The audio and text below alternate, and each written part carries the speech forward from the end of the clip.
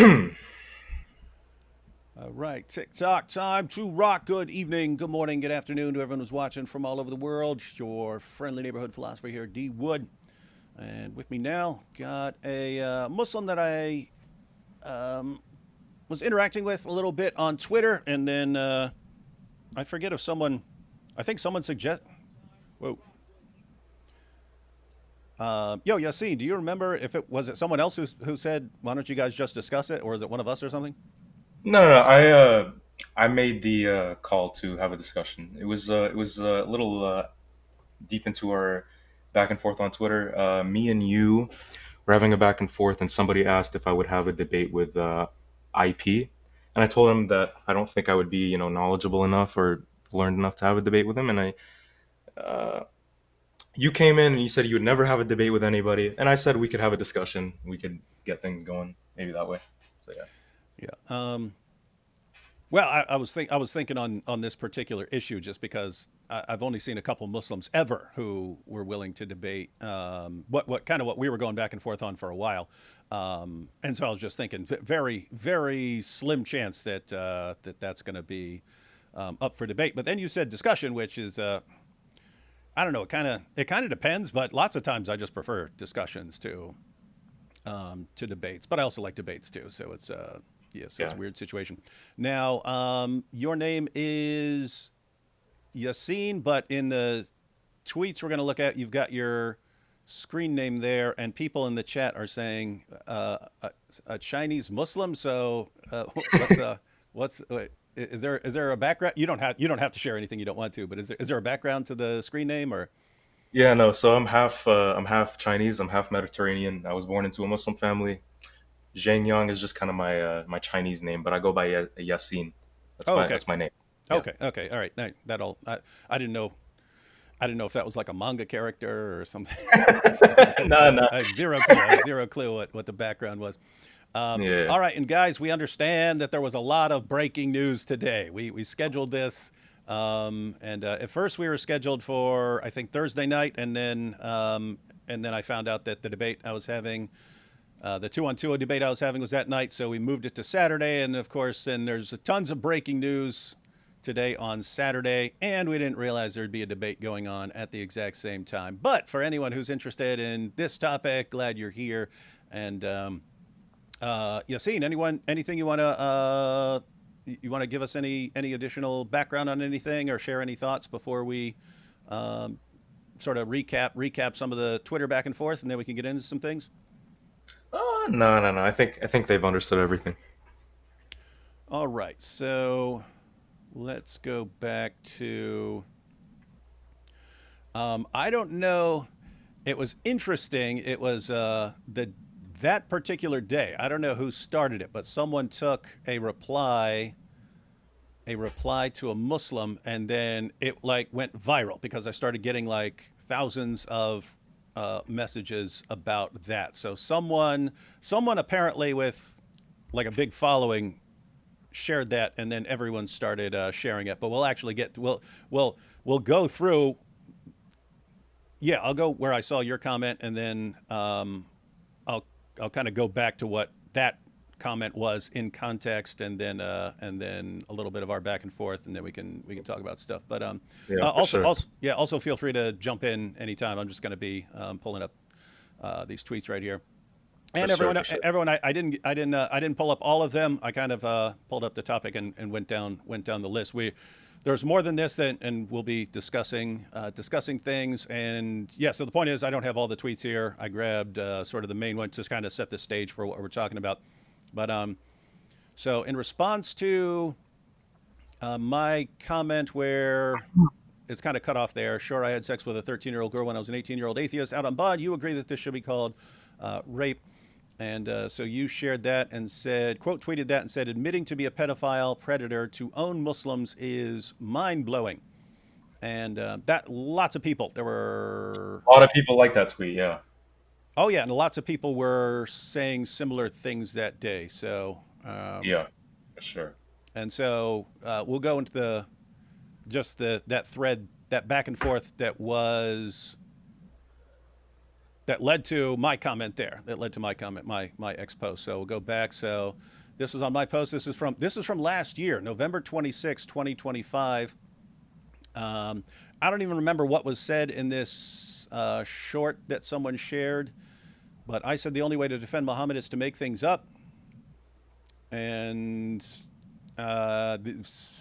yeah, there were some made up responses in that. I did remember that. And so Shaquille here said, David, shut up. I'm not going to quote all this. You're rapist, up, punk. How's the 13-year-old? And then I said, wow, sex with a 13-year-old is rape. So that was his choice of words. I agree to your terminology, but this means that you just called your fake prophet a rapist. Hence, your entire religion is based on the teachings of a rapist. Sick. And he responded, first, my prophet, peace be upon him, is not fake. Idiot. Marriage norms in 7th century Arabia were very different from today. Age of marriage was tied to physical maturity and social customs, not modern legal frameworks. And I replied, age of marriage was tied to physical maturity. Aisha hadn't even reached puberty. So according to your terminology, your fake prophet raped a prepubescent girl. Hence, your entire religion is based on a man who raped a prepubescent girl. Your words. And I'm pointing out that I'm just going along with, I'm granting his choice of words. He says, fact is you a rapist. And I said, if it's a fact that someone who has sex with a 13-year-old is a rapist, it's obviously a fact that someone who has sex with a 9-year-old is a rapist. Hence, you just admitted that your fake prophet was a rapist and that your religion is based on a rapist. He replied, modern law versus ancient norms. Today, sex with a minor is legally defined as rape. In 7th century Arabia and in most ancient societies, marriage was tied to physical maturity and social custom, not chronological age. By today's law, you are a rapist. Prophet, peace be upon him, was not. And I replied, you keep saying physical maturity when Aisha hadn't even reached puberty, and the Quran allows sex with prepubescent girls. So what do you mean by physical maturity? 5 years old, 6 years old? Apart from that, you're the one who agreed that sex with a 13-year-old girl is rape. The reason it's considered rape is that a 13-year-old is too young to consent to sex. But you agreed that it's rape. Hence, you agreed that young girls can't consent. This means that your fake prophet, according to you, was a rapist. Why do you follow a rapist? I don't think this goes on too much longer, because I normally wouldn't go back and forth this long. Prophet, peace be upon him, was not a rapist. You are. Were you there to know that she was not physically matured? No, you were not. That's why you lose every debate. And then he tagged Muhammad Hijab. You're conflating modern legal categories with ancient social norms, which is the crux of the misunderstanding. I said, dude, are you drunk? You think prepubescent girls are physically mature? Go ahead and say it for the record. Say you think prepubescent girls are physically mature enough to have sex with, and you bring up hijab. Hijab agrees that puberty isn't required for sex. And there's a clip there. We might check that out just because it clarifies Muhammad Hijab's position. He says, where did I say prepubescent girls are physically mature? Islam does not teach that prepubescent girls are physically mature enough for sex. So can we, and I have no idea because he's the one who brought in Muhammad Hijab. He says, so can we please address you raping the 13-year-old already? Or are you going to keep putting words in my mouth? I said, oh my goodness, 40 generations of first cousin marriage has obviously taken its toll on your IQ. Let me make this as simple as possible. 1, Aisha was prepubescent when your fake prophet raped her. Your word. 2, the Quran allows you to rape prepubescent girls. Your word. 3, you say Islam only allows sex with girls who are physically mature. 4, hence you're saying that prepubescent girls are physically mature. And okay, this is the end. He says, now can we please address you raping a 3-year-old? I said, sure, I had sex with a 13-year-old girl when I was an 18-year-old atheist out on bond. You agree that this should be called rape. Your fake prophet had sex with a prepubescent 9-year-old girl when he was a 54-year-old fake prophet. Obviously, he is guilty of rape. You worship a rapist. So I'm repeatedly saying I'm just going with his terminology and so on. But this comment by me is the one that went super viral. Yeah, it went super viral. And then, so that brings us back to this. Admitting to be a pedophile predator to own Muslims is mind-blowing. So, yep, yeah. Anything you want to say about any of this so far? No, I said that. That's what happened. Yep. All right, so might want to check out Hijab's little clip just so people understand Hijab's position. And this clip, which is cut from a longer discussion. In context, it's Muhammad Hijab. Muhammad Hijab's responding to Quran-only Muslims, and he's pointing out that if you just go with the Quran, you get a certain idea, but if you go outside of the Quran to other things Muhammad said, you get a bit of a different perspective. But he does comment on 65:4, which is what the clip I shared with that guy, what was his name, Shaquille or something like that. Let me see. But here's the short version, guys. But there's a longer. If you want to see the longer version, it's on Muhammad Hijab's channel. It's called something like the dangers of Quran only Islam. But let's check out this out. This is like, I think, a minute and a half or 2 minutes or something. If you look just at the Quran, you will get the indication that you can have sexual intercourse with a 5-year-old. The reason why it's haram to have sexual intercourse with a 5-year-old is not found in the Quran at all. If you just read the Quran, it is halal. It would be halal to have sexual intercourse with a 5-year-old. In Surah Al-Talaq, chapter 65, verse 4, Allah subhanahu wa ta'ala tells us who you can divorce and who you cannot divorce. And then he says, وَاللَّائِ لَمْ يَحِدْنَ وَاللَّائِ لَمْ يَحِدْنَ, and the ones who had never been pubescent before. And by the way, this is very important, yeah? I want all Muslims to be aware of this. The reason why we don't have sexual intercourse with 5-year-olds and 6-year-olds and 7-year-olds or whatever is not because of puberty. Wait a minute, what did you say? It's not because of puberty, because that verse in the Quran actually says lam yahid. They never had puberty before. You can't go around that. The Quran doesn't say anywhere in the Quran that the woman has to be pubescent. I dare you to find one verse in the Quran where it says you're not allowed to marry someone based on harm, or you're not allowed to have sexual intercourse based on harm, or you're not allowed to marry someone based on puberty.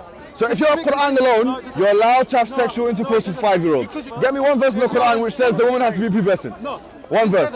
I want one verse in the Quran from the beginning of the book to the end of the book which says that she has to be pubescent. So okay, so that makes it halal from your perspective.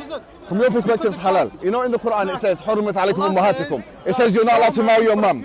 It says you're not allowed to marry your sister, your auntie. Where does it say you're not allowed to marry a prepubescent? I'm looking for one verse that you can say, you pinpoint it and say this is where it says prepubescent marriage or whatever is not allowed. So if you're Quran alone, you're steered towards pedophilia, and a severe type of pedophilia, a wife abuse, a severe type of wife abuse. So again, everyone, that was just that's not Muhammad Hijab defending sex with 5-year-olds. He's saying if you were to just go with the Quran, you'd be stuck with Surah 65, verse 4, which gives divorce rules for girls who haven't reached puberty. And so since that's not setting any sort of minimum age, but is allowing marriage and divorce for prepubescent girls, if you were just stuck with the Quran, there's no kind of minimum age. So it could be even like a 5-year-old or something like that. And so he goes on to say that based on Muhammad's claim not to harm people and so on, then you wouldn't want to do something with a 5-year-old. You'd want to wait until you're sure that you're not going to physically harm the girl. But he was talking about the Quran allowing marriage to prepubescent girls. So anyway, I brought that up as a response to someone who was saying that puberty is a requirement. And so, but in his comment, he brought up Muhammad Hijab. So I was like, well, Muhammad Hijab disagrees with you. So anyway, we kind of, that was the back and forth with him. And then Yasin posted this. And so, do we want to go through? Again, you can respond to anything we're talking about. Other than that, I'll just go through some tweets. No, you can go through the tweets. It's fine. I do have a little bit of comments on what Muhammad Hijab says on the verse itself. So the verse itself, according to Sahih International, the standard translation would be, and those who no longer expect menstruation among your women, if you doubt, then their period is 3 months. And also for those who have not menstruated, and for those who are pregnant, their term is until they give birth. So the verse here isn't any kind of permission or command to marry or have sex with prepubescents at all. So what it actually does in this verse is instead it regulates the iddah, which is the waiting period after divorce or widowhood, to confirm a non-pregnancy. So it's for three categories of women. So the first category is those past menopause, which is where the who no longer expect menstruation from. Two, those who have not menstruated, which is where lem yahidna comes from. And three, pregnant women. So the iddah itself, it basically kind of ensures clarity on paternity and protects the rights. It doesn't. It's a safeguard for the existing social practice in the 7th century and in Arabia, and it's not any kind of endorsement or kind of divine ideal for sex with prepubescent girls, right? So when we're talking about the verse itself, where it says those who have not menstruated, so what does that mean? So if we read the tafsir by Ibn Kathir and Al-Jalailin and At-Tabari, uh, it includes adult women with amenorrhea, so no periods due to illness or breastfeeding or malnutrition or other kind of medical reasons, and which was very common in pre-modern societies, right? So Ibn Kathir, specifically in his tafsir, Ibn Kathir, he says the same for the young, those who have not reached the years of menstruation. Their iddah is 3 months, like those in menopause.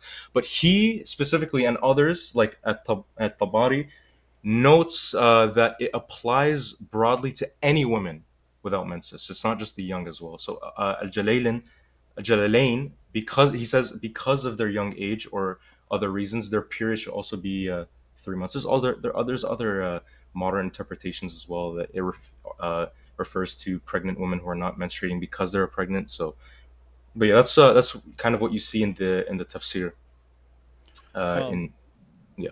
Yeah, let's just go ahead and we'll look at the verse and then check Yeah. check those commentaries real quick. So this is a verse that Hijab was bringing up, guys. This is Surah 65, verse 4. And so the historical background of this is that in earlier in the Quran, it had given the iddah as 3 monthly menstrual cycles, so three monthly periods.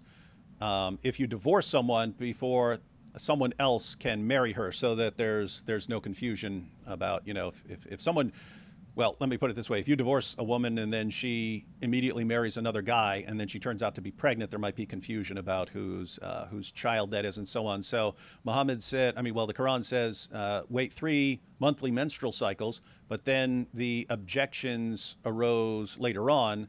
What about wives who don't have a monthly menstrual cycle? So that could be people who are too young, or people who have some sort of, medical condition, or women who are too old, so they've gone through menopause, or women who are pregnant. But the verse says, and this is Halali Khan, and those of your women as have passed the age of monthly courses, so those who've gone through menopause, for them the iddah, prescribed period, if you have doubt about their periods, is 3 months.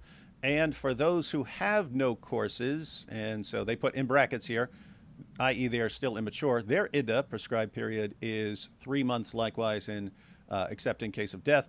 And for those who are pregnant, whether they are divorced or their husbands are dead, their iddah, prescribed period, is until they lay down their burden, so until they give birth. And whoever fears Allah and keeps his duty to him, he will make his matter easy for him. And let's see, commentaries, you brought up Jalalain, let's see.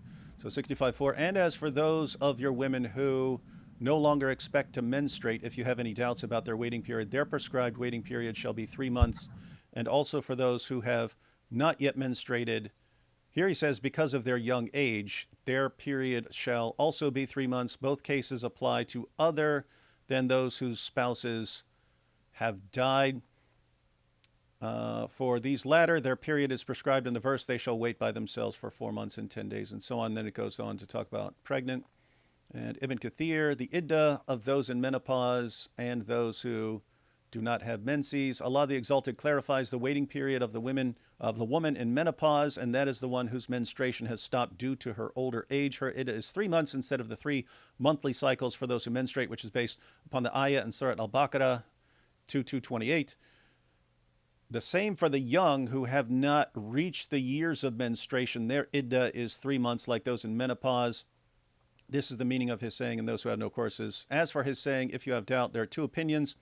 And then he goes on there. And and this is Ibn Abbas, and for such of your women as despair of menstruation because of old age, if you doubt about their waiting period, their period of waiting shall be 3 months, upon which another man asks. So that this is what I found. He gives the historical background. I think you have the same thing in the Asbab al-Nuzul of Wahidi, but he says, upon which another man asks, so someone actually asks, O Messenger of Allah, what about the waiting period of those who do not have menstruation because they are too young? Although, along with those who have it not because of young age, their waiting period is 3 months. And then it goes on. Someone else asked about women who are pregnant. So, yeah, as far as I'm reading this, the commentators are pretty consistent that this applies to girls who are too young to have a monthly menstrual cycle. Now, Yasin, you're responding that this is just pointing out that this is a thing kind of that happens, not that this is being endorsed. But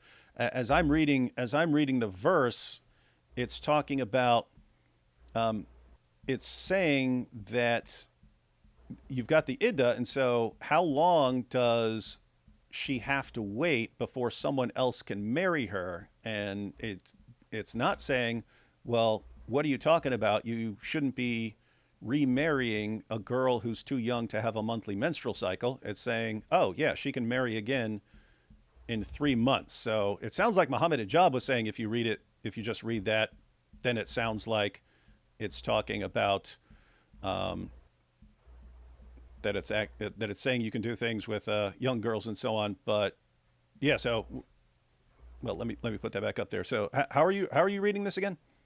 Yeah, so the verse itself is about iddah, which is the waiting period about after divorce and widowhood. So it's not a command, right? So when we read 65:4, it regulates the iddah for women who do not menstruate regularly. So the postmenopausal woman, which is 3 months. Those who have not menstruated, again, lem yahidna, also 3 months to confirm that there's no pregnancy, and pregnant women until the delivery. It does not mean that the Quran permits or encourages sexual intercourse with prepubescent girls, right? So the verse itself regulates an already existing practice because pre-Islamic Arabia had child betrothals and early marriages. So what it does here is it's providing legal protection, for example, paternity clarity or rights of any potential child. It does not necessarily command or idealize marrying or consummating with young girls. So let's look at similar verses. We have chapter 4, verse 92 and chapter 24, verse 33, or the verse about polygamy in chapter 4, verse 3. So we have the verses about slavery, the ones I mentioned. It regulates them, but it doesn't command them as ideals that you should fulfill eternally. It's just kind of there as a reform in a 7th century context. So there's no verse that says you can marry prepubescent girls. It doesn't set an age floor. It doesn't do any of that. The tafsir themselves, you're 100% right when you quote the tafsir, but the tafsir themselves note the possibility. It doesn't have, the Quran itself doesn't have a say on a minimum age, right? So let's go to chapter 4, verse 6 of the Quran. I already mentioned this to you, and you had something to say about it on Twitter. I Oh yeah, believe. You yeah. said, That actually, I think I screenshotted that, so I think we've that'll be coming up. But you can talk about it now if you want. yeah. So let me just pull up your tweet so I can see exactly what you said because I Oh, do. okay. So do you want to go? You want to go through the tweets? Yeah. I want to see what you said about 4:6 because you did have a comment on it that I did want to talk about as well. Yeah, I kind of yeah, I didn't label what the tweets were. I just kind of clicked a bunch of them, so we might have to go through them. But I only screenshotted 5 or 6 from you and me, so we can just kind of go through these. We can go through these pretty quick. Yeah. So as far as 65:4, again, the iddah is how long the girl has to wait before someone else can marry her.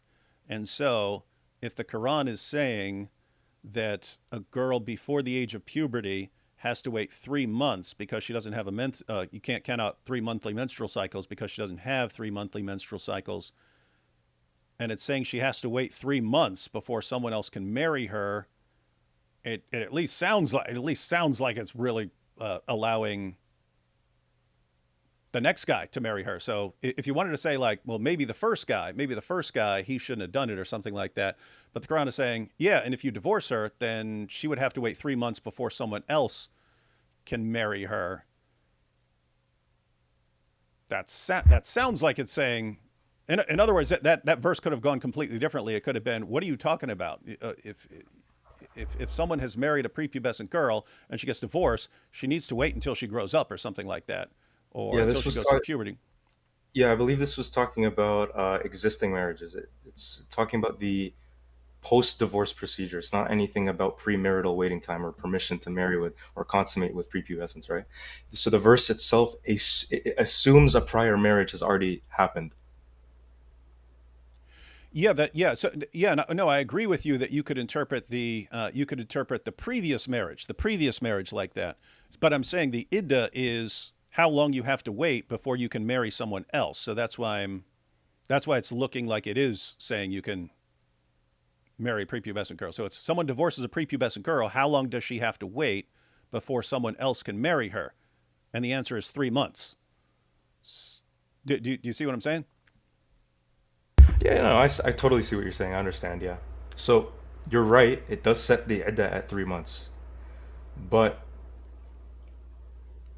the verse itself is saying if such a girl or woman is divorced or widowed, she has to observe a 3 month waiting period before she can remarry. But let me just give you a clarification. So Sure. the iddah of 3 months is prescribed after a marriage has already ended in divorce. So for the iddah rule to apply at all, the marriage must have been consummated because iddah exists to confirm there is no pregnancy from the previous husband. So Mm-hmm. therefore, the verse here presupposes that a consummated marriage with a prepubescent girl could have existed in that society. Otherwise, there would be no need to specify an iddah for her case of divorce. So it's not saying you must wait 3 months before marrying a prepubescent girl. It's saying if somebody already married and consummated with a prepubescent girl and then divorced her, she must wait 3 months before remarrying to rule out any kind of pregnancy. Okay. All right, let's jump into our exchange here. So you said, again, admitting to being a pedophile predator to own Muslims is mind-blowing.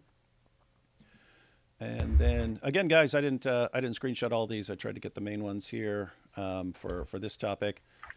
And I said, more like in a long live stream, I admitted to all kinds of evil things I did when I was 18 years old, out on bond between mental hospitals. One of the things I admitted was having sex with teenage girls. Muslims saw an opportunity to condemn me for my evil behavior, and this allowed me to show them that they should also condemn their prophet. And if you posting this helps people realize that Muhammad was a false prophet, I hope people will keep sharing. And I also replied down at the bottom there, let it be known that Zhang Yang has declared that any adult who has sex with a teenage girl is a pedophile and a predator. This means he would obviously agree that a 54-year-old man, Muhammad, having sex with a 9-year-old girl, Aisha, was a pedophile predator. And again, guys, there are more responses than this, but as far as why we ended up having agreeing to a discussion, average lifespan was lower. See the Cambridge Economic History of the Greco-Roman world. After surviving childhood, odds of greater than 35 or 50-50. Early marriage was seen as necessity, defined by puberty. Quran 4:6. Okay, that's where 4:6 came in. Judging Yep. by modern norms is presentism. So at the time, it was moral. And I said, everyone, Zhang Yang just declared that a 54-year-old man having sex with a prepubescent 9-year-old girl can be perfectly moral as long as it was in a different century. So if you want to talk about 4:6 now, or talk about the presentism issue. Yeah, so 4:6 ties the marriageable age is tied to rushd, which is sound judgment or maturity, right? There's also verses in Surah Al-Baqarah, specifically specifically verse 231, and there's a verse in Surah Al-Nisa, specifically verse 19, where there has to be no harm in the marriage and they have to live with kindness as well, right? That those verses specifically are used by the scholars to derive that consummation before physical or mental readiness is impermissible due to harm risk. You can agree with me that consummating a marriage with a girl who is uh, who cannot bear childbearing or sexual intercourse, or is not clearly incapable of marrying a man, you can agree with me that this would cause harm, obviously, right? Yeah, I believe that would cause harm. Yeah, so this is where the scholars, they derive that, okay, we can see that the Quran says that you need to have no harm in your marriage.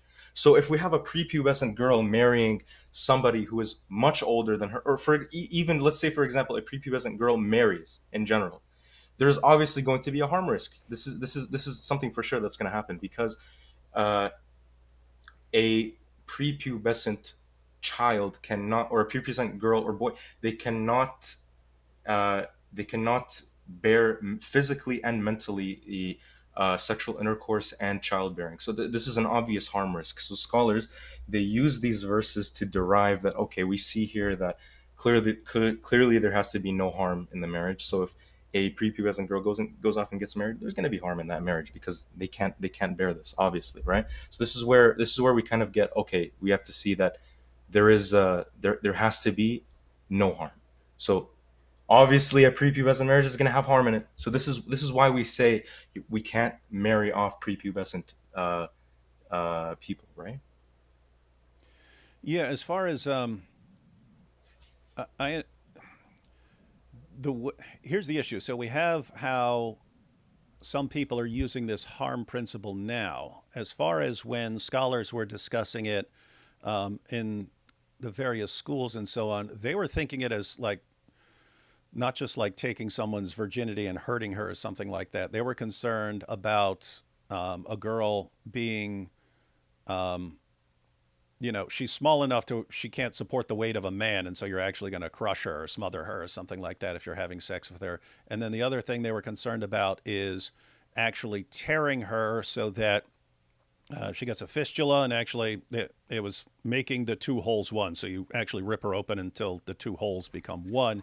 And then what do you Mm-hmm. do in these situations if someone does it anyway? And what are the fines, and what do you have to pay, and returning the bride price and stuff like that? But they didn't seem to think of it in just like, because anytime you're taking someone's virginity or something, you're technically doing something to her. So as far as I read the passages, it sounds like they were waiting until you're not going to do some sort of permanent damage to the Yeah, I girl. know, I So, know so what you mean. Yeah, because you mentioned this in one of the tweets as well. You brought up how the scholars are concerned about two holes becoming one. Yeah, I remember this. I remember that you mentioned this in a tweet. Um, as far as I am concerned, hold on. I need oh, to. hey, well, You can hey, keep going. I hey, don't hey, have a, I don't have a, I don't have a response at the moment, but you can keep going. okay, yeah, hey, Yasin, Isa, Isa, I did not invite him, but Isa just called in. Do you know Isa? Who's Isa? Isa Kabir. He's a Sufi Muslim, but he kind of gets along with everybody. He just called in. Are you okay if he comes in? I don't know if he wants to say something. But Yeah, keep you keep can. keep in mind he's super friendly. He gets I've never seen anyone not like Isa, but Sure, you can put him in. You can put him in. let's bring Isa on. Just let's see. Isa, why do you just invite yourself into everything, even when other people are having a perfectly nice conversation? And where are you Oh, in I the was just document? saying hi. Oh, okay. No, I was just kidding. I was just kidding, Sorry. Isa. I, You're always welcome here. I appreciate you. I thought you so too. Is your handle Hikmah Hunter? I just wanted to make sure. I didn't know if that was you. You talking to me? Yeah. Why would you be asking My if mic. my handle is Hikmah Hunter? What? Oh, because I saw it on YouTube. I saw someone with the handle. I wasn't sure if that was you. Do you mean me? Yeah. If you're asking if I'm Hikmah Hunter? Yes. Why would I be Hikmah Hunter? On what? Oh, I didn't know. I thought that was like your YouTube handle, like when you were on the stream. No big deal. All good. I was just curious if that was you. I Cool. have zero clue what you're talking about. On what? On some. Oh, like on the after show. I wasn't sure if you had came and commented on the after show because I would have invited you in. I just didn't know if you. I thought you were tired. So Oh, after the debate? yes, Oh, I was definitely tired. That was my only time to sleep. That was my only time to sleep. that's My what I wife was totally out of town. thought. Yeah, no, I bolted for bed. I got about 3 hours sleep and then had to wake up and then felt terrible all day Great. long. All because Great. you scheduled a debate for the worst time ever. I'm so sorry. But it was fun. It was fun. I didn't mean to interrupt your conversation. I just wanted to thank you so much for everything. I think we had an amazing debate, and I just wanted to thank you. I thought you went to sleep, so I just wanted to confirm that. Thank you.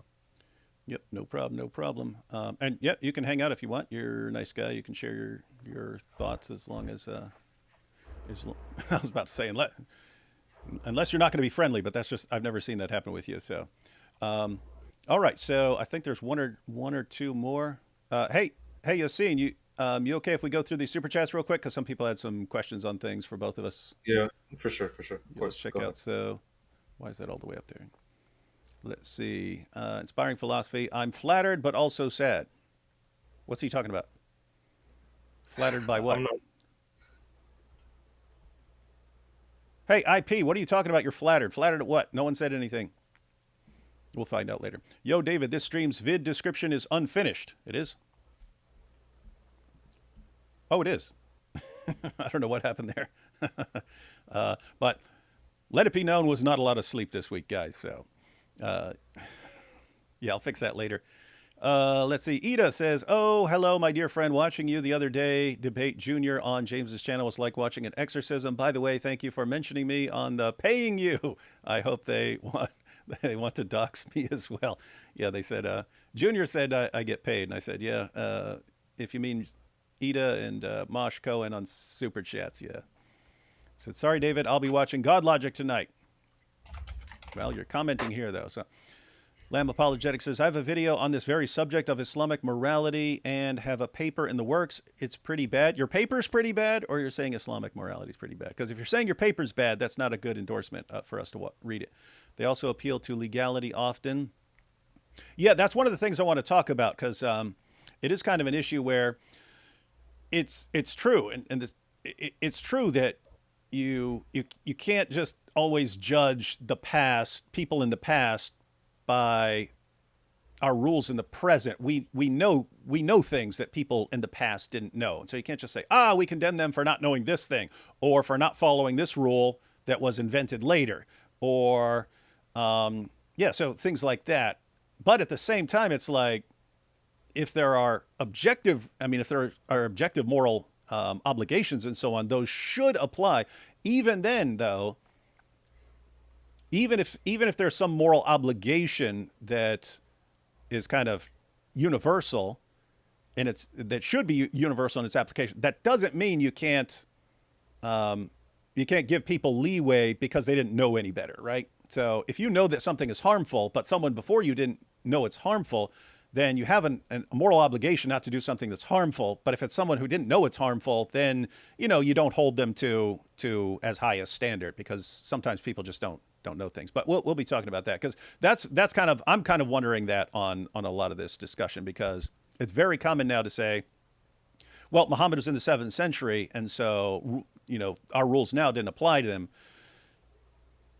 But then it's like, okay, so is it even a rule now, or is it just something that society's telling me, but that is not like objectively wrong? So yeah, we're gonna try and get everyone's ideas on that. And Mr. Yasin, the Quran says that the Jews say Ezra is the son of God, but no Jew ever said Ezra is the son of God. How do you reconcile this error?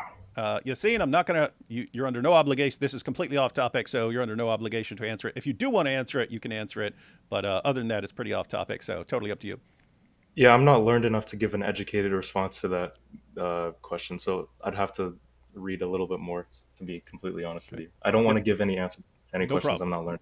No problem, and I respect that. That's people kind of make fun of you when you say that, but that's me. It's like, if I haven't really studied something, I don't want to comment on it. Like, people are asking me all the time, David, why don't you make a video about Hinduism? Well, I haven't really studied Hinduism, so I'd probably be really wrong if I started talking about it. And Pendragon said, technically 11 to 14 is hebephilia.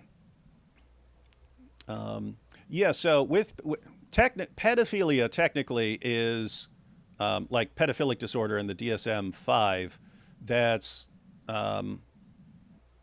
someone being sexually attracted to a prepubescent girl, and it also has to be someone who's at least who's more than 5 years older than the girl, because you don't want to say like a 12-year-old being attracted to an 11-year-old is a problem, or you know, a 10-year-old falling in love with a 9-year-old means that he's some sort of pervert or something like that.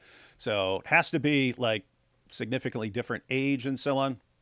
But yeah, but then there's like the colloquial use where we say, hey, if someone's an adult and he is attracted to, even if it's not a prepubescent girl, if it's too young, more colloquially people say like pedo and stuff like that. So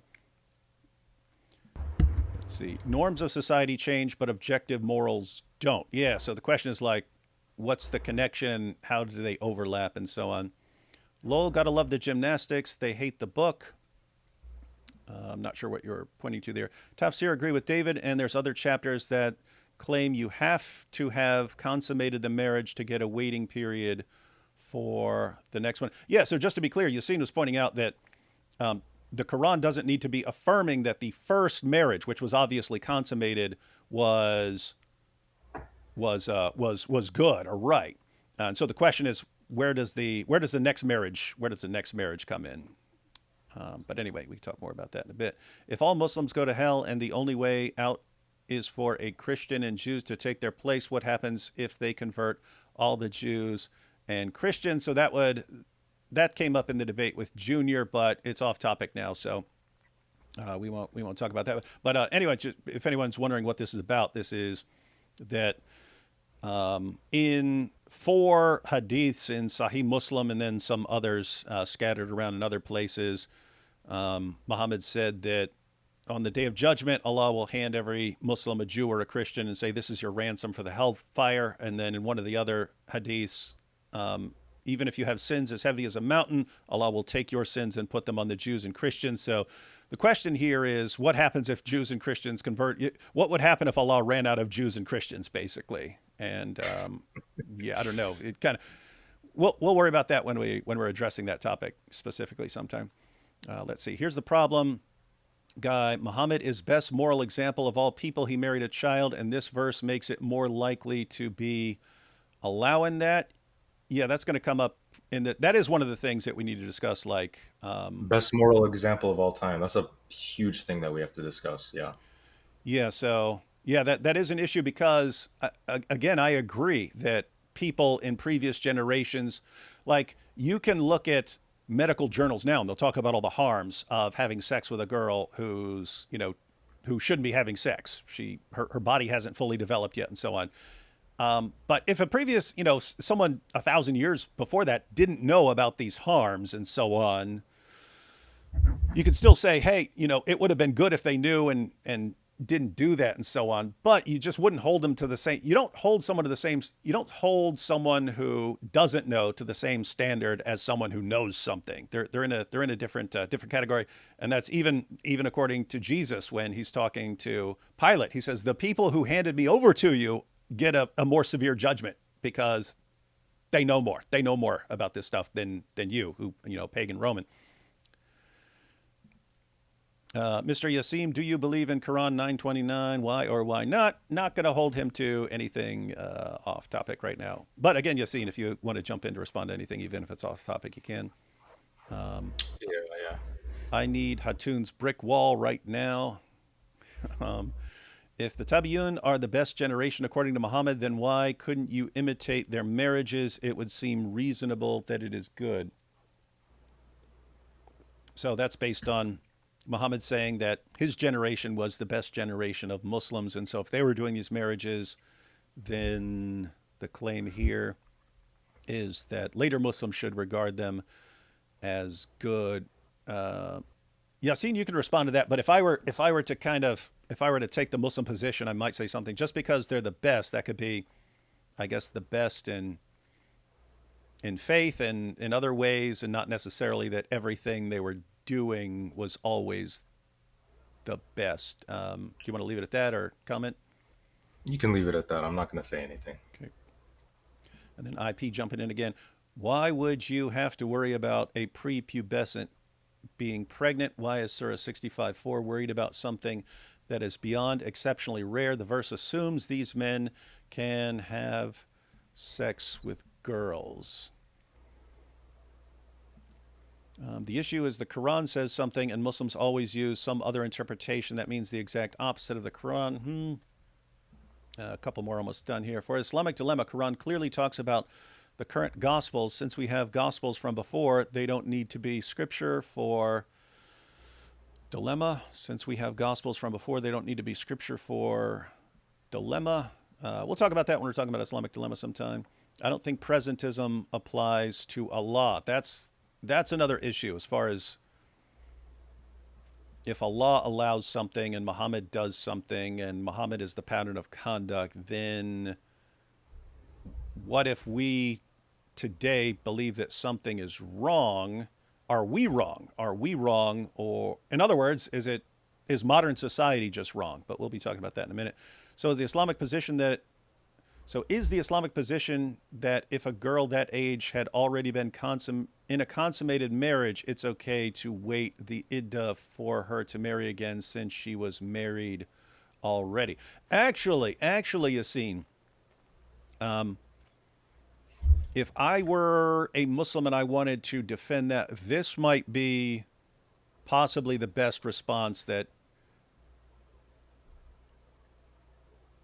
Do you see what it's pointing out here? That as far as the iddah, if the iddah's waiting before she can marry someone else and it says wait 3 months, Yeah. then I think Isaac here is saying, well, if she's already had sex and it's already been consummated, then she'd be in a different category from someone else. And so, any thoughts on that, or should we? Yeah, so the iddah rule, it only applies to after a marriage has already ended. So for the iddah, for it to be relevant in any sense, the previous marriage, like you said, must have been consummated. So the verse itself presupposes that a consummated marriage with a prepubescent girl could have existed in that historical context. So then, if such a marriage had occurred and then ended, the girl must observe 3 months before she can remarry, which is exactly the same precautionary rule that applied to adult women who do not menstruate. So it's not a command to marry prepubescent girls. I was just thinking in terms of because again, my objection was, since the Quran is saying, well, you have to wait 3 months before the next guy marries her, instead of just saying, what do you mean? Even if she was married before, if she's prepubescent, no one should be marrying her after that. Isaac here is pointing out that maybe the understanding is, well, she's already had sex and she didn't die from it or anything, so she's in the category of people who have been having sex, and so she would be open for another marriage. But yeah, we'll see. Let's see. When a child is crying in pain, scared, and screaming for something other than a medically necessary intervention, it's objectively harmful. So yeah, we'll be trying to figure out the relationship between ethics and harm and what's objective and what's not, and so on. Sorry I'm late. You can start now. Happy Ram It Down. That's from Baz. We're almost done here. I know you're busy, but have you looked into the Talmud? It says Christ is boiling in poop, and the way it presents as the Holy Mother is insane. We got Isa shaking his head. Yeah, Stuart, just to be accurate, what you can say is the Talmud is a collection of things rabbis over a long period of time said. When you say the Talmud says something, just try to be accurate. This guy in the Talmud says something. You have a bunch of different views contained in the Talmud. And one thing we have to understand is we don't know what Jesus is even discussed within the Talmud. There's multiple Jesus that existed within that area. So, right, you cut out, Isa. Hey, it says you muted yourself, man. What's wrong with you? oh, sorry, maybe it's a little bit of a lag. What I was saying is that there were multiple I guess I don't know if you say Jizai, but multiple Don't ever say Jesuses that again. that existed. I was like, I don't know what a good plural word Just is, say but there were Jesuses. multiple Jesuses. people. Yeah, Jesuses. There were Yep. multiple. There were multiple people who were called Jesus within that region. So the person who's making that claim, would have to prove that that's Jesus of Nazareth of the gospel. I've never met someone who can make that claim. This is a part of anti-Semitic attacks against the Talmud. The Talmud is, like you said, it's a large collection of stuff, and there's a lot of legalistic stuff. A lot of people have never actually read the Talmud. A lot of it is very, very legalistic, talking about, like, if you have a talis or talit, a prayer shawl, and it's out in the wilderness, who gets to have possession of it. That's the kind of stuff that you see there. So when you see this mentioning of a person called Jesus, we don't really know who it's referring to. You have that name, but the Jesus that I've seen in the Sanhedrin is not equal to that of the gospel. They're different people. They're significantly different. Like, the Jesus who you see in the Talmud is executed by the Sanhedrin, which is the Jewish court. So this is just something people should look deeper into this instead of making these kind of claims. Yeah, guys, and I've been saying that there's all sorts of messed up stuff in the Talmud. But guess what? The Talmud agrees, because you'll have one rabbi responding to another rabbi and so on. So if you want to be accurate, then all you say is, Rabbi so-and-so said in the Talmud this messed up thing. Therefore, everyone who agrees with that rabbi on that issue, shame on them, something like that. But yeah, it's just that don't make the mistake of saying it's in the Talmud, therefore all Jews believe this or something. Issa's pointing out most that's my experience. Most Jews I talk to don't know much about what's in the Talmud, if anything. So anyway, I pointed out this would be like if you compiled everything that every Christian scholar has said on for the entire history of Christianity. You combined it into this big giant multi-volume set, and then you pointed to something in there. Could you point to something in there and say this applies to all Christians or something? No. I mean, you had Christians who were like, wipe out the Jews and stuff like that. I don't want to be saddled with that and so on just because someone said it. So anyway, just to be fair, if that were the situation in Christianity and you had a collection of everything every Christian scholar has ever said, then if you wanted to criticize it accurately, you'd say, look, this Christian scholar said this messed up thing. Therefore, everyone who follows him and agrees with him on that topic believes this messed up thing. So I think that's fair. What's this guy's metaethical view? Is he a realist? Now, that's an interesting question. So I would assume if you're a Muslim, you have to be a moral realist. So a moral realist for everyone is what? That's just someone who believes there are actual moral facts, because there are people who don't believe there are moral facts. Like when I was an atheist, I did not believe there were any moral facts. I believed it was all a bunch of idiotic nonsense made up by society and made up by people who were inferior to me, and therefore I did not have to follow anything that they said. Yeah, and that's so funny, because Christians and Muslims will go back and forth about their faith, but as soon as an atheist comes into the chat, it's like it's 2 against 1. They team up, and that's it. Like, what are you talking about subjective morality? Why are we even bringing this up? It's like, this is at least something that they can agree about. Like, I agree. There's objectively things that are morally wrong. Like murder is obviously morally wrong, right? Objectively. Mm-hmm. And then an atheist would argue, well, actually, in some societies, it's okay to murder people. So that's a subjective view, right? So I completely disagree with subjective morality, and I actually find it really funny that that's actually one thing that Christians and Muslims will actually team up on when they're debating in general. And if the Quran was divine truth, Muhammad would have known better, because Allah knows all the science and facts of the situation. Therefore, it wouldn't matter in the least what century it was or what the populace understood. So there that's pointing out that, like, even if what I'm saying is correct, that if someone doesn't know that something is bad or harmful, and if someone grows up in a society where something is just normal, like even if it's something that you think they should recognize that it's bad, don't underestimate the power of just like being raised in an environment where something is perfectly acceptable and everyone's doing it on, like, that has an effect on you. It's like everyone you know and respect in society, all the people you look up to, they're all doing this thing. So you grow up thinking that's perfectly fine, and therefore you'd want to take that into account if you're condemning someone from the past. But there is this extra issue that Allah is not in that category of someone who's in a state of ignorance. Allah would know, and Muhammad kind of having Allah's stamp of approval kind of sounds like he should be held to a high standard, but we can discuss that here in a bit. We got two more: Pakistan, Afghanistan, etc., celebrating Ramadan in the traditional manner. Yeah, I haven't been following what's going on there. I know, like, what, Afghanistan launched an attack or something. They've been fighting. Yeah, well, I'm sure we'll have some live streams about that once we figure out what's going on. That's a fair argument. I have little knowledge, so I'm speaking a little out of ignorance. My apologies. Oh, this is the guy who brought up the Talmud.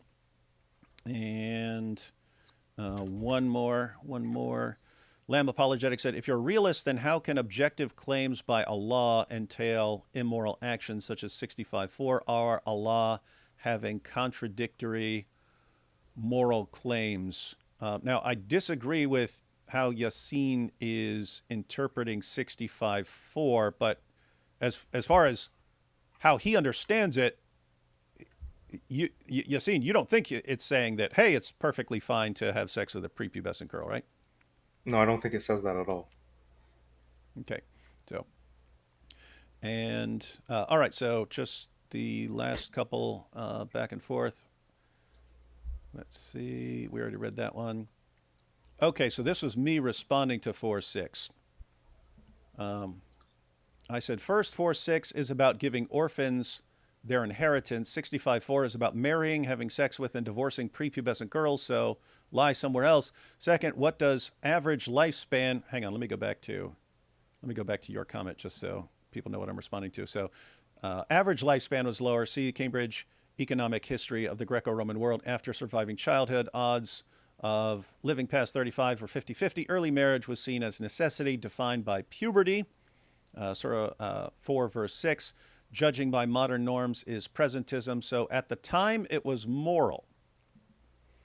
And then I responded, 4.6 is about giving orphans their inheritance. 65.4 is about marrying, having sex with, and divorcing prepubescent girls, so lie somewhere else.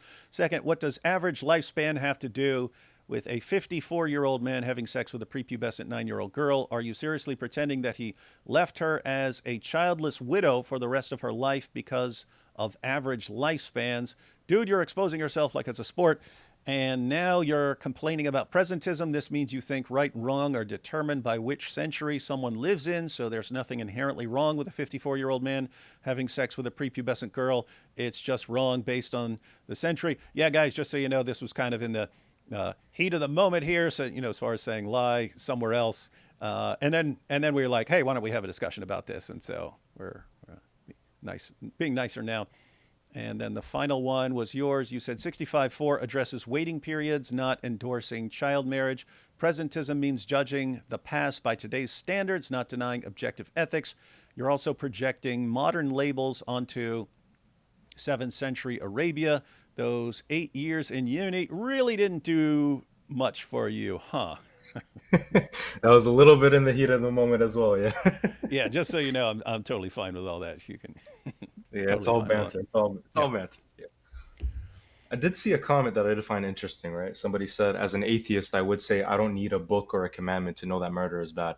I want to give up an example, okay? So, let's say, okay.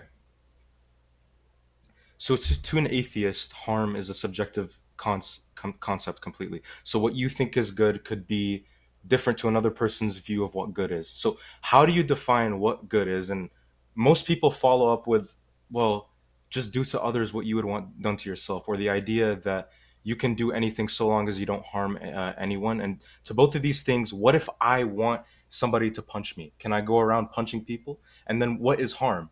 We've essentially just circled back, as this is also a subjective concept as well that differs from person to person. And some people may say, well, follow the law where you live. But again, laws differ from country to country and they can be flawed. So again, most importantly, they're also constantly changing. So let's give you an example. So suppose that I'm a member of the Italian mafia.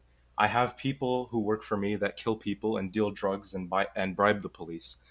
And I'm so rich that no one can oppose me and that the law is in my pocket and I'm able to feed my family, provide jobs to everyone that works for me so that they can feed their families, and now I believe I'm a good person. Why should I change? You might think that, oh, I'm not a good person.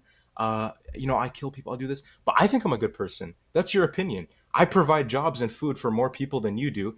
And so, as you can see with this example, the idea of being a good person is completely subjective here. So, and so the idea that there's an objective moral framework or any of this has absolutely nothing to do with the existence of God as well. This doesn't disprove or negate the idea of God's existence, right? Yeah, and for I didn't see the comment, but yeah, that's very common for atheists and to say things like, "I don't need God telling me something is wrong to know that it's wrong." But yeah, again, I'm thinking of my perspective at when I was an atheist. I would have thought to myself, "You're just told all your." Let me put it differently. There's actually a parallel I see between rejecting the existence of God and rejecting objective moral values. Mm-hmm. So, if you look at what lots of atheists don't flip out. We get along here. We all get along here. We have fun here. Um, but there is an issue here. So, when atheists reject the existence of God, it's normally along the lines of, I don't see any reason to believe in God. I've never seen God. I don't see any good evidence to believe that God exists. So I'm not going to believe that God exists until I see some compelling reason to believe in God. That's sort of a very common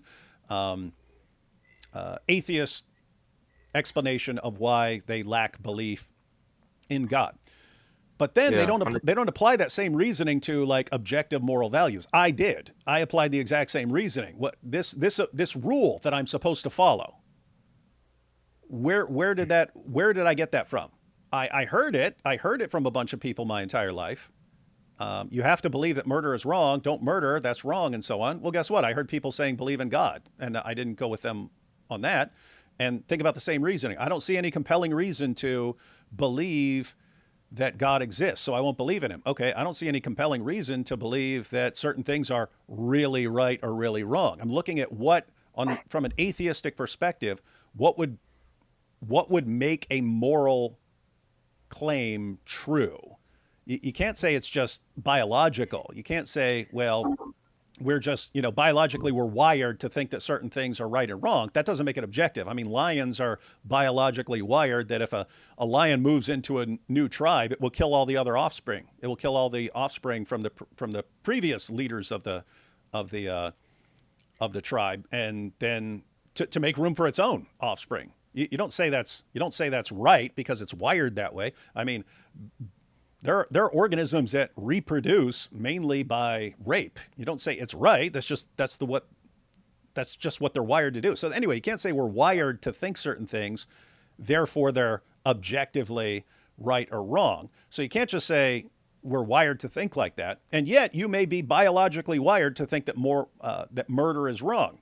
So you're totally convinced murder is wrong. Well, guess what? That could just be the way you're wired, so that wouldn't make it right or wrong. Or more commonly, we just get a bunch of ideas from society. We're told all our lives that certain things are right and wrong. So the issue for me is if you're an atheist and you say, I don't need anyone's book or anyone's God to tell me that murder is wrong. Okay, what if you're sitting right beside an 18-year-old D. Wood who says, prove to me that murder is wrong? You're saying you don't need anyone to tell you, okay, you need to give me a good argument, good evidence for why this is an objective moral fact. Go. Guess what? To this day, I've never seen an atheist give a compelling response to that. So anyway, yeah, that's kind of the issue here. Yeah, and a quick question to atheists as well. For the empirical evidence thing, I don't see any empirical evidence that God exists. Okay, this is a huge argument that is used in the atheist community. There's no evidence. Okay, wonderful. Can you empirically prove that empirical evidence is sufficient enough to prove something? For atheists, that's a question to you guys. Can you empirically prove that empirical evidence is what you need in order to prove something? They're going to say no, or you can't answer that because it just doesn't work out like that, right? It's not something that you can necessarily answer. It's something that you can observe, something that you can see. It's not something that you can empirically prove. So that's the main flaw that I have with the empirical evidence argument. It's the same thing with several other concepts as well. Let's take a look at consciousness. Can you empirically prove your consciousness to somebody else? Or can you empirically prove gravity to somebody else, for example? Can you taste gravity? Can you touch gravity? Can you see gravity? Can you hear gravity, etc.? You can't. But you can obviously observe gravity. You can see that gravity is something that you can observe in truth. Same with the laws of physics. Same with mathematics. These aren't necessarily things you can empirically prove, but they are non-physical truths that are intrinsic concepts that you can see. Oh, well, yeah, I can see that. I add 2 and 2 and it equals to 4. This is something that I can observe. So why do you apply that logic to intrinsic concepts like mathematics or the laws of physics or perhaps even gravity or consciousness? But you're inconsistent when you try to apply that logic to a God that you cannot necessarily prove empirically, but you can 100% observe by the fine tuning of the universe. Or if you look at Thomas Aquinas and his contingency argument, which is very common, and I personally love that argument myself. Why can't you apply that same logic in order to take a look at God, for example? You stay on, okay, well, I need empirical evidence for this. And I'm giving you a challenge. Can you empirically prove your consciousness to somebody else? No, right? It's something you can observe 100%. But you use it. You're saying, like, yeah, I can see that I'm conscious. Look at me. I'm conscious. I'm talking to somebody. Why can't you use that idea, or you can't apply that same logic to God? Otherwise, you're inconsistent in your reasoning. You're completely inconsistent when you try to use that logic, right? So that's my challenge to them. That's my argument to them, essentially. We had, interestingly, the Lamb Apologetics here saying, wait, so you're reading the comments. Could you address my point then? And a little later, he pointed out that he doesn't want it to be 3-on-1. Yeah, Lamb Apologetics, that's kind of my perspective. I know people have objections and stuff. When I'm like in discussion mode and not in debate mode, I'm usually mainly trying to understand the other person's perspective and get clarifications and stuff before. So I understand everyone has like instant objections and so on. I'm more interested in like clarifications and kind of getting to like clarifications and so on. But anyway, his point was, let's see.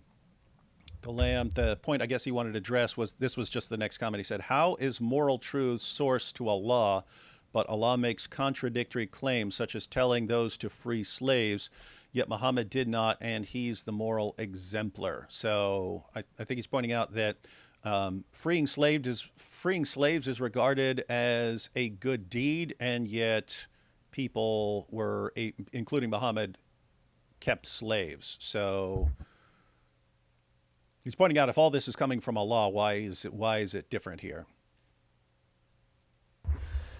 Again, I'm not educated enough to give a proper response to that. I'll have to look into that more, honestly. Okay. Yep.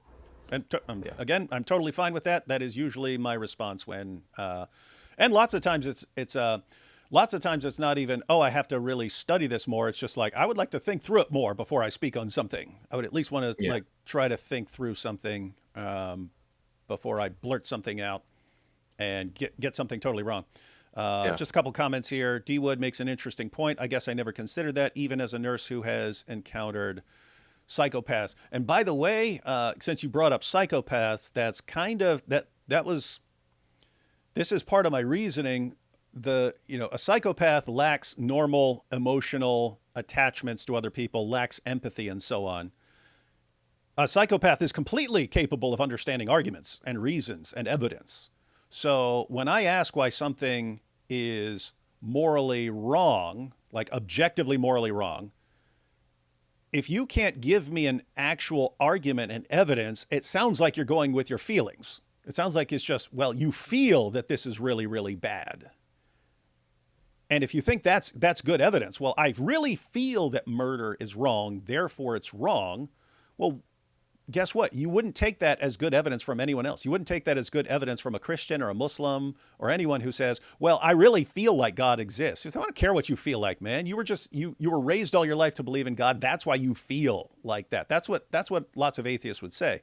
And so I still don't understand why you couldn't apply that exact same response to someone who says, I really feel like this is wrong, if that's their real reason. And then we had, I'm not an atheist, but I wager I could have a good shot at arguing purely from secular logic why murder is wrong. You could, I have no reason to think you couldn't argue from purely secular reasoning why murder is wrong.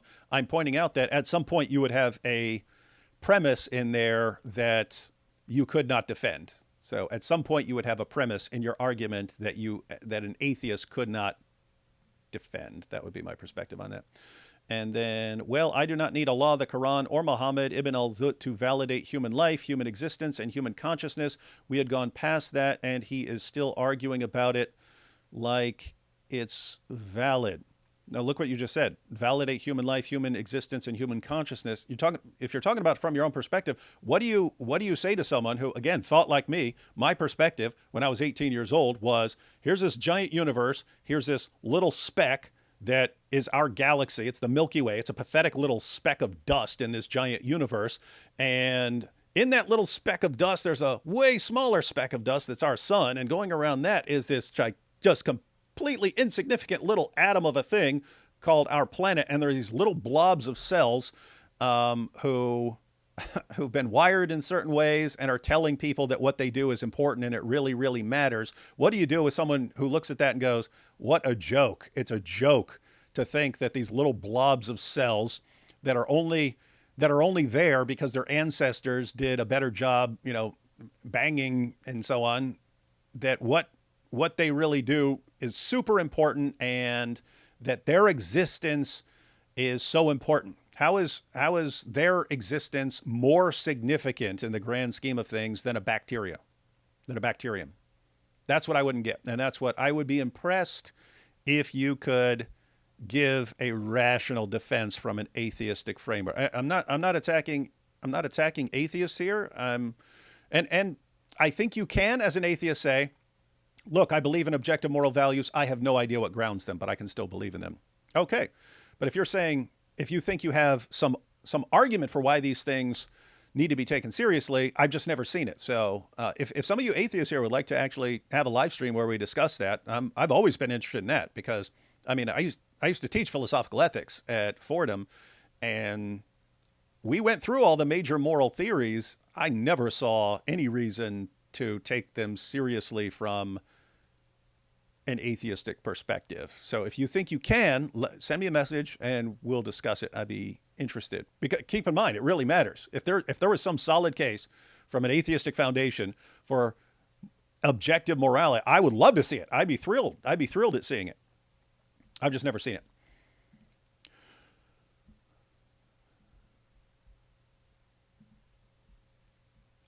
Let's see. Okay, so I guess we'll get back to the discussion here. So let me go back. So Yasin. Yep. So here I said I had sex with a 13-year-old girl when I was an 18-year-old atheist, and you classified that as pedophile and predator. So what do you mean by those terms? Like, what are your definitions of those terms? A pedophile is somebody who is attracted to a prepubescent individual. Well, how would that apply to me and a 13-year-old? Was the 13-year-old prepubescent? Definitely not. I believe on the live stream where you admitted to it, you said she had big boobs and wide hips, right? Yeah. Yeah. So And keep in mind, because people Yeah. people saw that clip and they're like, "What? He's objectifying this girl." I said that specifically in response to a clip that we'd watched a while back from Muhammad Hijab, where he was saying, he was saying something along. He was defending it to Sneeko, I think, before Sneeko converted to Islam, but he was saying that, if you have a teenage girl with big boobs and wide hips and so on, why would that be off limits rather than? He's talking about problems with the law, and he's saying, a 13-year-old with big boobs and wide hips versus, let's say, a 100-year-old woman who's very fragile. The law wouldn't say anything about whether a 100-year-old woman could get married. And yet, it would be more dangerous for a 100-year-old woman than it would for a 13-year-old who had developed. And so, anyway, guys, I was not under any circumstances defending sex with a 13-year-old as long as she has big boobs and wide hips and so on. The point of that was saying that she was not a prepubescent girl and addressing Muhammad Hijab's claim and so on. But yes, but you said a pedophile would be someone who is attracted to prepubescent girls. So that would, as I mentioned, that would be the actual definition of the term. But so yeah, I said 13-year-old girl. So what definition are you using? Yeah, so pedophilia would have to be a person who is attracted to a prepubescent individual, yeah. Oh, so would you withdraw that then, since she wasn't prepubescent? I would honestly say this was something that was in the heat of the moment, but I will say it's still wrong. Why? So let's just bring in your main argument essentially. You say you had sex with a 13-year-old girl. Muhammad did it with a prepubescent 9-year-old girl as a prophet, right? So therefore, if you consider this 13-year-old girl as rape or pedophilia, etc., you would definitely have to consider this, your prophet doing this and that as pedophilia. I believe this is your main stance, your main argument, right? Yeah, and that's keep in mind. Regardless, I believe that adults should not be having sex with 13-year-old girls. But that as you get even younger, basically the younger you go, the more problematic it is. So all else held equal, a 12-year-old is, having sex with a 12-year-old is worse than having sex with, let's say, a 15-year-old. Having sex with a 6-year-old would be worse than having sex with a 12. You can say we say they're all wrong, right? But, the younger you get, the worse it is because the more damage it's going to do. So, and you could go all the way down to like someone who, had sex with a baby or something like that. I would be extremely messed up and so on. So yeah, notice in these messages, I go with the terms that other people use. So when someone says, hey, you had sex with a 13-year-old, that's rape and pedophilia. I say, okay, so you've said that sex with a 13-year-old is rape and pedophilia. If that's what you're saying, then obviously Muhammad would be a more extreme pedophile and rapist according to the way you're using those terms. So yeah, that is basically what I was saying. Yeah, I see. And also you pointing out this is heat of the moment. I totally get that. If I was reading, I get reading a comment and then making a quick response and so on. So Yeah. are you saying you would withdraw the pedophile part?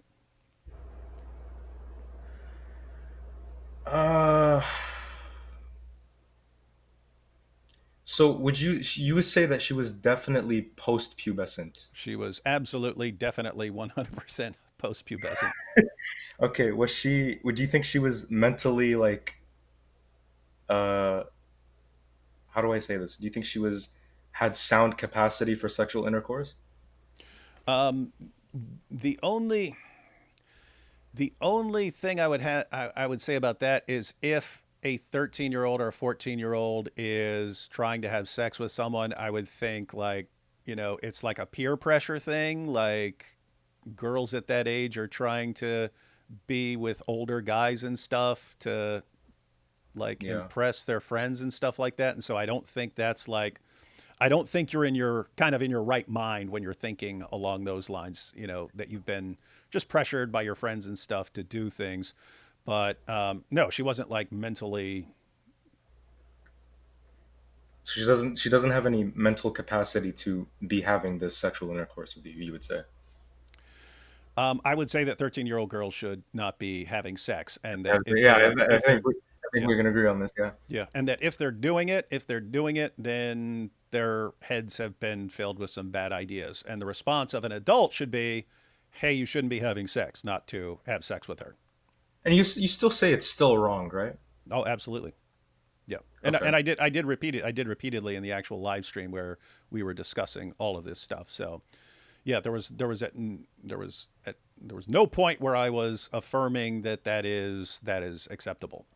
Yeah. So she's post-pubescent biologically because she reached thealarchy and menarche. Obviously, she had breast development, and I'm assuming she also had her period as well. So let's bring in mental competence. I don't, in this society, I don't think a 13-year-old lacks any rational autonomy and foresight for any kind of sexual intercourse, right? You would say you did you say a 13-year-old doesn't lack She autonomy? lacks, she lacks, essentially what I'm saying, she lacks the mental capacity to be consenting to sexual activity. Well, I mean, there is a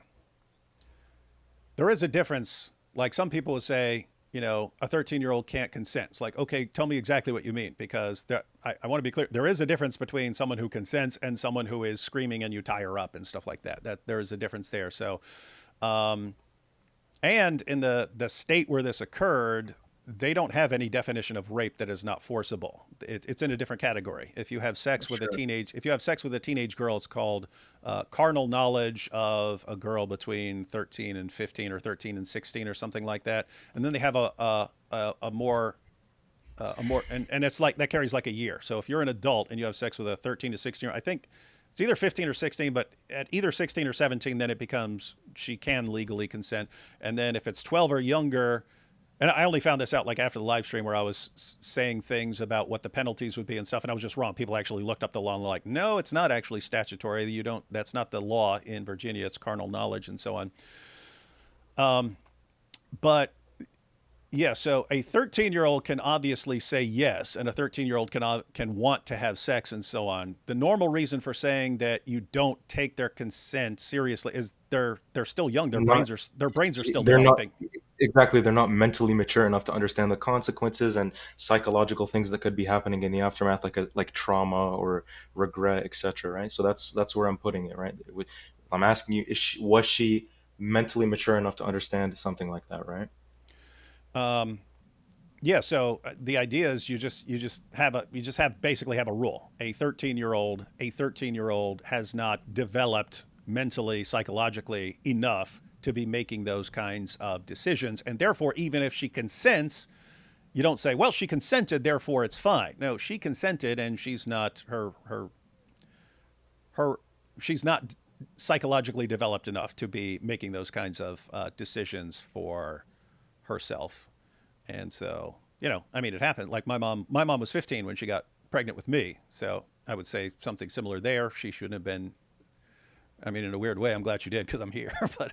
But yeah, I would still say, yeah, teenage girls should not be having sex until they're more developed.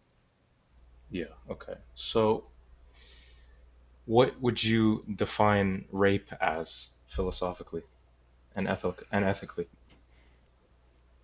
I mean, if I'm defining it, I would call it like forcing yourself on someone who does not want to have sex or something like that. When someone wants to say, well, if a girl can't consent, then you're technically doing it against consent because her consent doesn't count and so on. So when when lawmakers want to call that statutory or something like that, Yeah, I don't, statutory. Yeah, that's below an arbitrary age cutoff.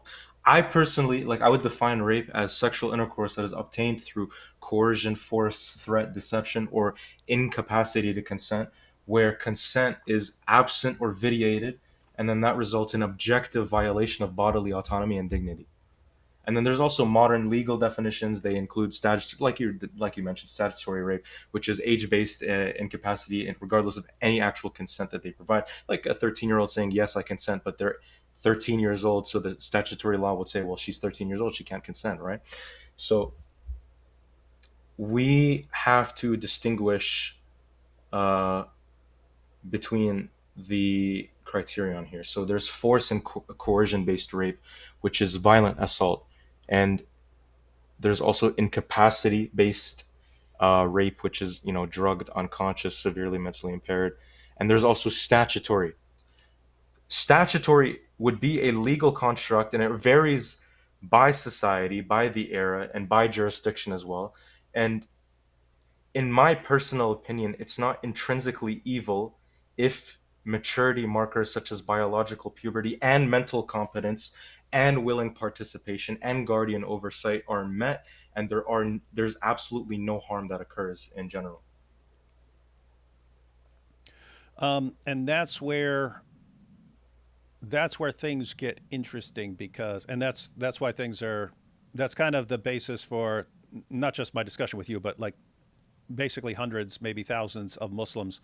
As soon as the clip circulated, I had sex with a 13-year-old girl.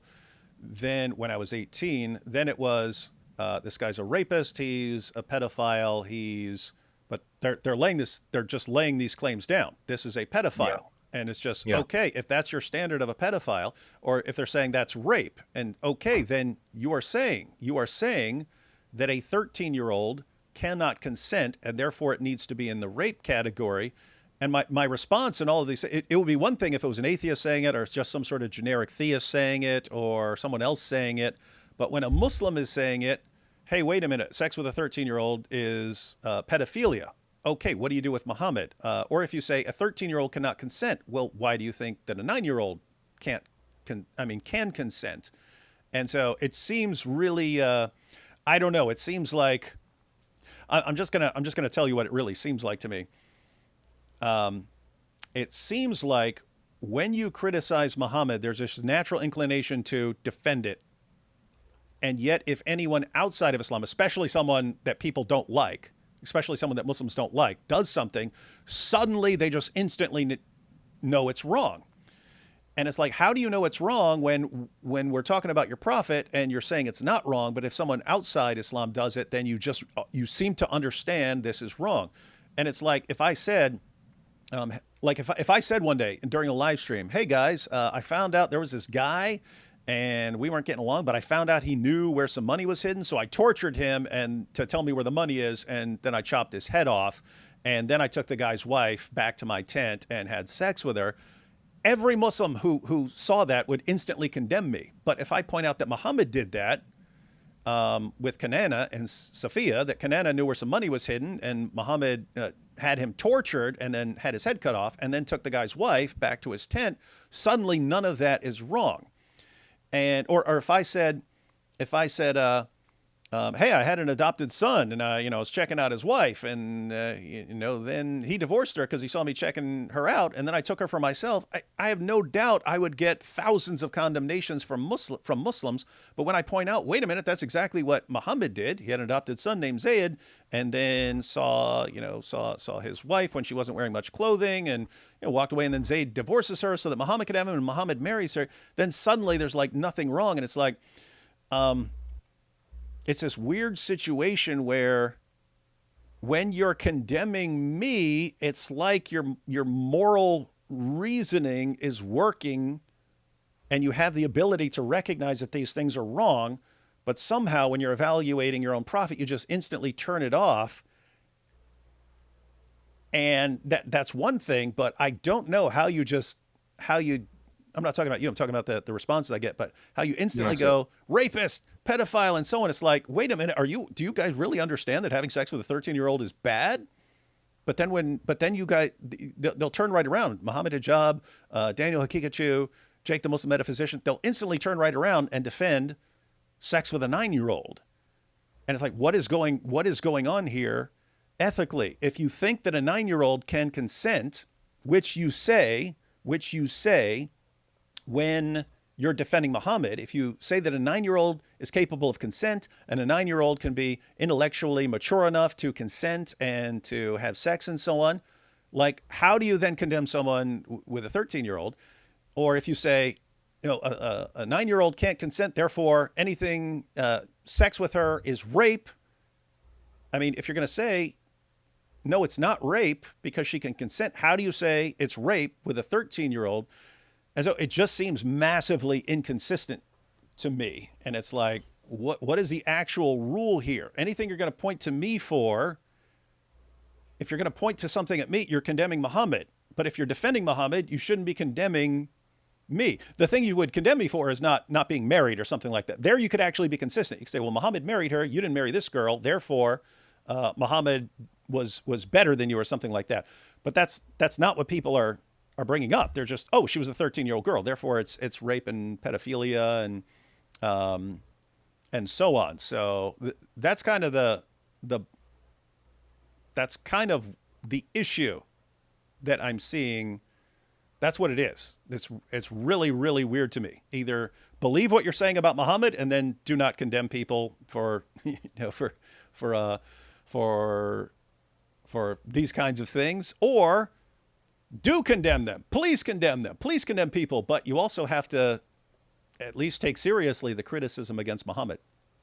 Yeah, fair enough. But in the specific historical, biological, and social context of 7th century Arabia, a girl who had reached puberty markers, which is theolarchy and breastbudding, and theolarchy is breastbudding, my apologies, and or menarche, which anthropological and historical data could show that it could occur at 9 to 12 in pre-modern hot climate societies due to earlier maturation trade-offs for shorter lifespans, possess the biological capacity for reproduction, and combined with the mental competence, which is the rushd, the sound judgment as per the 6th verse of the 4th chapter of the Quran, guardian approval and willing participation, which is indicated by silence for virgins in Islamic law, and plus Aisha's lifelong endorsement of the marriage, it met the criteria for valid marital consent under that era's norms. So when we're talking about capacity to consent, it's not a fixed chronological number like 18 or 16, which is arbitrary modern statutory cutoffs that even vary today based on the country and the jurisdiction. Because you can see in Germany, it's 14. In France, it's 15 or 14. In the United States, it's 18, 16 in some states, right? When we're talking about objective moral realism, we need to assess the biological maturity, which is the puberty onset, not completion, because modern studies confirm that theolarchy is possible at 8 to 9 in some populations historically. We also have to talk about mental competence, which requires understanding contract implications. And Aisha herself demonstrated exceptional intelligence and memory, because you can see she became a very, very renowned scholar, and she narrated over 2,000 hadiths, and she led the scholarship in New Islamic Arabia. There's also, we have to take a look at the absence of coercion and harm. There was no force reported. She expressed affection. There was no trauma across a 47 post-prophet years as an assertive widow and a scholar, right? There's also the fact that she became one of the marriage's biggest defenders of all time as well. And there was also a guardian and societal framework as well, because Abu Bakr, her father, approved the marriage, and there was a public contract, and people in that time as well generally accepted the marriage. Even the Prophet's biggest even the people who opposed the Prophet the most had absolutely no problem with this marriage, because it was normal in that era. So we're not claiming that any 9-year-old today has capacity to consent, right? No. Because modern nutrition itself delays puberty. Historical menarche averaged around 14 to 16 in medieval Europe and in cooler climates, and it's 12 to 15 in classical medieval sources. And laws also reflect that as well. So we're not endorsing replication or any of this, because fiqh adapts via maslaha, no harm. What we're doing here is rejecting presentism. We're judging 623 CE by 2026 secular standards, while we're also excusing equivalent historical practices. For example, medieval Christian canonical law allowing consummation at 12. Aquinas, he allowed betrothal at 7 if reason was present. And again, we talked about Numbers 31 in our Twitter discussions. We can get into that a little later. So, David, I just have a counter question for you. So, what non-arbitrary culture-independent threshold for consent capacity do you propose? And why did virtually every society, including biblical, Jewish, and Christian ones, set it lower until the 20th century? If puberty plus competence plus no harm equals to capacity, then why not do you acknowledge the same contextual ethics without an anachronism? So cultures. Well, let me put it this way. Roman society, you had to be 12 was the minimum age. Jews also set 12 as a minimum age, and then church canon law set 12 as a minimum age. And so already there would be. Are you in the middle of a? Are you getting arrested, Issa? No, I'm not. Okay. You're good. I see. I'm very interested in this. What's happening here? No, I just see sirens flashing in your face, and I'm like, oh, they're about to haul Issa in for. Anyway, lots of sirens going on there. But anyway, as far as so looking at 12 for Christians, Jews, Romans, and so on, they would already have some serious issues with 9-year-old with a pattern of conduct. Consummating a marriage with a 9-year-old. But as to what you're pointing out here, we have better knowledge now of problems that arise. If a girl who's 12 years old, a 12-year-old can get pregnant, a 13-year-old can get pregnant. Not all of them. If they're post-pubescent and so on, they can get pregnant. But a 12-year-old can get pregnant, a 13-year-old can get pregnant, 14-year-old can get pregnant, 15-year-old can get pregnant, and so on. Risks for all kinds of harms are significantly higher the younger you get, and all the things tend to level off between 18 and 20. That's when women are at their safest. They're at their safest after the 18 to 20 range. And the younger you go before that, the more problems. Like, again, a girl's breasts start to develop. That's before her hips widen and her birth canal widen. She can still get pregnant young. She can still get pregnant. But guess what? If she gets pregnant before her hips have widened and before her vaginal canal have widened, then the baby can't get out and you have to actually cut her open. You don't have that same problem if you wait a couple of more years. And so when I look back to previous societies, setting the age at 12, minimum age at 12 or 13 or something like that, keep in mind, Mike Jones keeps messaging me and saying things like, it was biologically impossible. Come on. Mike says it was biologically impossible for any 9-year-old in the medieval period to have reached the age of menarche. You're going to have to prove that, Mike, because when you say biologically impossible, that sounds. I would have to know how you're getting that, because I wouldn't say that. You'd have to show that. And you said the study, evolution, development, and timing of puberty proved this. Well, again, I'd have to see that. But yes. So as far as the question here, it's lots of things that people wouldn't have noticed. So they can notice that a girl whose hips haven't widened. I would expect them to have noticed this at some point, and thus, raise the age to 12 or 13 or something like that as far as minimum ages. Keep in mind, that's the minimum age. Mike has shown that average age of first marriage back then was, I think, 19 or 20 or something like that. So people weren't just pouncing on 12-year-olds as soon as they reached the age of 12. They tended to wait several more years before they actually got married. But anyway, here's the issue. There's other things that they wouldn't have noticed. It's if you're a 12-year-old or a 13-year-old, you're still growing, you're still developing, which means the food you're eating needs to be going to developing your body. The calcium you're consuming needs to be going to developing your bones and so on.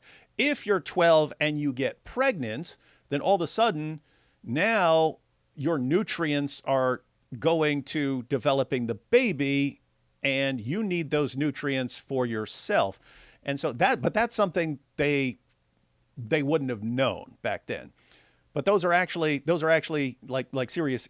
I mean, those are serious issues that they wouldn't have known about. So I can look to people in the past and go, okay, why are you coming up with the age of 12? Well, you're looking at girls and saying, okay, that's when lots of girls are pubescent, and so let's make that some sort of minimum age. That doesn't mean it's the best practice. You can learn more. You can learn more about what is in the best interest of the woman and what's in the best interest of the baby. What is the safest thing for the baby? Well, it's not if your mom is 12 or 13. That's not safe for the baby. 18 to 20, getting to that age, that's what's safest for the baby. That's what's safest for the woman. And so if we're talking about, not harming, and we don't want to harm women, and we definitely don't want to harm the babies, then it's significantly better to wait for that age. And so that's a situation where we can look back to the past and say, they didn't know a lot of this stuff. They did the best they could. So we don't want to act like they should have known things that they didn't know. But at the same time, we can say this is actually better. We know now why these laws from the past were actually more dangerous for the girls and for their babies. And so we should have higher ages that are safer for the women and for the babies. And so you don't have to condemn all these previous generations for things they didn't know. But now we've got this situation where Muhammad, who's the pattern of conduct, had sex with a 9-year-old, and we've got the Quran. At least to most of us, it sounds like it's okay with having sex with prepubescent girls, as far as the Iddah rule and so on. And we say, wait a minute, seems like Allah and Muhammad should have known better, if Muhammad's the pattern of conduct. So that's kind of the issue.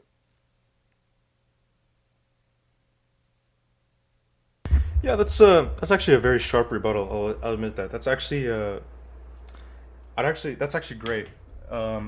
It's a good thing that you admitted that the non-arbitrary threshold is a biological and medical risk, and it's not a fixed moral absolute. So the safe minimum back then to historical canon law was 12, and then you mentioned there are risks dropping significantly at 18 to 20 because of pelvic development and nutrient competition and maternal and fetal outcomes. Okay, so that's actually reasonable.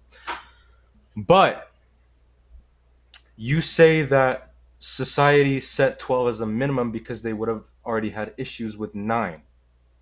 And then you condemn Muhammad for consummating at 9 in a 7th century context where puberty onset was earlier, which was 9 to 12 in a hot climate pre-modern society. Wait, you said puberty onset was earlier? Yes, puberty onset would be 9 to 12. Wait, you said, are you saying puberty onset back in the 7th century was earlier than it is now? In hot climate pre-modern societies, yes. No, I've seen that on websites and so on. It's actually that part is actually false. Puberty onset was later due to like nutritional and stress issues and so on back then. Okay, wonderful. I'll take a Can I ask a quick question? Of course. My question is, what do you think about cognitive development? How do you think that would play? Like, I understand physical maturation. What about cognitive development? Do you think that would be? Sorry, you're lagging out. Yeah, you're lagging. So what do you think about cognitive development? There we go. Sorry. Cognitive. You had mentioned physical maturation. Are you asking? Yeah, Issa, you're still breaking up. Are you asking what does he think about like a cognitive development requirement? Because he did address that a little bit earlier. Yes, that's what I'm interested in knowing. Yeah, so the Quran states that one of the requirements for marriage is that she is a woman, or that she is in a group of womanly affairs, which is explained to mean by scholars that she has to be able to physically endure intercourse and childbearing without any harm or injury, as well as without any psychological harm or trauma or injury like that, right? So that kind of reflects on your point about their hips could widen, this and that. Like, again, What does the Quran say about marriage? It explains that the requirements is that she is a woman, that she's in a group of womanly affairs. This is explained to mean that the woman has to physically endure intercourse and childbearing without any harm or injury. Let's say we have a woman who let's negate her age. Let's just say we have a woman who gets married and her hips aren't wide enough and she isn't able to physically endure intercourse and childbearing without any harm or injury. This would violate one of the rules for marriage because she would be going through intercourse or childbearing with harm or injury, right? I agree that you shouldn't have sex with a young girl because that her getting pregnant could lead to physical harm or injury. I don't see that anywhere. And that you can point to later scholars and so on. I don't see that anywhere in the Quran or the Hadith. That's the issue. And I Okay, don't. fair. And and even if you, the only thing I can see with Aisha, and I don't even believe this because, um, you have the issue of playing with dolls and so on, and then you have Ibn Hajar Yeah, al Asqalani and so on pointing out that that girls who've reached puberty, weren't allowed to play with dolls. The most I can kind of grant there, as far as reading the sources, the most I can kind of grant there is she could, in theory, have been at the budding breast stage, which by our standard today would be early puberty, when girls' breasts start to bud. And I'm saying that because I've seen lots in the Muslim sources where they regard um, getting a monthly menstrual cycle as reaching puberty. And so puberty starts before a girl gets her monthly period with like budding breasts and so on. But if you're counting, if they're counting a girl getting her first period as the beginning of puberty, then in theory she could have been at the budding breast stage, but they still let her play with dolls because she hadn't gotten a monthly menstrual cycle yet.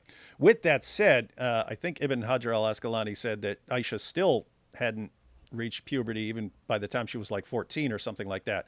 So that's why I have my doubts about that. But as far as you claiming that in Islam you have to wait until the girl can endure childbirth without physical harm or injury, I, I I don't think there is. I don't think you could ever safely say that a 9-year-old girl can get pregnant and not risk physical harm or injury. It may turn out that she has a baby and she's unharmed or something like that, but I don't see how you would be able to predict that she would be safe. It seems like it would just be just a extremely dangerous to think that a 9-year-old is okay with is not going to be harmed if she gets pregnant. Yeah, fair enough. It's a good point. Yeah. Okay, so yeah, it's basically the situation I of. would, Oh, go yeah, ahead. I would say it is very dangerous for a 9-year-old to become pregnant, right? When we talk about modern obstetrics and epidemiology, it does show 100% that there are elevated risks at that age because there is maternal mortality higher. There's severe complications. I don't dispute that. I don't dispute that today pregnancy at 9 is gravely harmful. But when we're talking about Muhammad's marriage to Aisha, we have to also talk about the fact that the historical biology was different. Again, in 7th century hot climate Arabia and many pre-modern societies, menarche, theolarchy occurred earlier at 9 to 12. And Aisha's own narrations do confirm that she had reached menarche and had a full marital capacity. So No, pregnancy at where's that? Just to be clear. Yeah, I'll give you the source. Just give me a second. I have a notebook with this kind of stuff, so I'll just give you the source real quick.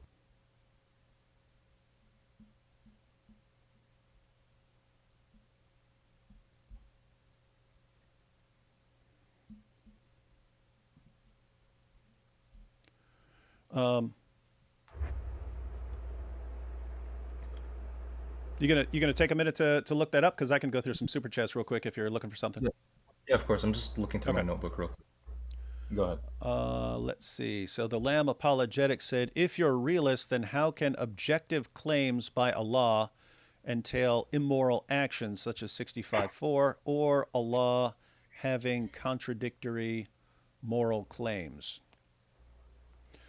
So if you're a realist, then you would normally, especially if you're a theist, if you're a theist and a moral realist, then you would generally believe that moral obligations are grounded in God somehow, that right and wrong are somehow grounded in God. And so if you're a realist, then how can objective claims by Allah entail immoral actions such as 65:4?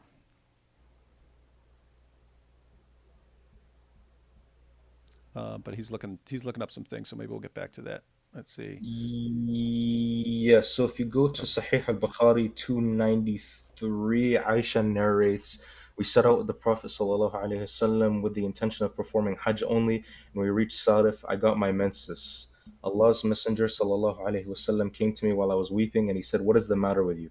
Have you got your menses?" I replied, "Yes." He said, "This is a thing which Allah has ordained for the daughters of Adam. So so do what all the pilgrims do with the exception of the tawaf around the Kaaba." And this occurred during the farewell Hajj in 10 years after Hijrah, which is 7 years after consummation. Yeah, so she reached her period at the end of Muhammad's life. Yeah, I don't dispute that.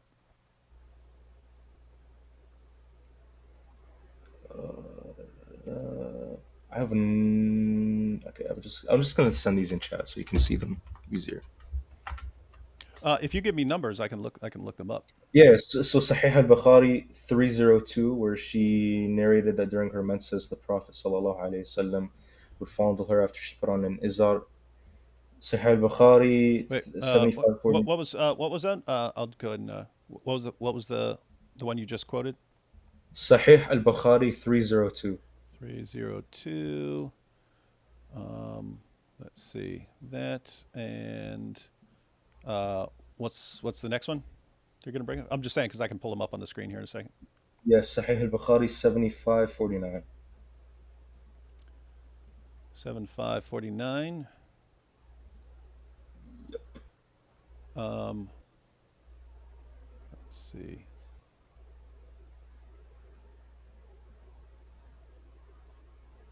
Okay. So let me bring these up for everyone here.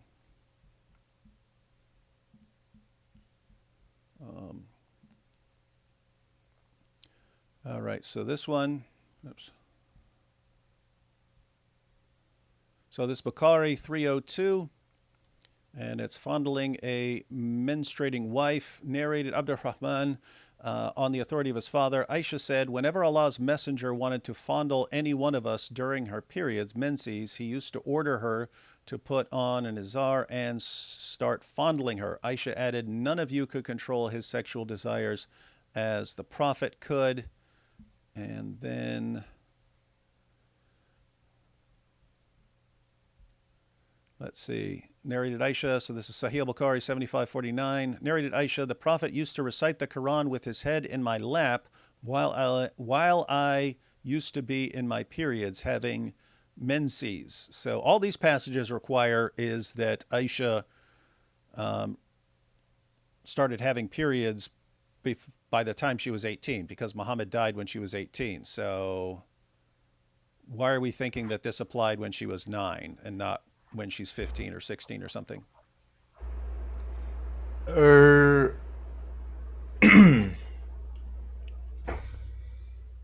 Sorry, could you repeat that? Oh, so yeah, so we have these passages about Aisha having a monthly period, but how are you saying that she was 9 when she's talking, I mean, when this applied, and not when she's 15 or 16 or 17 or 18, because he died when she was 18?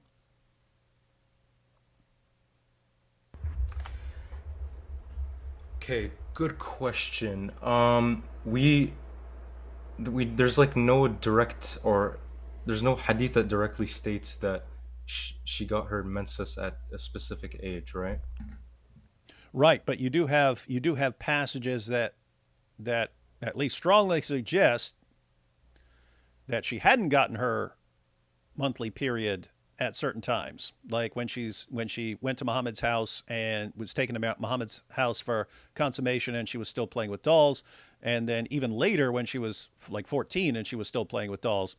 Again, Ibn Hajar al-Asqalani is considered the greatest hadith scholar of all time, and he said that once you reached puberty, no more dolls, because those were considered images. They did not apply it to a girl before she had reached puberty, and therefore it's just not applied. It's not applied to girls before they reach puberty. And so any of these passages about Aisha playing with dolls, he interprets those as Aisha hadn't reached puberty. And so if we don't have anything saying here's the age at which she reached puberty, but we have some passages saying that she definitely reached puberty at some point, because she talks about having a monthly period and Muhammad fondling her and so on, then it seems like the best explanation for all the passages is she hadn't reached puberty by 9, hadn't reached it by 10, hadn't reached it by 11, and so on. Maybe hadn't reached it by 14, because puberty onset was later during that time. And so sometime around 15, 16, something like that, she got her monthly menstrual cycle, and that's what these other passages are about. Yeah, I see what you mean. I understand. Yeah.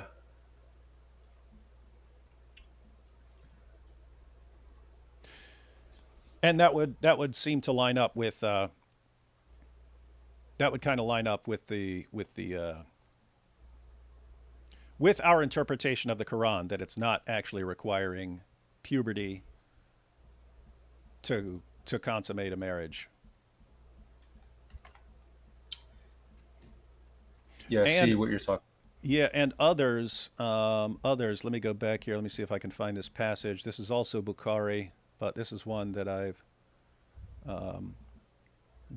shared in response to things. But looks like Bukhari's interpreting it that way, because his chapter heading here is giving one's young children in marriage is permissible. And you say, why? Why is it permissible? He says, by virtue of the statement of Allah, and for those who have no monthly courses, i.e., they are still immature.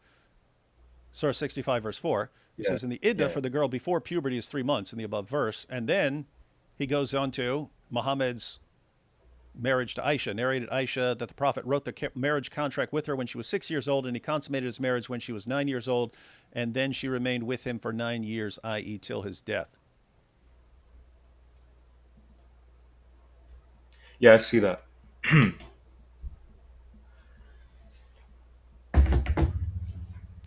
So if I'm being completely honest, I don't think I have a good enough response, a good enough educated response to that, to be completely like, I know how it may seem, but me personally, I don't have a good enough educated response, because I don't want to be saying anything from my own head that could be interpreted in a different way, or could be just objectively wrong. I'm not educated enough to give you a good response to that, to be completely honest with you. I'll say it again. I respect that way more than someone just blurting out something and making things up, because I see that a lot.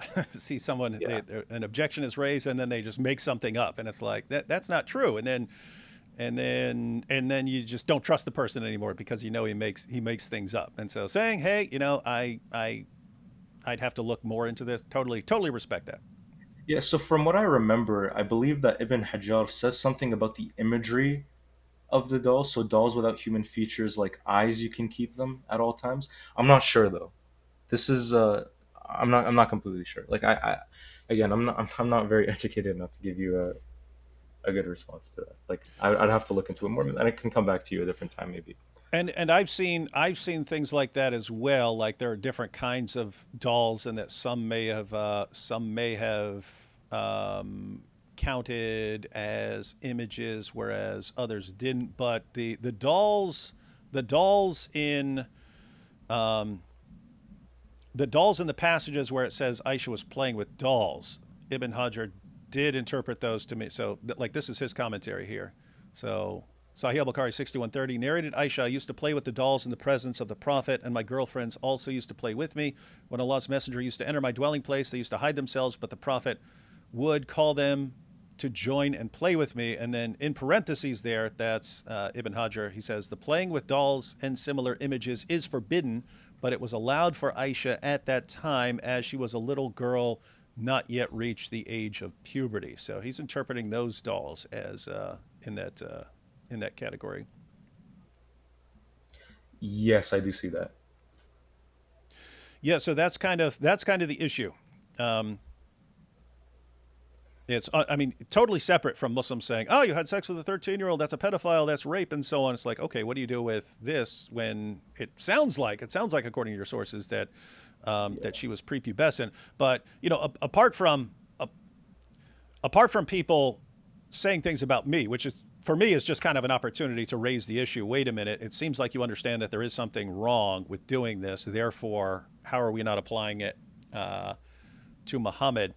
But yeah, apart from that, it's really people's main concern here is that this is the guy who has Allah's stamp of approval as the pattern of conduct. Surah 33, verse 21 says Muhammad's a wonderful pattern of conduct. And we look, and he had sex with someone who, according, as far as we can tell from the sources, hadn't reached puberty. And we say, wait a minute, that's dangerous. If it would be totally different if you said Muhammad made mistakes and got things terribly wrong. So follow his good example on certain things, but definitely not on all of them, because he was in the 7th century and he didn't know better. And so don't follow him on these kinds of things. That would be one kind of claim. But it's what we actually see is Dawa guys defending sex with 9-year-olds. Unless it's someone outside the religion who has sex with a teenager, and then all of a sudden they're quick to condemn it and say that it's evil. And so, yeah. As for Ibn Hajar, I do heavily remember him retracting his statement about Aisha being prepubescent for the hadith where she was playing with dolls. Because at the time of the hadith, it was during a battle where she was around, I think, 13 to 16. So she would have been more than mature enough. This is just based off of what I remember. So I can't really give you a source at the moment, but this is just based off the. Yeah. No, you may be right. I don't know what I know he was. So that in that passage, it was around the time of the battle, and yeah, she was 14 or 15 or something like that, and Muhammad found some dolls. They were like behind something, and he found some dolls, and he asked her about them, and he didn't have a problem with it. And so I think Ibn Hajar at some point said, okay, she hadn't reached puberty by then, but yeah, he may have later retracted that as far as yeah, I don't know one way or another. So if you think you've seen it, I don't have any reason to doubt it, because you don't seem like you're being deceptive. Because he is hesitant on it, and he does list out 4 opinions that contradict his and al-Khattabi's. This is just based off of my knowledge. However, I can't give you a source at the moment, but I can, in a later time, where I can just DM you the source and where I got it from, because I don't want to be speaking completely just out of my mind, and I actually want to provide sources for you. But this is just far as I remember, that he does retract his statement about her possibly being prepubescent as well.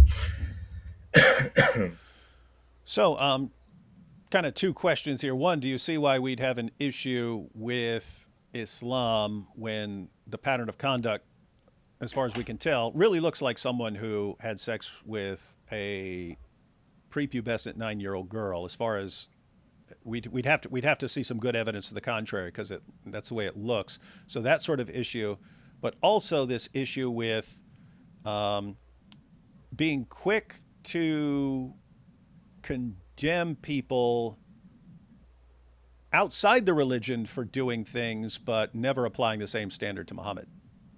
Yeah, no, I understand. For the eternal example thing, it's usually like when it's not telling you to go and marry a 9-year-old today. Like, this is just based off of the assumption that the criterion was just solely based off of age, that you have to go and marry a 9-year-old. No. The criterion for marriage was based off of physical maturity, mental maturity, compatibility. What else? If I can just get off the top of my head.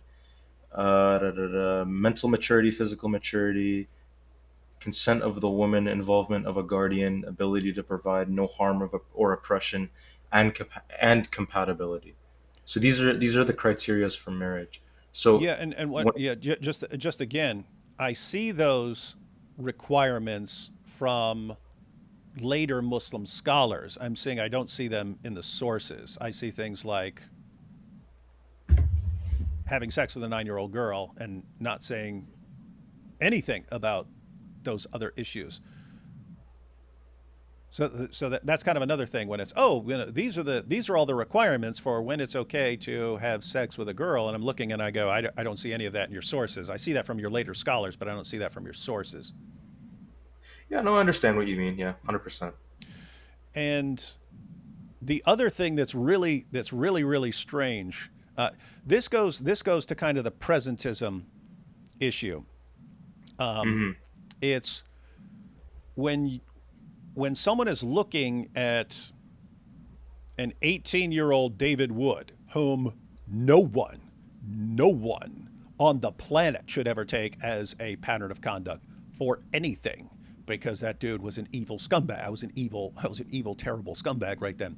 But when people are looking at an 18-year-old David Wood and saying, "Oh my goodness, look at the evil things this guy did. He bashed his dad's head in with a hammer. He was stuck in a mental hospital. He was doing all these things. He had sex with teenage girls. What an evil scumbag."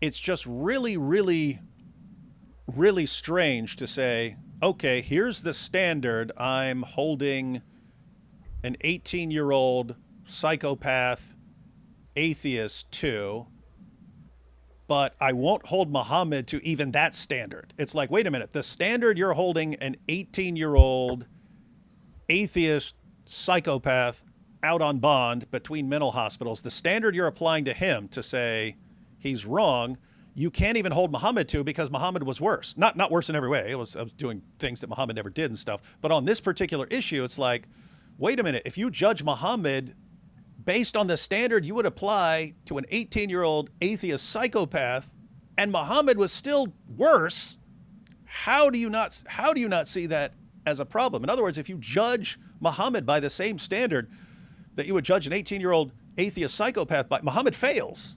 And it's like, wait, it would never cross my mind to say 18-year-old David Wood should be the pattern of conduct on anything, unless it's a pattern of how not to do things in life. But then Muhammad doesn't even live up to that. And it's like, how is this guy the pattern of conduct for people to follow? That's kind of the issue.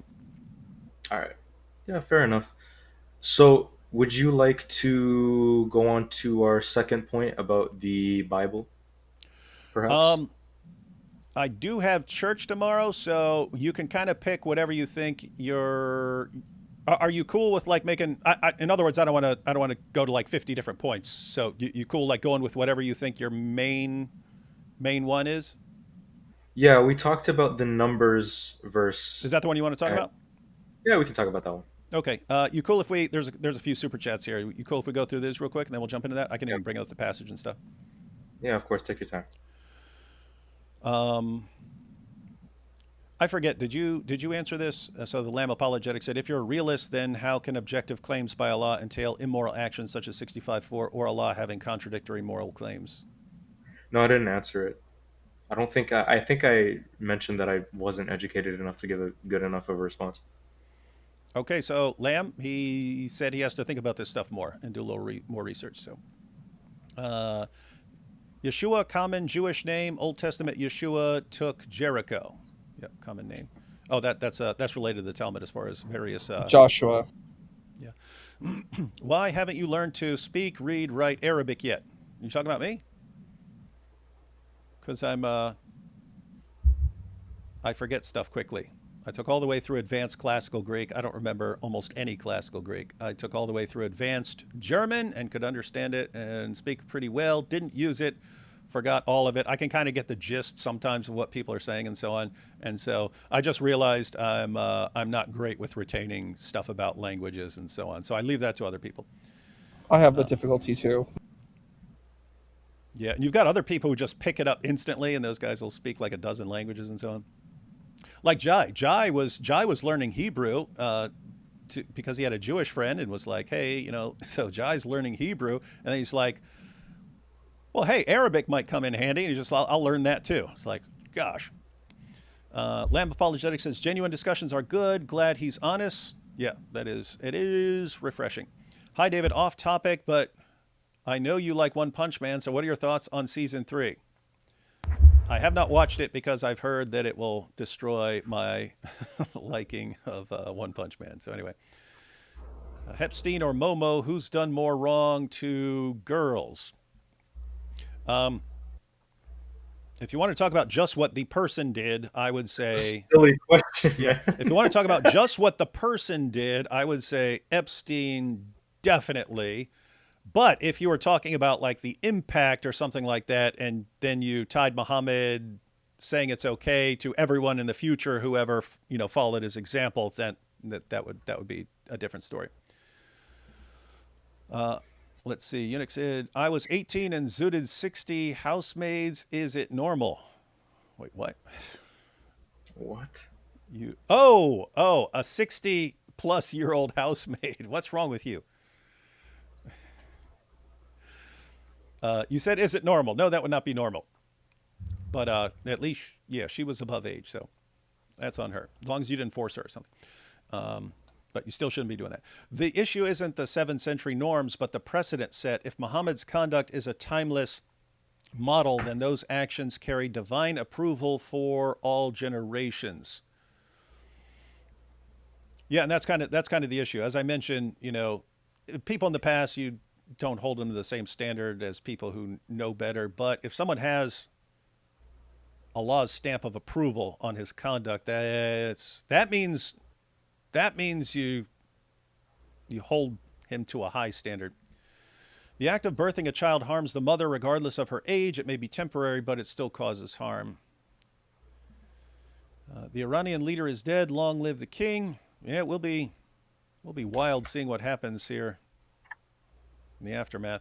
I don't know why you keep saying command. No one is saying that, but allows. There's a difference. I don't know why you keep saying command. I don't understand what you're saying here, Station. I don't know why you keep saying command. No one is saying that, but allows. There's a difference. Oh, he really is dead. Wow, they actually confirmed it.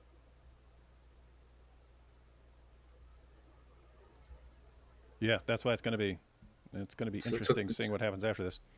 It took a while because Israeli media and Donald Trump were the main people who were talking about it, but it actually took a long time. It was Iranian state TV. They confirmed his death. Wow, that's insane. Yeah, if you if you like blow up a building and you are confident that someone's in there, you still they're probably dead. Yeah, it takes a lot. Yeah, I mean you'd think that and you'd say it, but yeah, getting complete confirmation, like having a body or something like that, would take a while. But yeah, I've seen it a lot confirmed. You can't blame this on Muhammad's ignorance because of the hadith that show that Allah revealed to Muhammad to marry Aisha. Oh yeah, that's a different kind of issue. But yeah, Muhammad said that he had a dream or vision where Allah was giving him Aisha, and so yeah, you can't appeal to ignorance in those situations. So yeah, that is kind of the issue, everyone, with Muhammad on this issue. All right, so you want to go to Numbers 31? Yeah, we can go to Numbers 31. I think I mentioned it to you in our Twitter. Yep. Replies. Let's yeah. see. So. Oh, go ahead. Yeah, my stance is. I believe that Numbers 31, specifically verse 17 and 18, commands sexual exploitation of child captives. That's my stance. Okay. And I don't. So let's go ahead and check this passage out. Wonderful. Get it up here. Let's see. All right. So just for context, guys, this is vengeance on Midian.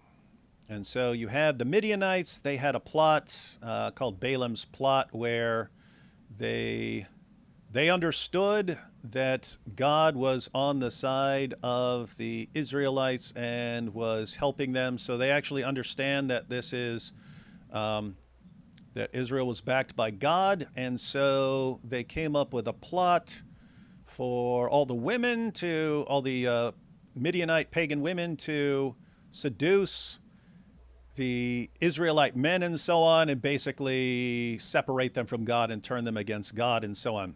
And then you got verse 15 there. Moses said to them, "Have you let all the women live?" So at first they let the women live because that would have been standard to let women live.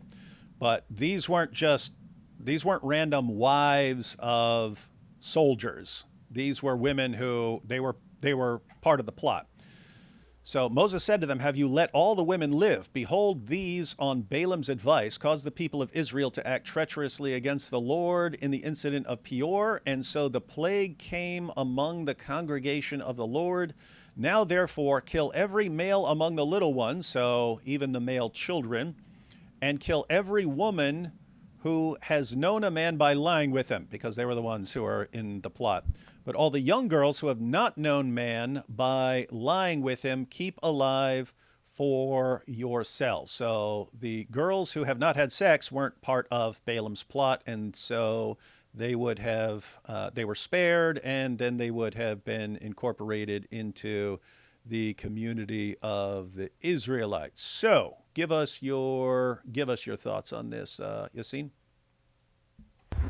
Yeah, so let's I'm just gonna read the verse again. So it would be, "Now therefore kill every male among the tough." This is a Hebrew word. "And kill every woman who has known a man by lying with a male. But all of the hataf benashim who have not known the lying of a male, hayu lechem." So I'm just getting these from the Brown Driver Briggs lexicon. So tough is a collective word meaning children or little ones or infants, and it's always young dependents, and it's used for boys killed in verse 17 as young boys. So it would be the identical age range for the girls in verse 18. So I think you agree with me that they're talking about young girls here. Benashim, another Hebrew word, means among the women. So it's specifying the female children that are attached to the adult women captives. Hayu is a heful imperative of hayya, which means to cause to live or preserve alive.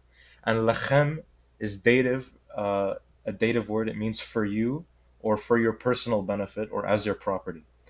So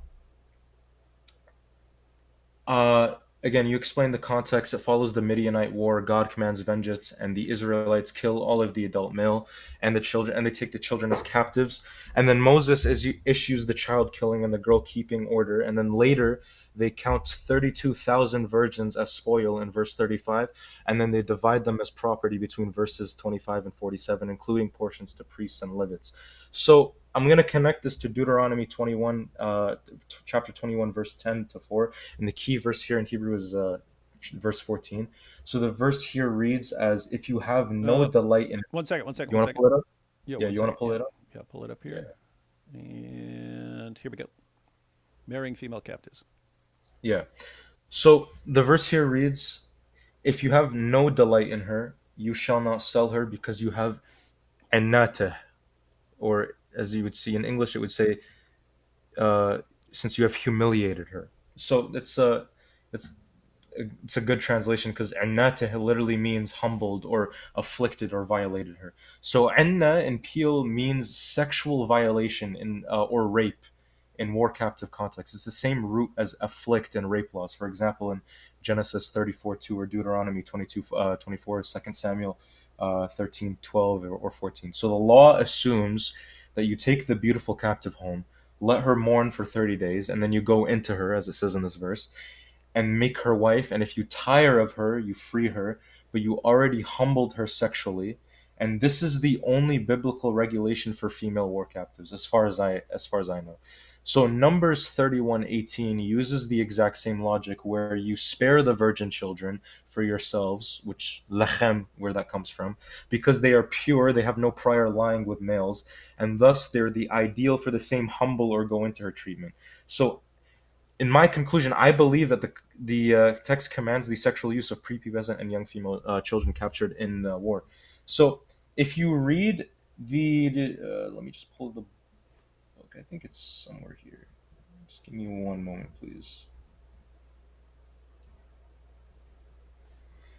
Yeah, so the lexicon understanding here uh, of the I'm just getting this from the Hebrew and English lexicon of the Old Testament. So the lexicon understanding here is their youth, the time of being young or a child, right? And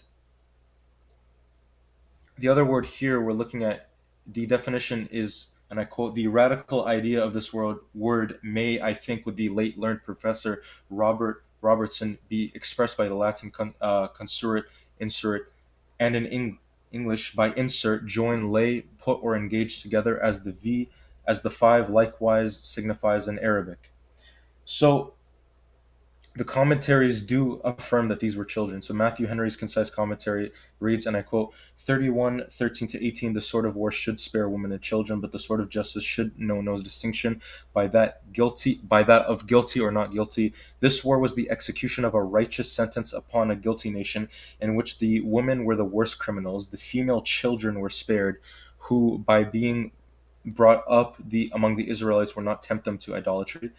Keel and Delitzich Biblical Commentary on the Old Testament reads, and I quote, treatment of the prisoners, where Moses went out to the front of the camp with Eleazar and the princes of the congregation to meet the returning warriors. He was angry with the commanders because they had left all the women alive, since it was they who had been the cause, at Balaam's instigation, of the falling away of the Israelites from Jehovah to worship Peor. And he commanded all the male children to be slain, and every woman who had lain with a man, and only the young girls who had hitherto had no connection with a man to be left alive.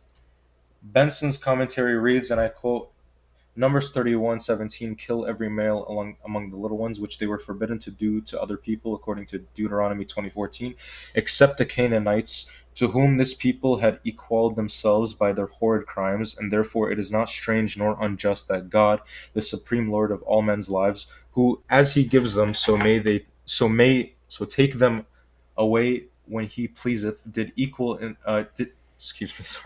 did equal them in the punishment, kill every woman, partly for punishment, as having in general either prostituted themselves to the Israelites or some way been accessory in enticing them to idolatry, in which they were so confirmed that there was no hope of reclaiming them, and partly for prevention, like the mischief in the future, for had they been saved alive, they would have probably continued to lead the Israelites into the sin of fornication and poisoned their minds by their superstitions. The female children were to be spared because, being young, there was some hope they might be reformed from idolatry.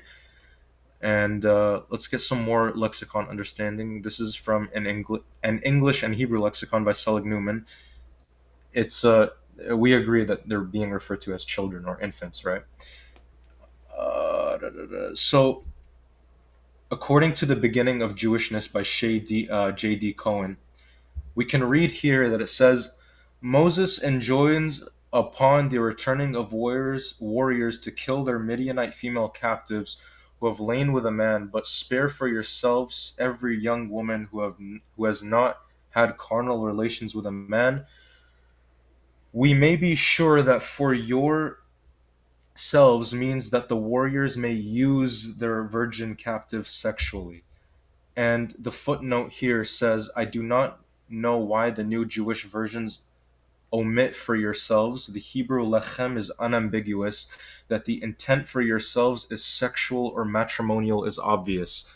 The passage is clearly understood by R. Simeon and B. Yohai in the Sitrate Adlock. And according to Christian Holiness, Human Sexuality by Marilyn McCord Adams, it reads here, quote, the one woman, one man relationship of Eve and Adam becomes one man and two women in Genesis 4:19, one man an untold number of prepubescent girl war captives in Numbers 31:18, and several other texts. It appears that God has left it to humanity to decide who are appropriate intimate partners and under what circumstances. Furthermore, it reads, for yourselves to be sold, and I quote, it reads, for yourselves is to be understood to be sold as slaves to any other nation or to be kept as servants, or taken to be their wives after such preparation as the law required, according to Deuteronomy 16, 17, etc. This was a peculiar case. Um, so one man and an untold number of pupubescent girl were captives. Blah blah blah blah. Blah.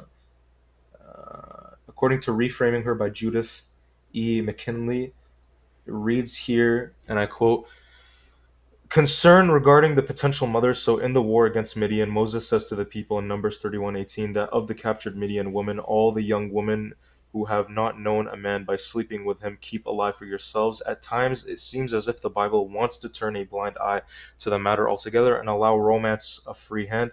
Joseph may marry Asenath, according to Genesis 41:45, and Moses himself chooses a Midianite, Zipporah, romantically met by a well in Exodus 2:21. Ellicott's Bible commentary reads, and I quote, the women, children, or the young females are spared and are taken as slaves or wives, being probably adopted into the Hebrew nation as proselytes, excuse my pronunciation, for the reason of such wholesale slaughter. And they cite Deuteronomy 21:10-14. According to the one volume complete Bible commentary, it reads, and I quote, the women, children, or young. Oh, I read this already. My apologies. So yeah, it reads, and I quote, only the young girls would be allowed to live so that they may be taken as wives or slaves by the Israelite man according to the principles of the Holy War, Deuteronomy 20:13-14 and Deuteronomy 21:10-14. By this they could be brought under the umbrella of the covenant, mutiny of faith. And according to the New American Commentary, it reads, and I quote, since they were the main instrument of Israel's demise at Baal Peor, only the young girls would be allowed to live so that they may be taken as wives or slaves by the Israelite men according to the principles of the Holy War. By this, they could be brought under the umbrella of the covenant community of faith. And furthermore, it reads, the females among the little ones that have not known a man by lying with him, which might be pretty clear and easily concluded from their age, for keep for yourselves, either to be handmaids or to them, or to be married among them who, when grown up, and become proselytes and initiated into their religion. And there's more statements here. So let me look at Deuteronomy to just specifically 10-14 to just kind of talk about this as well. So you can bring up the verse. It reads, and I quote, this is off the Revised Standard Version. It reads, when you go forth to war against your enemies, and the Lord your God gives them into your hands, and you take them captive, and see among the captives a beautiful woman, and you have desire for her, and would take her for yourself as a wife, then you shall bring her home to your house, and she shall shave her head and pare her nails, and she shall put off her captive's garb, and shall remain in your house and bewail her father and her mother a full month. After that you may go into her and be her husband, and she shall be your wife. Then, if you have no delight in her, you shall let her go where she will, but you shall not sell her for money. You shall not treat her as a slave, since you have humiliated her. So these young girls, according to other translations, it says they were forced to have intercourse with their masters. According to A Lily Among the Thorns by Miguel A. de la Torre, it reads, and I quote, condemned the institution of slavery, even the rape of female slaves found biblical justification and was considered to be ordained by God. Specifically, Numbers 31:18 instructs conquerors as follows, quote, you shall keep alive all young females who have not had sex with a male for yourselves. This passage is part of Moses' instructions for treatment of the conquered people of Midian who were now to be Israel's slaves. So that's basically just all the sources that I have for it. Are you raising your hand, Isa? Yeah, I was wondering if I could comment on that. Is that all right? No, you're not allowed. No, go ahead, and then I'll share my thoughts. Okay, I appreciate you. So these are ancient times, and there are difficult situations. I don't see why this is extremely problematic.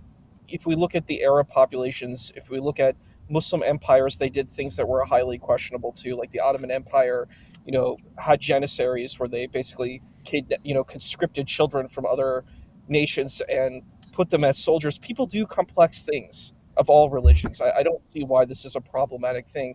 And also, I think it actually ties deeply to what our debate David and I's debate was the other day. I think the Torah is a part of the Islamic canon. Yeah, these things might be problematic, but this is a part of the Islamic canon. I don't believe in phantom texts. I don't believe that there's corruption. I think that this is just something we have to kind of take, and it's difficult. There's difficult times, and we learn about our human condition, and that's what I see. And I think even if we look at the Islamic sources, we look at the Maghazi, we look at these things, we're going to find things that are problematic and complex for our perspectives. But that's it. Sure. And I just have a question to ask you then. So, if ancient times and cultural norms justify God commanding the Israelites to spare only the young virgin girls for themselves as personal property while killing all the boys and non virgin women, why does the Bible then present God as morally unchanging and timeless? I think that God is consistent in whatever God does. And I think we can say the same thing with the Nasikh wa Mansukh. Why is alcohol allowed and then alcohol is abrogated? I don't think this is problematic. As far Okay. as that particular question, if God is unchanging and so on, it's the human situation that would be changing.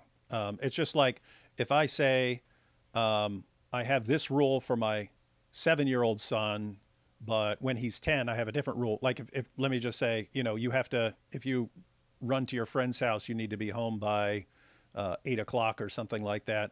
And then if it's my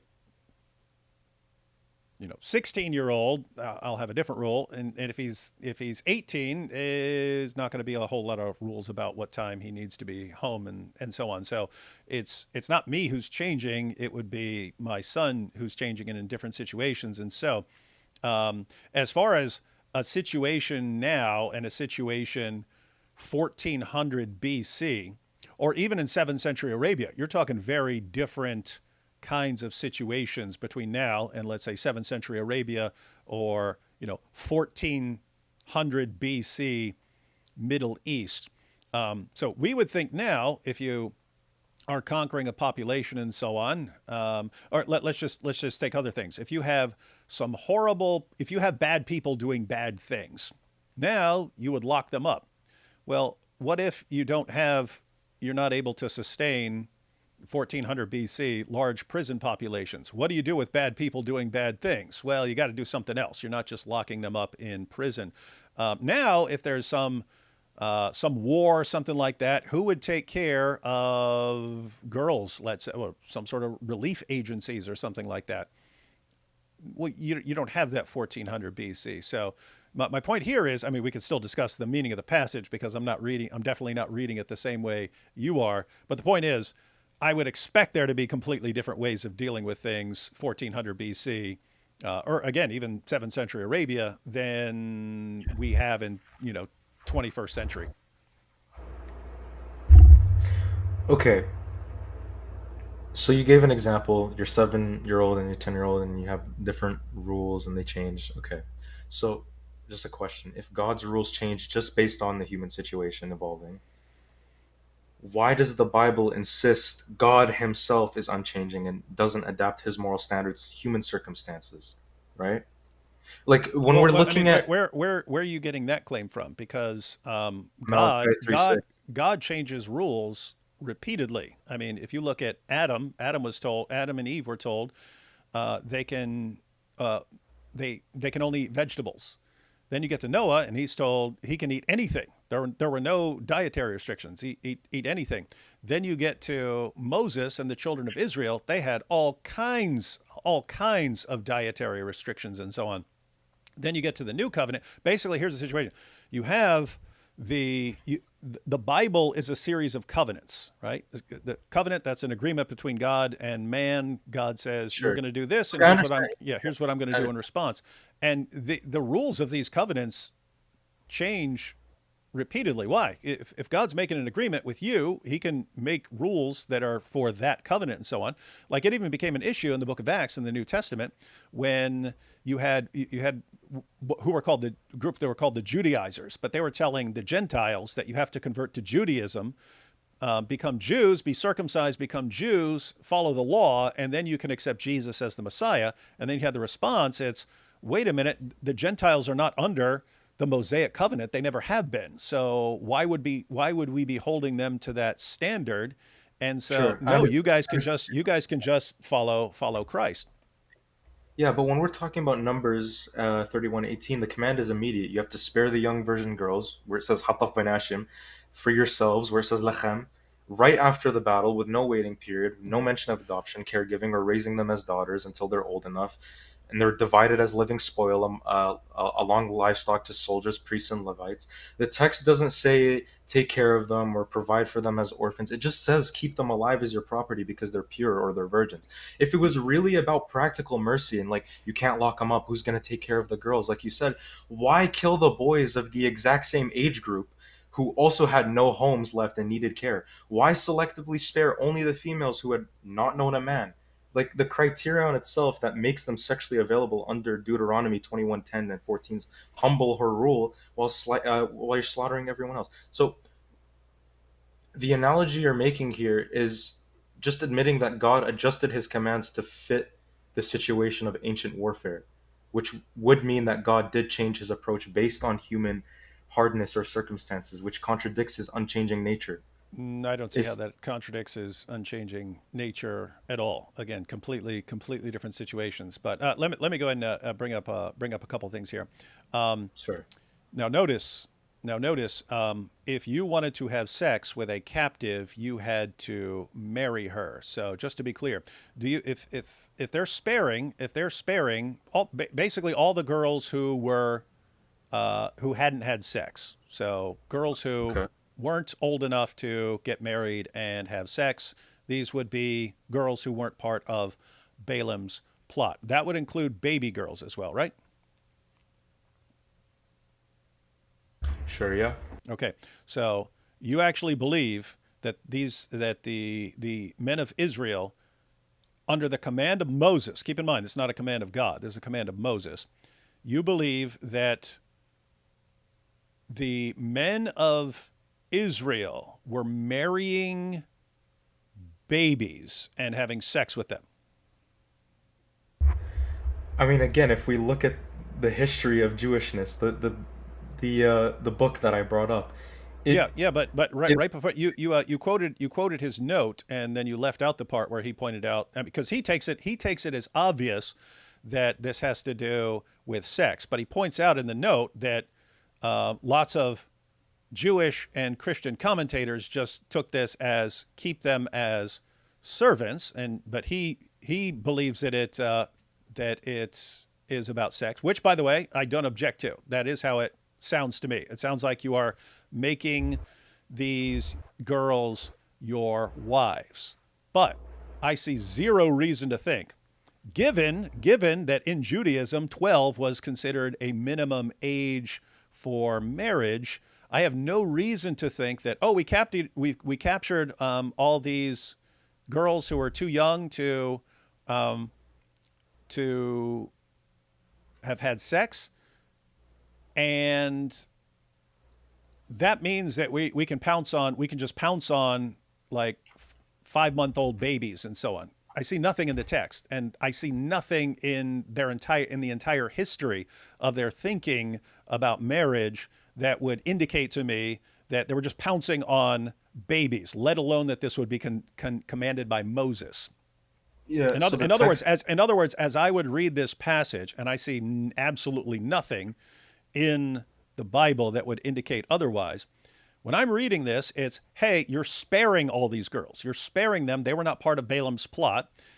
You're sparing them in order to, if you want to have sex with them, then you would make them your wives, but you would wait until an age when Jews thought it was acceptable to marry them, and therefore you'd keep them and take care of them until they reach the age of marriage. And I don't see anything in the text that suggests otherwise. the text, like when we look at taf, right? Taf. What's this word mean? It means It means young girls. Even I'm not doubting that this is talking about young girls. This is talking about everyone from a baby all the way up to whatever age they got married at. So these were Yeah. the So girls. These were the girls who had not known a man, which means they were yeah. not part of Balaam's plot to Yeah. seduce the Israelite men, and so on. So yes, this is saying keep all of them, keep all of them. As far as reading that as, oh, there's a 5-month-old baby, now I can take her back to my tent, and not, hey, these are the girls we're keeping for themselves, but we have to marry them, and therefore we have to wait for an appropriate age of marriage, and therefore we keep them. I see nothing in the text that suggests otherwise, and I see nothing in the text that's telling me, nope, they were pouncing on 5-month-old babies, and doesn't sound like something Moses would say to have sex with the little babies. The word for the spared is hataf benashim, which means the little ones or the children among the I women's. grant. I grant. Okay, just listen. Yes. Like. Yes.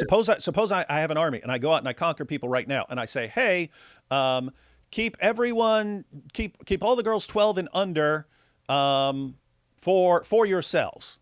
That could mean yourselves right that second, and we're all going to pounce on them, or we're keeping them to incorporate them into the community. They will eventually be our wives, but we're required to marry them, and we don't marry babies. And therefore, we would take care of them until they reach an appropriate age of marriage, and then we would marry them. There's nothing in the context to say, yeah, you have to pounce on them right. You have to pounce on them right this second, instead of like waiting until they mature to what they regarded as an acceptable age of marriage. So there's nothing in the text that says you have sex with them right now. We understand it's talking about girls, but as far as the command to that you would marry them, I don't see like marry a 5-month-old. It seems you would wait until they're an appropriate age for marriage.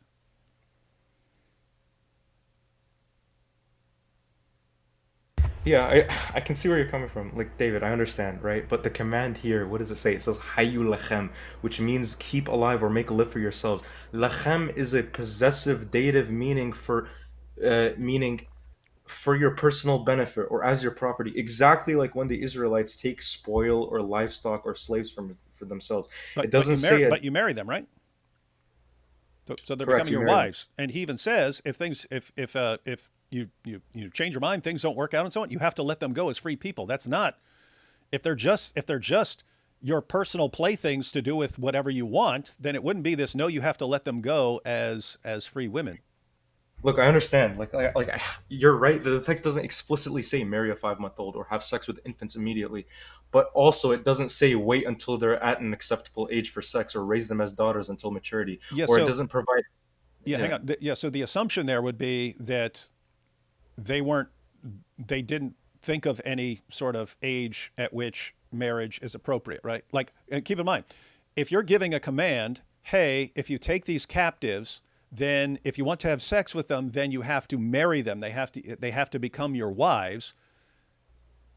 You don't, if they actually have an understanding that you don't marry them until they're mature, then you don't need to say that. That would have been understood. So the question is there something to indicate that they didn't have that understanding, that they didn't think of some, an age of marriage? I see nothing in the text. So in other words, it would be like now, if I were a military leader and I was saying, okay, let's suppose there's some breakdowns in society and so on, where you don't have relief agencies and so on, and I say, hey, we just conquered these people.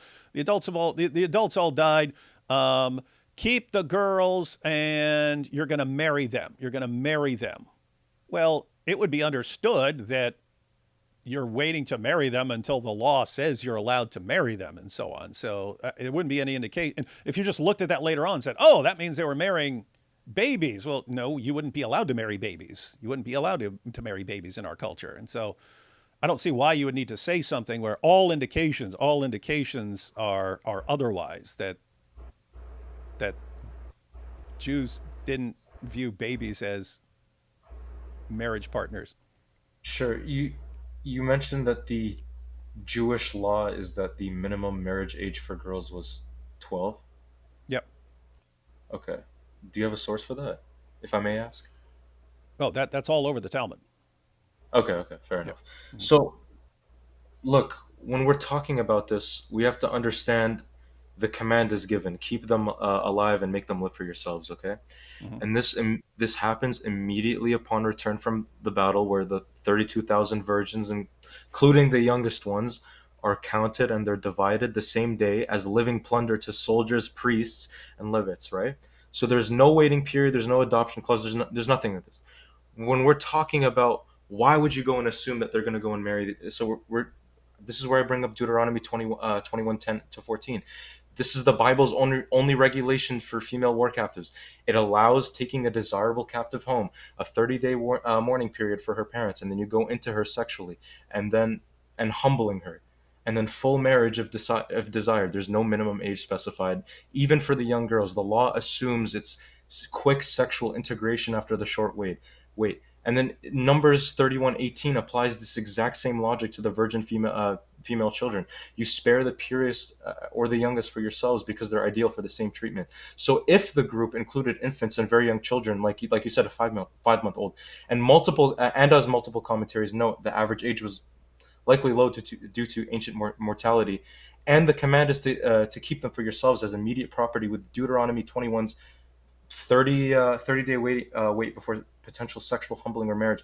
Why do we have this multi-year wait until acceptable age when the text has none, right? If you Why? well, if you look at Deuteronomy 21, there it's clearly talking about women. It says women, right? And you still had to wait 30 days. So notice there's nothing about even waiting 30 days in the Numbers passage, but you have that in Deuteronomy. So you're still showing concern for someone who's going to be your wife. You're giving her 30 days to mourn for what has happened to her people, right?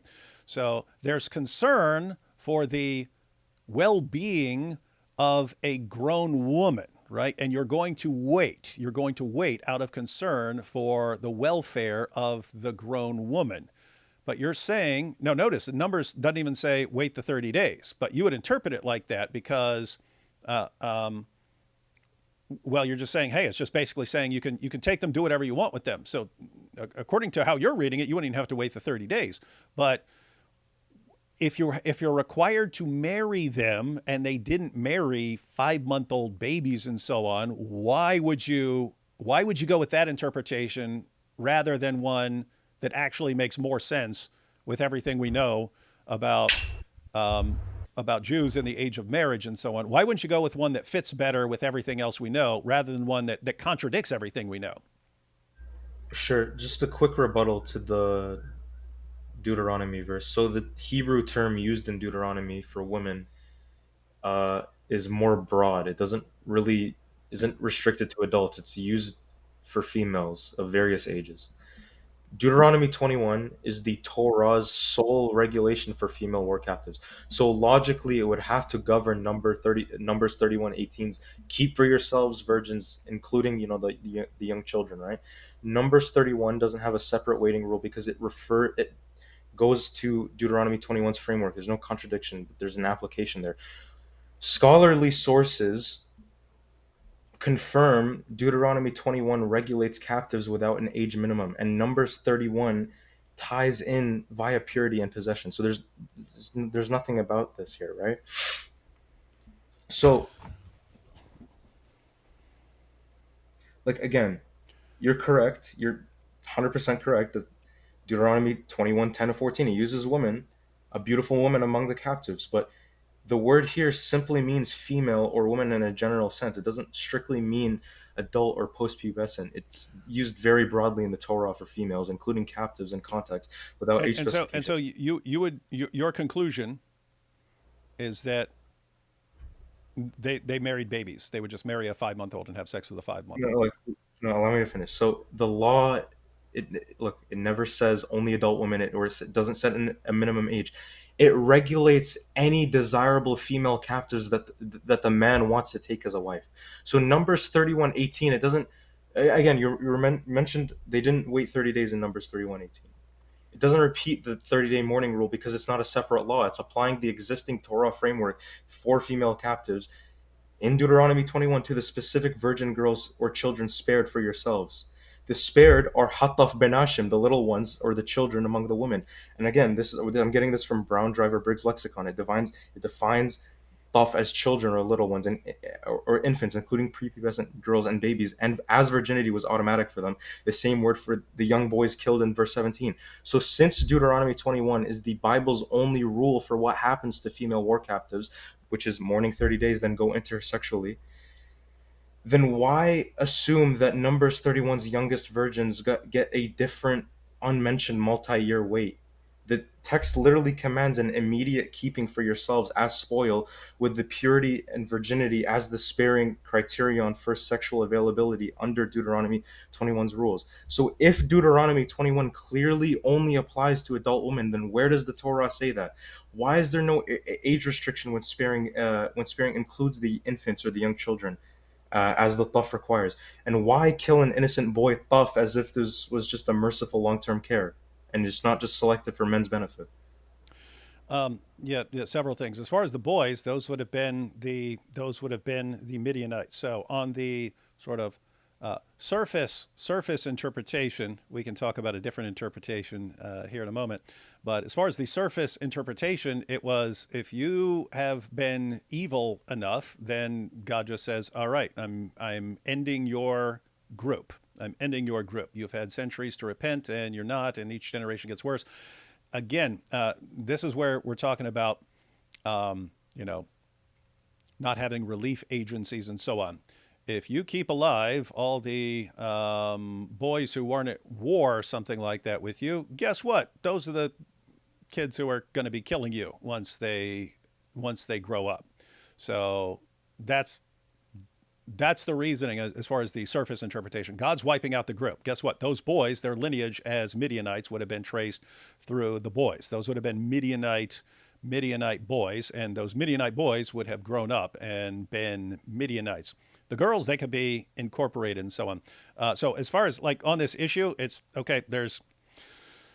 You just don't see, you have tons of stuff. You have tons of stuff in the Torah about this guy married this guy married this woman, this guy married this woman, and then this guy married this woman, or sometimes multiple women and so on. You just never see marrying a baby.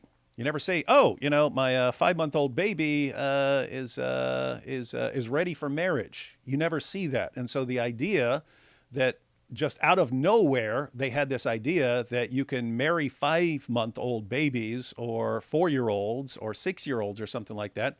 We just don't see it. And so the burden of proof would be on you. And you can't just look at the passage and say, well, I'm assuming since it doesn't say otherwise. No, all you have is you have no indication anywhere ever that they thought of a 5-month-old baby as someone you would marry. And by the time you actually get, by the time you get to the rabbinic rulings and so on, 12 is the minimum age for marriage. And so you can believe it. There's just no case for it other than saying, well, it sounds like that. But again, you've got the passage. It's not saying, hey, pounce on them, have sex with them right now. It's okay. Spare the girls who weren't part of Balaam's plot. They're going to be for you. That can be interpreted two ways. One is consistent with everything else we know, and one goes against everything else we know. And you're saying go with the interpretation that goes against everything else we know. I'm saying you can do that. But you can't expect us to do it when we're just not seeing it. And we would look at that and go, that just doesn't make sense in light of other things we know about the culture and so on. But kind of a separate issue here. I did want to take a look at one more passage to give you a completely different line of thinking on this. But just to be clear, so in Numbers 31, this is Moses issuing the command. And you had people who think that, you've had commentators who think Moses just was enraged and and ordered them to do things that were beyond what God commanded. I'm not taking it that way, but it is Moses ordering this. All God does is he says get vengeance against the Midianites, and then you had what the people did, and then Moses said no, go further than that.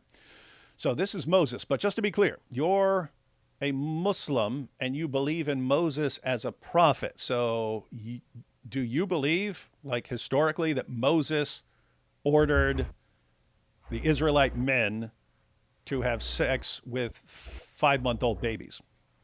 No. Then why are you saying this? Because that's what it appears to be like based off of the passage, right? No, you could have that as an interpretation because it doesn't say wait until they're at an appropriate age for marriage. So you can interpret it that, but you're interpreting Moses like that, and you believe that Moses is a prophet from God, and you're interpreting Moses as ordering that. Okay. Moses is God's appointed prophet and commander, yes. I don't believe that Moses commanded this, me personally. I don't think that Moses would have commanded that. Wait, what? I don't believe that Moses would have commanded this, But the Quran says that Allah revealed the Torah. right? Yeah, It does. yeah. We don't believe in the Torah. You don't believe in the Torah? We don't believe in what the Torah is nowadays. Are we bringing up Islamic dilemma now? I don't know how you wouldn't bring up the Islamic dilemma. We can talk about it if you want. No, I mean, okay, so we have the Dead Sea Scrolls. Yeah. We know what the Torah And was. You don't have a Torah that doesn't have numbers in it. I mean, unless you had a fragment that was just like a passage from Leviticus or something like that. You don't have a Torah that doesn't have Numbers 31. And so it's like, so we know what the Torah, we know it's always been in the Torah, but we look at the Quran. I'll just go through this real quick. You're familiar with the Islamic dilemma, just for anyone who's watching who isn't. Yeah, I'm But familiar. yeah, so Surah 2, verse 40 to 44. O children of Israel, call to mind my favor which I bestowed on you, and be faithful to your covenant with me. I will fulfill my covenant with you, and of me alone should you be afraid. So he's talking to the children of Israel here during the time of Muhammad. He says, and believe in what I have revealed, verifying that which is with you. So the Quran is verifying what is already with them. And you get down to verse 44, what? Do you enjoin men to be good and neglect your own souls while you read the book? Have you then no sense? So talking about the book.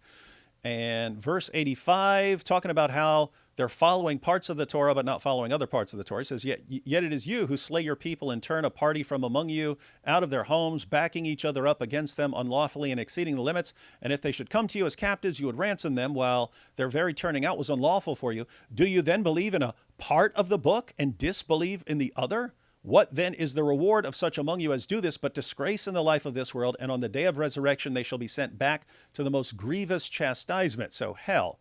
But look at what he says here. He's talking to the Jews, and he says, do you believe in part of the book and disbelieve in the other? He's talking about the Torah here. So do you believe in part of the Torah and disbelieve in the other?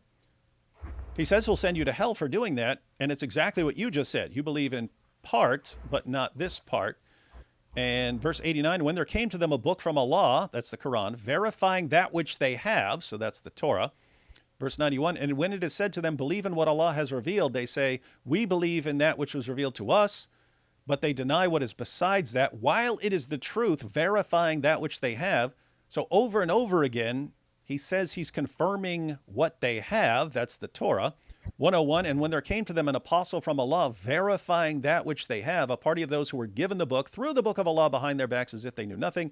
121, those to whom we have given the book, read it as it ought to be read. So in context, that's talking about the Jews. There are people who have the book and read it, and other translations say with a correct recitation. So you can't be reading the Torah with a correct recitation if you have a corrupt Torah that's filled with false things. And so this continues throughout. You have Surah 5, verse 43, which orders Jews to judge by the Torah, and that Torah would include Numbers 31. Chapter 5, verse 68, Allah says, you, O people of the book, you have no ground to stand upon until you stand fast by the Torah, the gospel, and all the revelation that has come to you from your Lord. So they have no ground to stand upon unless they stand fast by the Torah. And in Sunan Abu Dawud 44:49, Muhammad orders the Jews to bring him a copy of the Torah. He says, I believe in you and in the one who revealed you. And apart from that, you've got the claims of Allah that no one can change his words and so on. I never see any indication in the Quran that Numbers 31 was somehow corrupted or changed or wasn't part of Allah's revelation. So it's just if I were a Muslim and I thought no, it would be evil to have sex with a 5-month-old baby or to marry a 5-month-old baby, I probably wouldn't be insisting that the correct interpretation of a passage in the Torah that Allah says was revealed by Allah and that Muhammad says was revealed by Allah, that the correct interpretation was that Moses, a prophet, was ordering people and telling them that they can have sex with 5-month-old babies. When we're talking about confirmation of the previous scriptures, do you understand what kind of confirmation it is? You've got, I mean, you can see in context what he's talking about as far as confirmation, because in verse 85 he says, "Do you believe in part and not believe in the other? If you believe in part, if you only believe in parts of your book, I'm sending you to hell." That's as clear as anything I can think of in the Quran. If you do not believe in all of your books, so keep in mind, you've got Jews, they've got the Torah. We know what the Torah was in the 7th century. Why? Because we have copies of the Torah from before that time. We have copies of the Torah from after that time. We have all sorts of commentaries that are being made all along. We know what the Torah was. And Allah says, if you do not believe in all of that book and you just believe in parts, I'll send you to hell. If that's not him putting his stamp of approval on Numbers 31 as the word of Allah, then I don't know what is. So you would have to rethink what you think is okay with Allah, or you maybe shouldn't be going with the interpretation you're giving it. The word for confirmation here is to be understood as general confirmation. You're not getting that from the Quran. Show me that in the Quran. Okay, look. By the way, that objection, that general confirmation, it's not how Dawa guys use it, and they just say, "Oh yeah, general." I don't know why general confirmation wouldn't include Numbers 31 and so on, but it's been pointed out as the actual scholars are saying general confirmation. They use that to contrast with a detailed understanding. So you've got your general understanding and the detailed understanding. The general understanding is, imagine you've got a Muslim who doesn't know much about the Quran. He's never studied the Quran. He'd say, "I believe in it in general." Meaning, I believe in it. I don't understand everything, and I haven't even read it, and I don't understand all the meanings and stuff, so don't ask me too many questions, but I believe in it in general. Then you have the detailed knowledge, the detailed understanding, and the detailed knowledge and understanding, that's like then you know it all, you know the backgrounds and so on. You understand it, and you can explain it to others and so on. So you have these passages from in the tafsir and so on. Oh, this is a general confirmation. Yeah, the general confirmation there means I don't know what's in there, but I confirm it in general, because it's revealed by Allah. I confirm it in general. That's to contrast with, oh yeah, I can confirm all the details because I really know it and I can explain the details to you. But you had lots of the Dawa guys who just took the word general and said this is what it means, and it's not what it means in the tafsir. And I'd have to say, if that was commentators saying oh yeah, it just kind of means the general gist or something like that, I would say you're completely contradicting Allah. He says you got to believe in all of it. You can't reject any part of it. Okay, I see. I understand. Yeah. I would honestly like to look into it more myself, to be completely honest. Like, you're a lot more knowledgeable than I am, 100%. Like, I'm unlearned. I'm not very knowledgeable on this kind of stuff, so I would have to do some more research myself, honestly. Like, I can't give you a rebuttal to that, honestly. It's a good argument. Yeah, again, total respect for that. Total respect. Before we wrap up, I did want to point out one more. There's a different way of interpreting basically the entire passage and so on. Sure. I just want to run that by you real quick. So in Numbers 31, you had the Midianites. They had their plot, and God says, punish them for what they did. And then this is the punishment. So at first they kill the men, and then Moses says, no, we're going further than that with these guys. Kill the women and kill the boys as well. Keep alive the girls. So the girls were incorporated into Israel. And the passage goes on. They killed there were 5 kings of the Midianites. They killed them. They took their towns. They slaughtered them. So at the end of that, how many Midianites are left? Sorry. How many Midianites are left after all this? I mean, you take the girls, but the girls are incorporated into Israel, so they lose their national identity as Midianites. So at the end of all this, at the end of this, It would be zero Midianites, no? 0 Midianites, right? Okay, yeah. Yeah. Let's look at a passage. So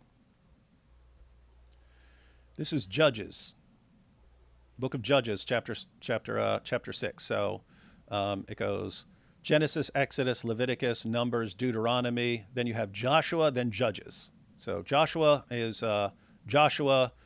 taking the land of Canaan. That's after Moses dies. And then the follow-up to Joshua is the book of Judges. And here you have in chapter 6, the Israelites did evil in the eyes of the Lord.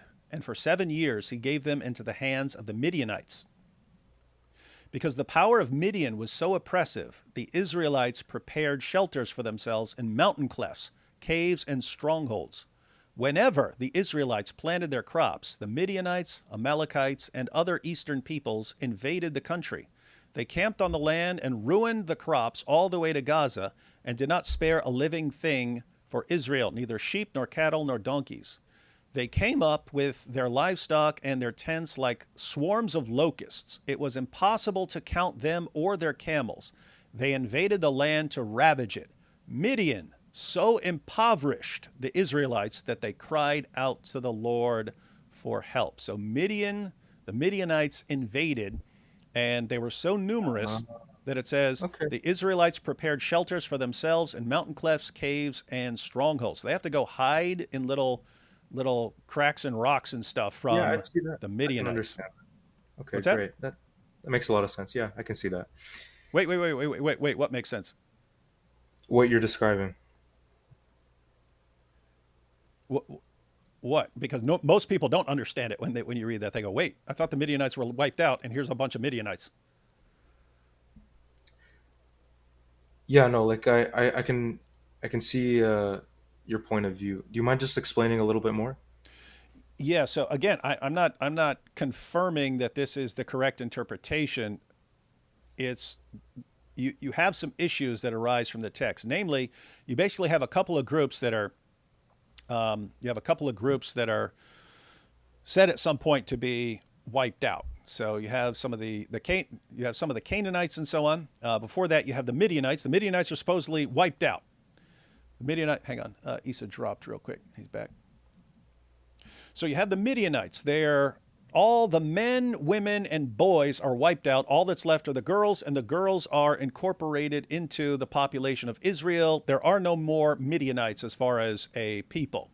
Couple books later, the Midianites show up and conquer the Israelites, and the Israelites are all hiding. So that causes kind of like a mystery. What's going on? Thought these guys were wiped out. You have the same thing with you have the Canaanites. And it's clear later on that a bunch of Canaanites live and so on, but there are passages in Joshua where the various groups have been conquered. And then after they've been conquered and completely wiped out, there's none remaining. Then right after that, it says, okay, who's going to go up and fight these guys for us? And it's like, wait a minute, you just said they're wiped out.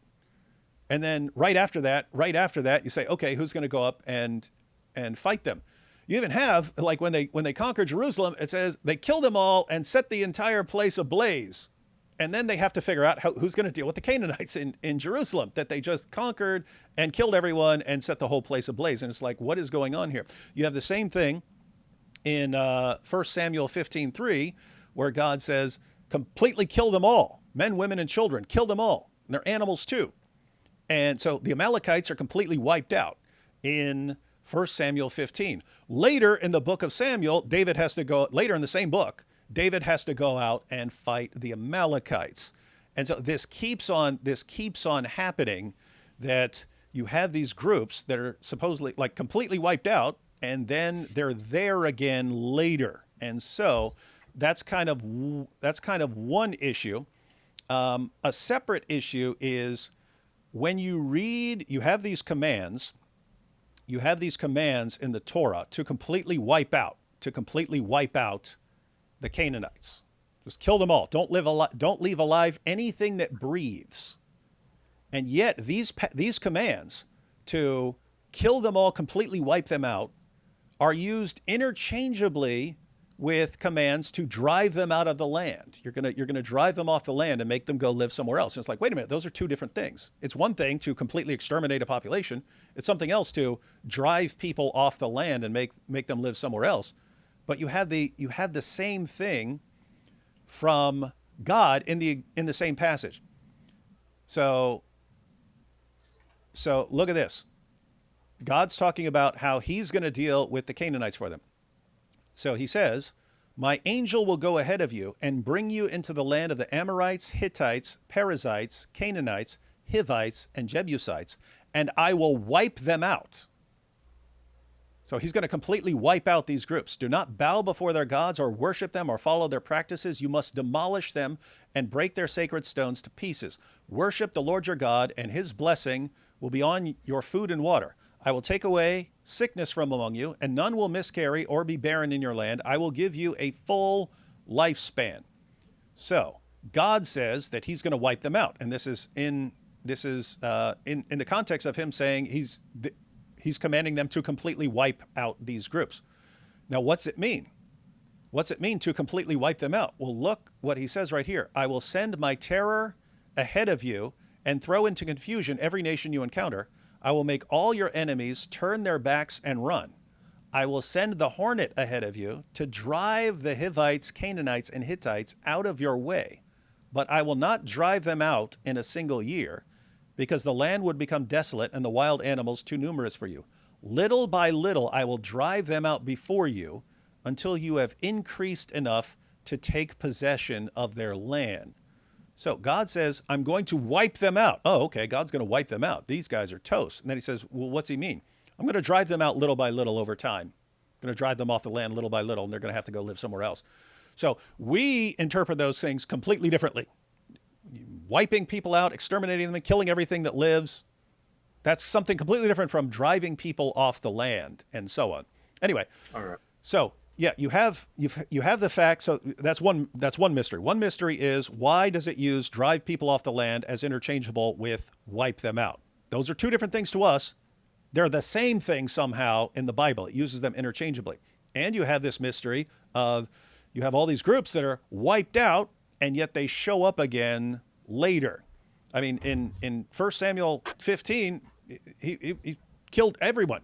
They killed all the Amalekites, and you got down to one Amalekite, the king. But it's actually interesting because when Samuel talks to the king, he says, just as you have made other mothers childless, I'm going to make your mother childless. Now, wait a minute. Every last Amalekite had already been killed, and you were down to one Amalekite, the king, King Agag. And then when Samuel is telling him that he's about to be killed, he says, your mother's going to be childless. Now, wait a minute. So they're all dead, and yet this guy's mother's still alive. And then again, later in the same book, David has to go fight the Amalekites. And then centuries later, you have a guy you have the Agagites. These are the descendants of Agag. Who, wait a minute. Agag was killed, and all the other Amalekites were dead, and yet you have their descendants in the future. So these are kind of mysteries, which there has to be some level of hyperbole here. When it's saying the Midianites are wiped out, it can't mean all of them, or the writers of the Bible would be insane for not realizing that if you've completely exterminated people, they can't show up later. So either they're insane, or they're using some way of communicating that Hyperbolic language. Yeah, hyperbolic language there. And so the question is, what's going on here? And it's been pointed out by scholars that other groups of the same time in the ancient Near East did the same thing. They would describe a military victory. They would describe military victories as completely wiping out the population, exterminating the group. And this was done even with the Israelites. Even with the Israelites, when the Israelites lost a military battle, there were other cultures that would describe it as completely wiping out the Israelites, and there wasn't an Israelite left because they were all dead. So I don't know if this is correct, because I look at it, I see the issue. Wait a minute, how is drive them off the land, the same thing as wipe out everything that lives or breathe, lives and breathes. How is that the same thing? Wait a minute, these guys were wiped out. The Midianites were wiped out. How are the Midianites there a couple books later? What's going on here? I understand the issue, but one of the main suggestions is that in the ancient Near East, they had a form of war rhetoric where you, as a means of like intimidating people and, humiliating them and sort of bragging rights afterwards, and sort of as a warning to future enemies, you described military victories as completely wiping out the population. And this wasn't lying. It's compared to, it's like a massively dialed up version of what we do with like sports teams. My team just slaughtered your team. Well, look at that word slaughtered. No one got slaughtered. No one got actually slaughtered. We crushed you. No, zero people got actually crushed. What are you doing? We talk like that, and you can imagine like a future civilization that comes along 1,000 years from now and just reads people in the 21st century, how they're talking about their sports team. Oh my goodness, they slaughtered the other guys? Why would they slaughter? It's just a game, man. Why would you slaughter people? It's just supposed to be fun. Stop slaughtering them. That's if they didn't understand that we use terms like slaughter, which has an actual meaning, but that we use it in these contexts and so on. So it's a theory. It's a theory that even in these passages where we're talking about wiping people out, that they weren't actually wiping people out. This is, you won a military victory, you crushed them, and then you gave a description that was massively degrading of how you completely just crushed them and destroyed their people and so on. Again, I can't say that's right, but I just wanted you to know that there's an interpretation here that doesn't have anything to do with the Midianites being completely wiped out. Again, I don't know if that's correct or not, but it would solve some mysteries, but yeah, that's a really interesting perspective. It's really good. All right, I think it's more on me to do a lot more research and read a lot more, because like I will tell you, it's on me to read a lot more and understand a lot more. But yeah, that's a really interesting perspective, and it's good to know. But yeah. Mm-hmm. All right. Well, I'm going to go through these last super chats. You want to stick around for these, for any questions that are directed towards you? Maybe me and you could have just get a little bit to know more about each other before I go ahead and leave, because I do got to go eat dinner. Oh yeah, really no problem. Quickly. Yeah. But me and you, I like to have a conversation with you, just like one-to-one, like knowing about you, and like just a genuine discussion about getting to know each other. Absolutely, maybe in man. the future when I do, yeah, maybe in the future when I do end up reading a lot more, then we could have another one of these discussions, and I can just like send you a DM on Twitter, and we can just get something set up possibly. Mm-hmm.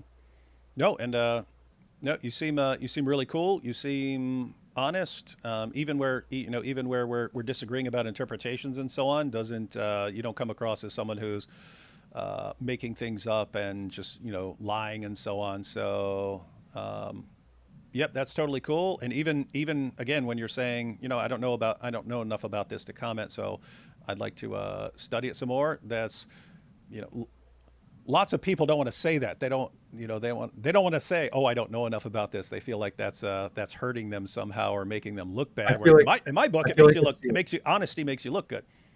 I feel like it looks a lot worse if you say something and then somebody ends up disproving what you said, and you just look like an idiot because you said something and you didn't even know what you're talking about. You're just talking out of your butts, right? Like that's why I tend to just avoid saying thing or giving my opinion on stuff that I'm not very learned about.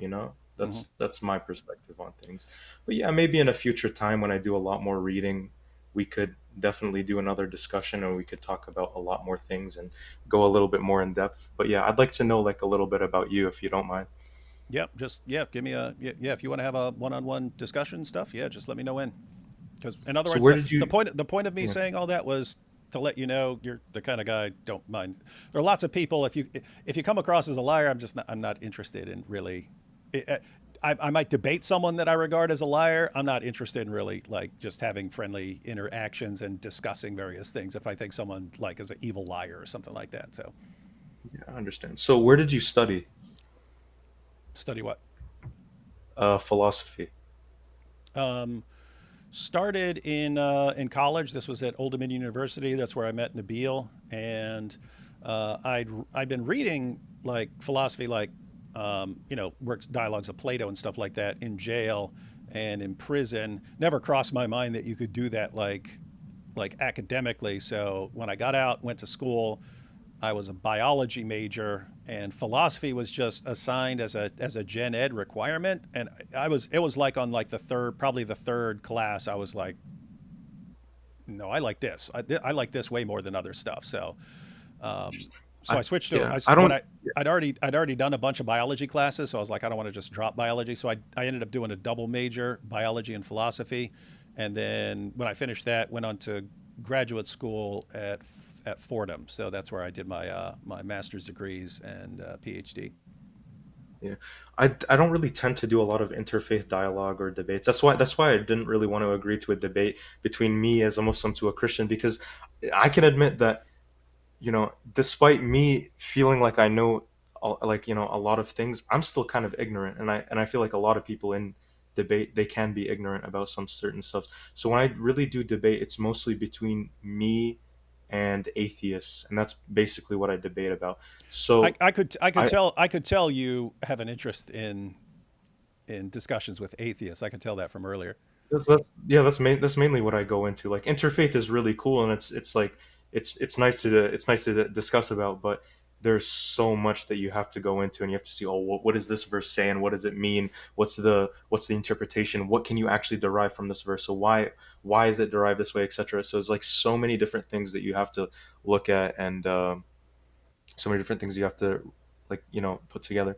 So that's like interfaith, I tend to not really be really great at. I wouldn't say I'm necessarily bad at it. I would just say I just have a lot more to learn. But you are a philosopher. What would you recommend to me as somebody who uh wants to look into philosophy specifically, like, because I do a lot of, like, theist versus atheist? What is something that you really recommend?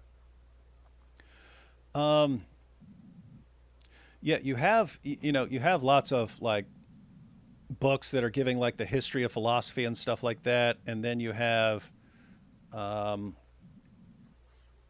then you have books that are kind of like, this is like analytic philosophy, and this is continental philosophy, and so on. But looking back, the stuff that kind of had like the biggest impact were the things that always stuck with me the most were dialogues of Plato, like Plato's Republic. Um, Absolutely phenomenal. I do not know how that is not like required reading for like Yeah, at least high school students. I did really like when when you're talking to an atheist, the main question they ask, how do you know, your God is real? How do you know this and that? When I looked into, evidence for God's existence, philosophical arguments, one thing that really struck with me, I really love Thomas Aquinas's argument on contingency. It's a really great argument. So do you know of any, like, other arguments that would be similar to such, or something that is just as substantial as that argument? Um,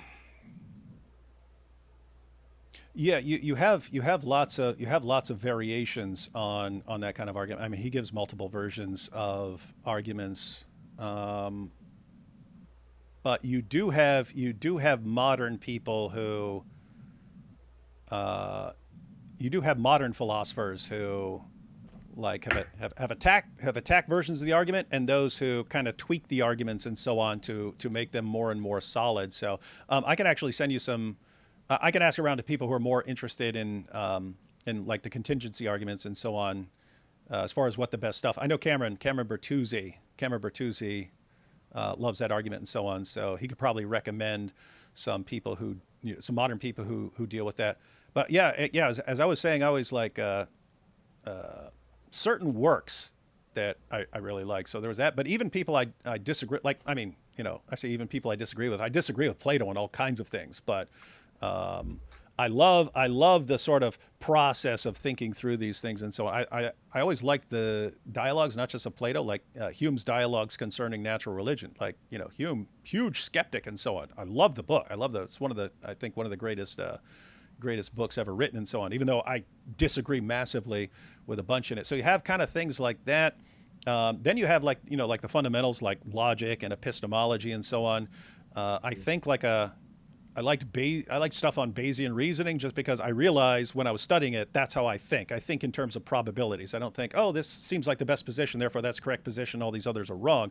I always think in terms of like, okay, I have a higher degree of confidence in this hypothesis than in that one. And so, I assign a higher probability to that one and a lower probability to this one and even lower probability to this one. But there's all this stuff I don't know. And so some new information could come along tomorrow that I didn't have access to before, and that might completely change the things. And now I might think that hypothesis is stronger and so on. So, but that's basically Bayesian reasoning. I always thought that way, and I didn't realize that that's what it was. And so, epistemology, how what's the difference between knowledge and mere belief, and how do you go from mere belief to actually knowing things and so on.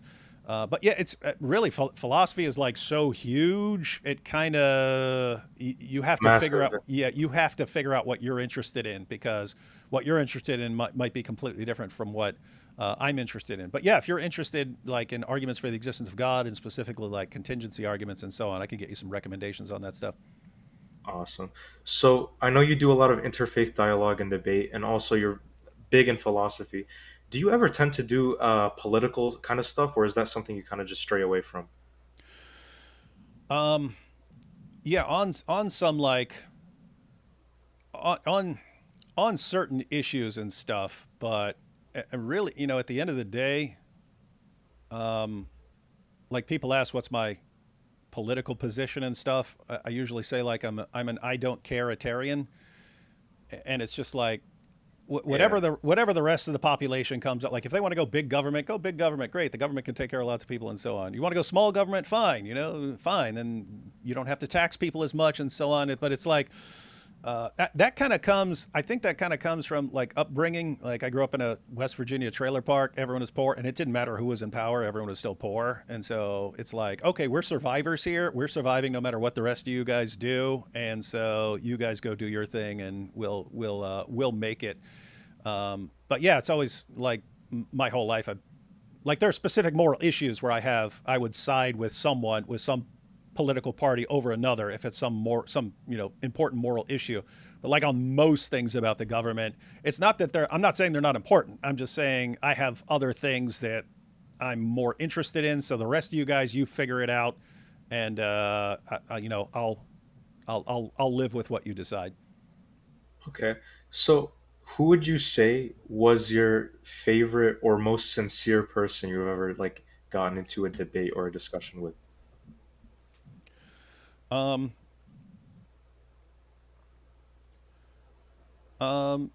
probably, yeah, several. I mean, Issa here. Issa's really. I've debated Issa. That's when we met. Issa's really cool and sincere, and he'll agree. He's like you. He'll go, hey, that's a good point, or that's a fair point, and so on. And that's normally what you're looking for. But yeah, there's occasionally been people like Issa who come along. Yeah, the thing with debate is like debate isn't like from what I understand, debate isn't always necessarily about disagreeing with the other person. It's also about trying to find common ground and things you kind of agree with and trying to change the other person's mind. So like I understand that debate like let's look at it like from a historical perspective. Let's say political debate like or the presidential debates. You can see that in like the 1960s the main thing they would do is the main word or the main saying was we're not disagreeing on each other about the goals of what we want, but the means of how we want to reach those goals. Mm-hmm. So that's like a huge thing in debate. It's not about, oh, I disagree with you. This means I disagree with you on every single point that I've ever made on you or anything. It's like there's some like common ground that people reach, and like whenever I see a sincere debate, it's always like one person or the other agreeing with the other person on some kind of point that they made. But yeah. Yeah, and that's something that as people get more polarized, they kind of lose that. Like if you go back like not too far, you had the left and the right and so on. You had progressives and you had conservatives. A healthy society will have a conservative force because you want to conserve what's good about your society and not change it, but also like a progressive force in the sense that you're not a perfect society. So if you can improve it, you should be taking steps to improve it. And but notice they're kind of working together, even if they're like arguing and flipping out and saying you guys are wrong and so on. They're both working towards a better society. One side is focused on conserving what works and what's good. The other side is focused on changing things that could be better. But eventually, if it's like you become mortal enemies and you're not after the same sort of goal, and you're mainly like attacking each other, uh, yeah, then that whole system, yeah, it just breaks down. But All right. ideally, debates should be, hey, at the end of the day, you're after the truth, I'm after the truth. You want to know the truth about God, I want to know the truth about God. If you're wrong, you want to know you're wrong, and if I'm wrong, I want to know I'm wrong. And so let's argue about this stuff, and maybe we move forward somehow. Yeah, that's a really nice way of looking at it. I remember you debated Alex O'Connor, like I think it was last year, not too long ago. Did you enjoy that debate, or how did you feel about debating him? I was looking forward to it, enjoying it, like opening statement, but uh, I I was I crashed like I'd never crashed like that in my life. I mean, like energy wise. In my life, I'd never had like an energy crash, and it was like halfway through his opening statement, I was just like, I can't pay attention, I can't focus, and so on. So we kept, I was jotting down notes and stuff, so I still replied and was trying to pull up. I was pulling up passages and so on. But by like by the time of the like sort of a discussion period and so on, I mean, he's asking me stuff, and I'm like, he just asked me a question. I can't even process what he asked, and so basically, my entire life has been tons of sleep deprivation, so it's just normal for me. So I normally deal with it. I was there. I was horribly tired, and I drank a bunch of energy drinks right beforehand, and then I go in there and then just like totally crashed, and afterwards. I was telling one of my sons, I was like, I've never had like just a horrible energy crash that bad in my life. And he said, and I said, "No, I drank a bunch of caffeine right beforehand." He goes, was it in like the energy drinks that have tons of sugar in them? And I go, yeah. And he goes, yeah, I always crash after those. And I was like, oh, yeah, I normally don't drink stuff with tons of sugar in it. I drink tons of caffeine, like coffee and stuff like that, but I don't drink sugary stuff. So I guess just getting old, my body has shifted to not reacting as well to sugar. But I mean, I'd had tons of sugar, before in my life, drinking lots of soda when I was younger and stuff like that. I'd never crash afterwards. But yeah, Yeah. I felt really, really bad as of like, again, halfway through his opening statement. Yeah. I've been asking a lot about you. You have anything you want to ask me? Like I'm open to any question you might have for me. Like, how old are you? I'm You're, 17. what the heck? What? I'm talking to a kid here, man. That's funny. Hey, hey, Hey, hey, come on, hey, come on. no, hey, actually, that's cool because I was like, why is he asking about like philosophy and stuff like? Now it makes sense. You're 17. You got like your whole future ahead of you, and you're figuring out what you're most interested in and stuff like that. Okay, that makes sense. Awesome. I wouldn't consider myself a kid, man. I feel like I'm a lot more mature than people that are my age. I just mean like I'm almost 50, so like Yeah. 17. I mean, keep in mind, like well, I guess that's old enough. Like again, I I was I I was guess locked I was locked up when you were a year from now is when I was fighting every day of my life just to survive in jail. yeah. I was born in 2008. I bet that makes you Oh feel a my little bit goodness, older than me. that makes me feel really, really, really old. I was just kidding about the having to fight every day. Jail and prison's pretty laid back, but don't go there. No, I don't really plan on going to jail or prison. Like me, like philosophy for me is just it's kind of a second interest for me. Like me personally, what I want to do with my life is a lot more just is a lot more than philosophy. Like I do want to get into the medical field, but for me, philosophy is just one of those things that I do really find very interesting. And like honestly, there's so many different, like it's like I consider philosophy so subjective, but it's like objective at the same time. Like there are certain points of view that you can look at and it's like, okay, well, I can understand his position on it, but why does my position also make sense at the same time? It's like it's something that really like is a very interesting thing to look at, and it really is like something that honestly kind of benefits the more that you look into it, because it just boosts you in knowledge and just understanding as well. It's not just a oh, look at this, these people are just talking to each other and they're asking why to a bunch of questions. No, it's like there's more to it than that. There's so much more to it than that. It's like I consider it something that's really interesting, and like I've always wanted to learn a little bit more about philosophy myself. But it's just an interest that's on the side. Like I don't really see myself becoming a full-time cleric or a polemic or something like that. But no, it's an interesting thing. No, and you're right. The way I thought of it, and one of the things that interested me about it is like it's like foundational. It's like foundational to everything else. I mean, everything else you do, you're using logic, no matter what you do, and Yeah, you're using you're used epistemology, and so it's 100%.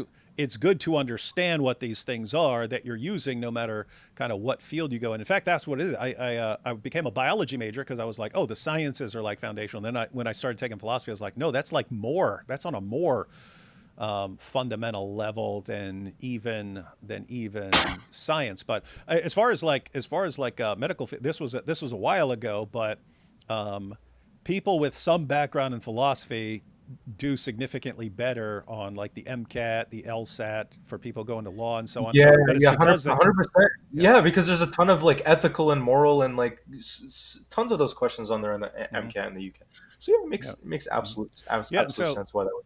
yeah, so you might want to do like whatever it is and do pre-med, but like a minor or something like that in philosophy and focus on the classes that are most interesting to you. Yeah, I do take anthropology and I do take sociology and psychology at the moment. I did want to take philosophy for my because like I look I am 17 years old, but I did skip a grade. Mm, But the the the reason why I didn't really choose philosophy is because it's such a subjective class. Like you can submit one answer to your teacher, and it's like, will the teacher agree with me, or will the teacher use their own personal bias to grade me? So it's like one of those things, especially when it comes to this, like, oh, I'm gonna be going to medical school. It's like, well, if I want to go to medical school, I can't really be going in any classes. It's like, oh, the answer that I submit is entirely dependent on what the teacher personally thinks, right? Because it's like medical school, they need all these requirements. They want you to have these specific grades, and they want you to have these classes that you want to take.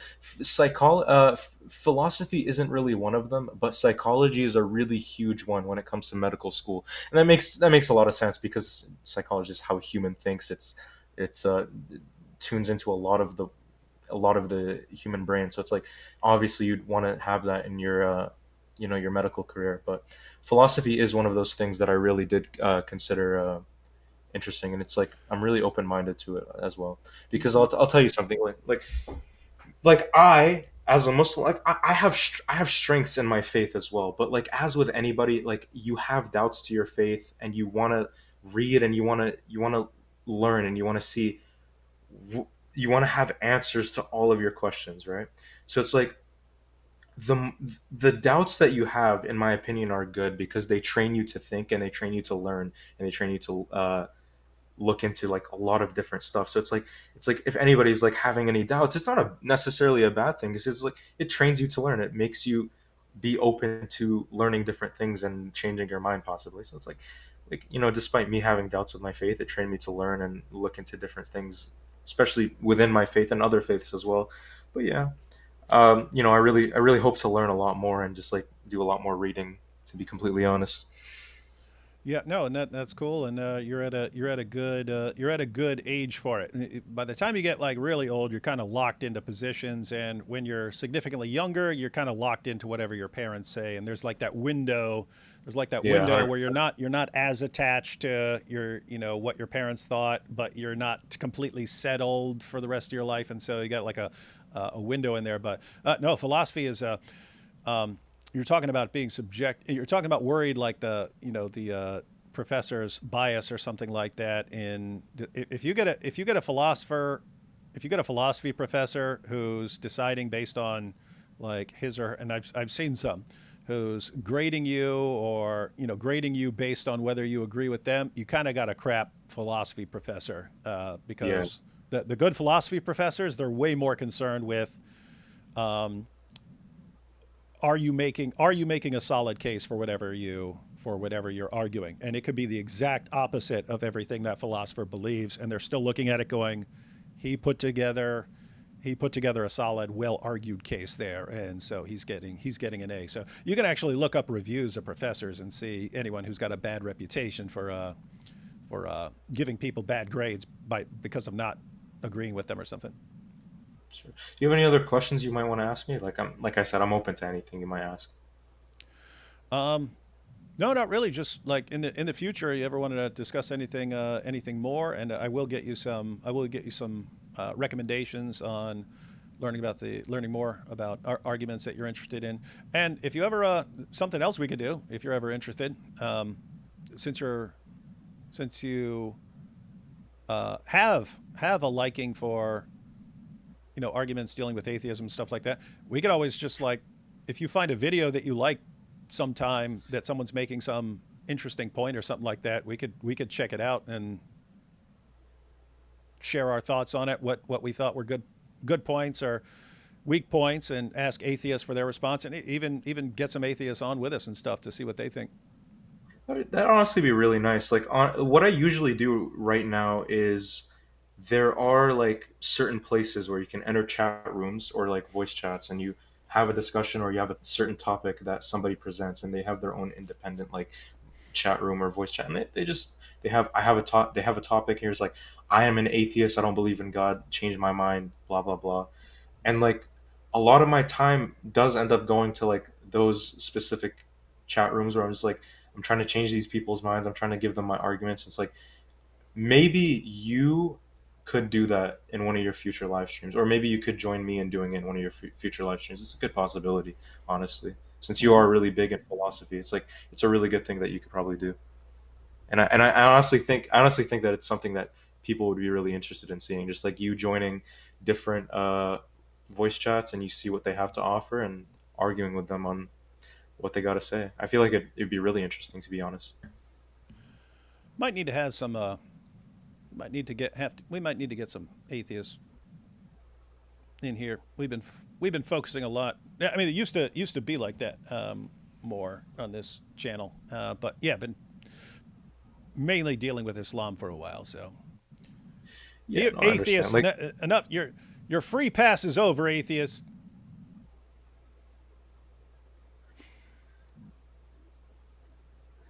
you what is it? Yeah, you do a lot of uh like videos on and live streams on Islam. Like, I noticed that it's a really huge theme of your channel.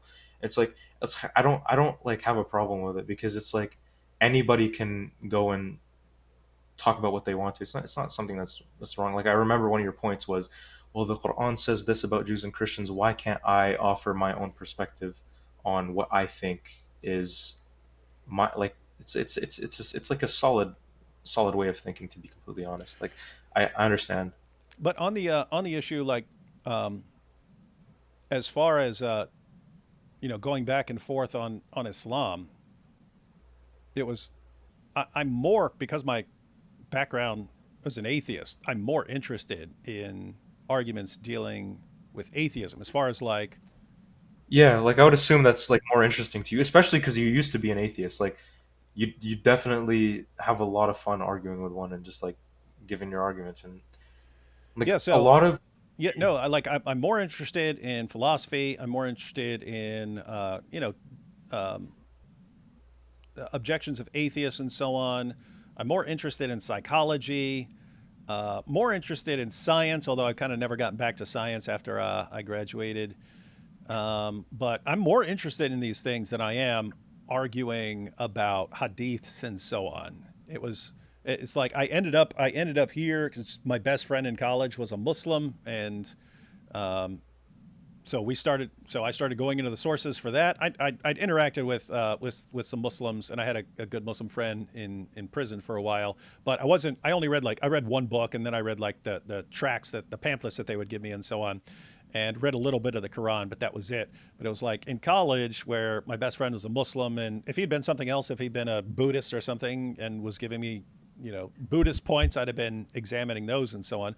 But it was mainly just he's giving me arguments for Islam, and I'm going and looking them up and so on. But that was the reason I was studying Islam. It was just my friend is telling me that Islam's true, and I'm disagreeing with him, and we're going back and forth and so on for years. Like after he left Islam and became a Christian, I actually thought, oh, cool, I'm done with Islam, because the only reason I was studying Islam is because my friend was a Muslim, and then he wasn't a Muslim anymore. And it was like a month later. It was like a month later he got his first death threat. It was attached to his car, and then it became like, well, he's getting threatened right now because, after years of discussions, he agreed that I'm right on this, and so like I played a role in him being threatened with death right now, and so I can't just like be done with that when. Now he's being threatened for being an ex-Muslim and so on. So first I was just kind of like, okay, well, if you're going to come after him, you're going to be coming after both of us, that sort of thing. And then later on, still after that, I concluded, a little after that, it was, maybe I need to focus on dealing with Islam, because almost all Christian apologists deal with atheism. And back then, at least, almost no one was dealing with Islam. So maybe it's just, if you've got almost a quarter of the world's population who believe in Islam, and most Christian apologists don't want anything to do with it, like, okay, maybe I need to do this because someone needs to do it. And then a little after that, it was watching Nabil, and it was like, Muslims make really cool Christians. Like he was ready to stand to the death. And it was like lots of people who convert to Christianity just don't go that hard that quickly. And it took me a while to figure out, like, why does this guy make such an awesome Christian? I realized it after a while. It's because Islam puts these psychological barriers on leaving Islam. Most Muslims know that, like, it's really going to mess up their family if they leave Islam. So that's a huge pressure. Like, okay, if I reject this and I go believe this, then my family might say they never want to talk to me again, or they might still want to get along, but the relationship is going to be strained, and they're going to be trying to convert me back and so on. So, but they understand, like, okay, this really, really messes up my family. And Nabil was saying, like, after he became a Christian, he said it was the first time he saw his dad cry, and Nabil loved it. He loved his dad, but he said his dad said to him when he became a Christian, he said, I feel like my spine has been ripped out. It's like Nabil did not want to hurt his dad. Like, he didn't want to hurt his dad like that, but he did. And so it's like, but that's in people's mind. If you love your family, you don't want to like hurt your family like that. So there's that. There's the possibility of the death penalty doesn't get carried out, in the West generally. In the West, yeah. But there is, you always have to wonder, like, Muhammad did say, if anyone leaves his Islamic religion, kill him. What if anyone decides to do this to me ever? And then on top of all that, you have that the worst possible sin in Islam is shirk. So saying Jesus is Lord is the worst possible sin. And so you've been told all your life that this will get you sent to hell. And so looking at all that, like all this psychological pressure, but the flip side is that when a Muslim says, I've been told all my life that this will get me sent to hell, and it may cost me my entire family, and it may get my head chopped off, but you know what? I want to know Jesus anyway. That's just someone who will lay down his life.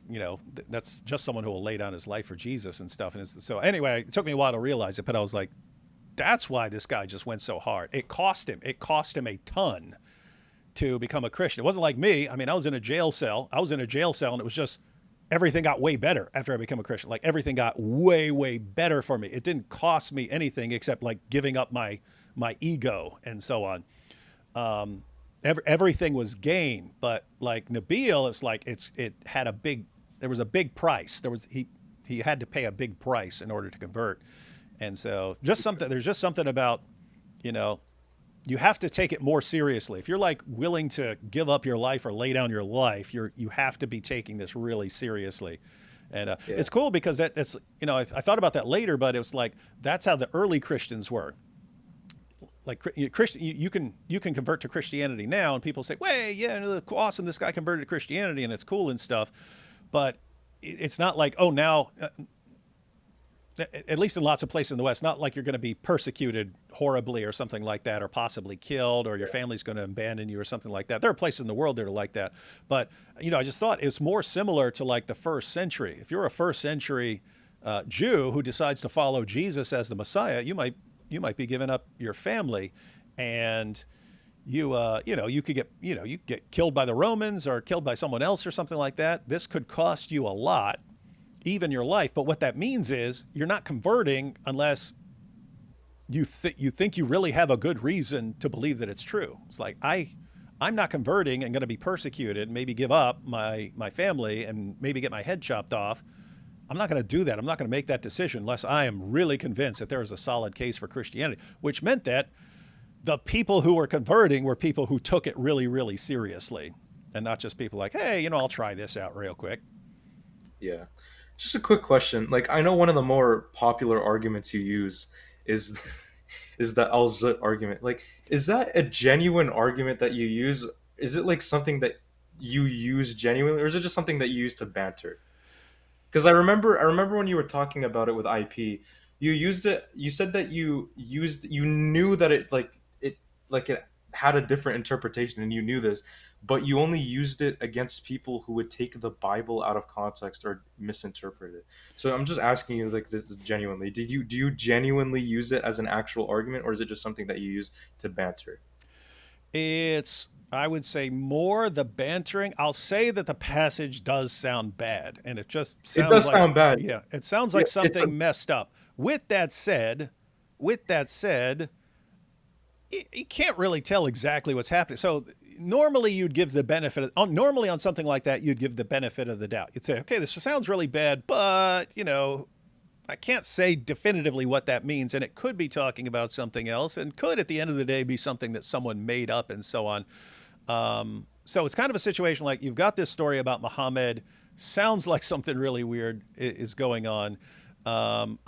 The responses, when we actually look at them, like, oh, this word means crowding around. We go to the lexicons, Yeah. like, no, that response doesn't work. So I look at the responses, and the responses seem weak, and so you're kind of just left with a story that sounds weird. But at the end of the day, it's a situation where I told the Dawa guys for a couple years to just stop making like terrible arguments that seem like they're just, it seems like lying. Like when they say Rebecca was 3 when Isaac had sex with her, it's like, no. And then when they all make up something about a passage at the end of Genesis 22, and they just flat out make up and says, see, that means Rebecca was born at the same time as it, and it doesn't say anything about that. And it's like, you can't seriously read the passage like that. But it was things like that, and then saying, oh, according to the Catholic Encyclopedia, Mary was 12, and it's like, that's not what the Catholic Encyclopedia said. And it's like, there are certain issues where it really looks like they're just lying, and it doesn't mean they're all like deliberately lying. Like, one person can make up a lie, and everyone else can just kind of run with the lie, and they may think it's true, even though it's a lie. But when you repeatedly call them on it, it's like, look at what the passage actually says. It does not say that. And they don't care. It was kind of a situation where I just told them, I said, look, if you guys keep just lying about these passages, I'm not going to encourage people to lie in response. I'm not going to tell people to lie. But I will say, you've got all these messed up passages in your sources, and our inclination is to give the benefit of the doubt. Like, okay, it sounds like this, but it could mean that, so I'm not going to condemn that for that because it could mean this other thing.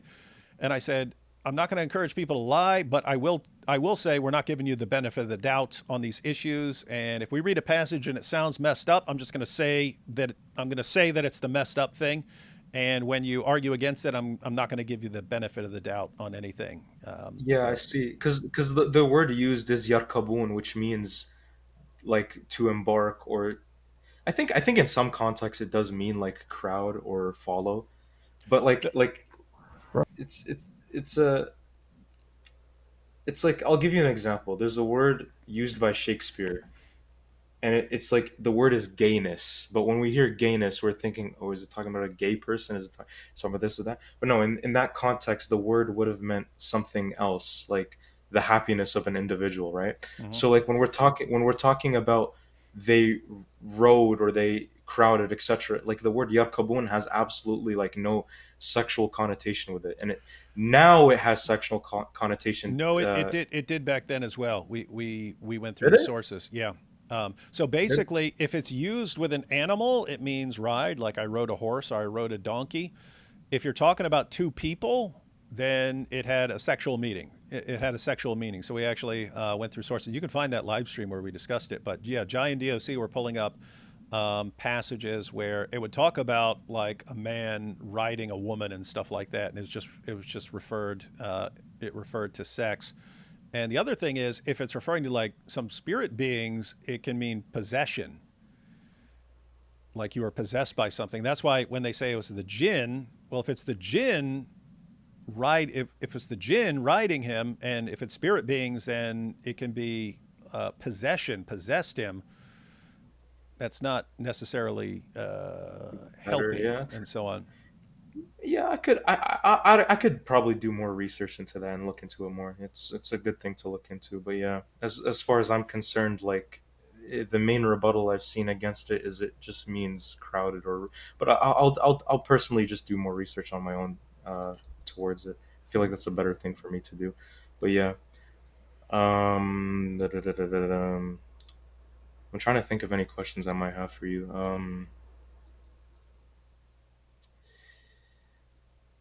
Uh, what was it that you went to prison for, if you don't mind me asking?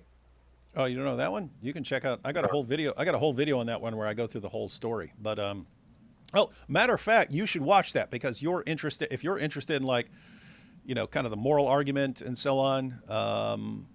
I and for all you atheists watch, I know you guys don't think like this the issue is I wasn't just an atheist. I was an atheist with antisocial personality disorder.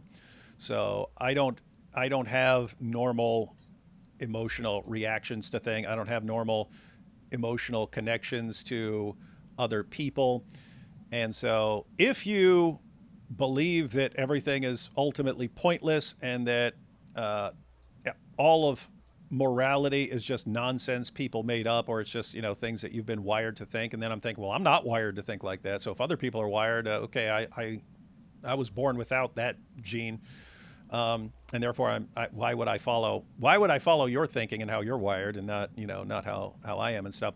But no, I start when I was 5 years old in that video. And yeah, I start from then, and then I basically kind of give my life story. But no, I tried to kill my dad with a hammer when I was 18. And that at first they put me in a mental hospital, and then they diagnosed me with antisocial personality disorder. So that's what psychopaths have. So psychopath is a kind of popular term for people with antisocial personality disorder. But you don't No, keep people. I believe sociopaths are diagnosed with Both of those, antisocial. yeah, both of those. Some people use them interchangeably, like Jordan Peterson used them interchangeably. So lots of people use them interchangeably. For those who make a distinction, it's basically how it manifests.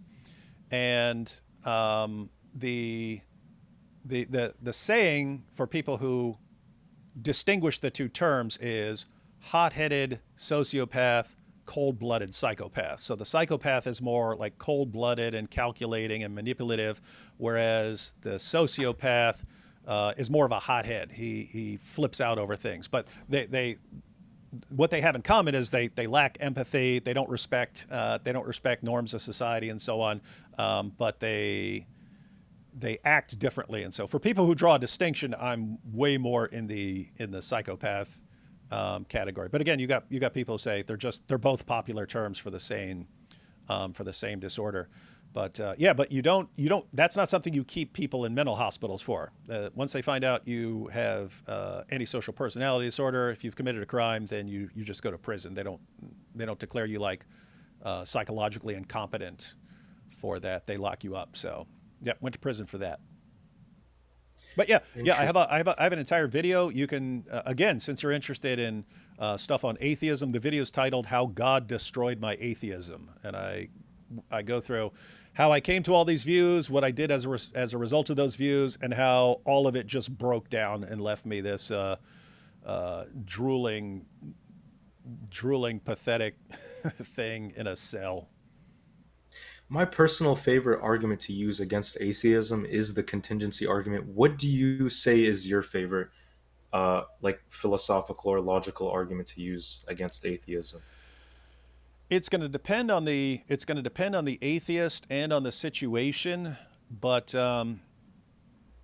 Let's just say there. if Yeah. I'm just saying, Let's.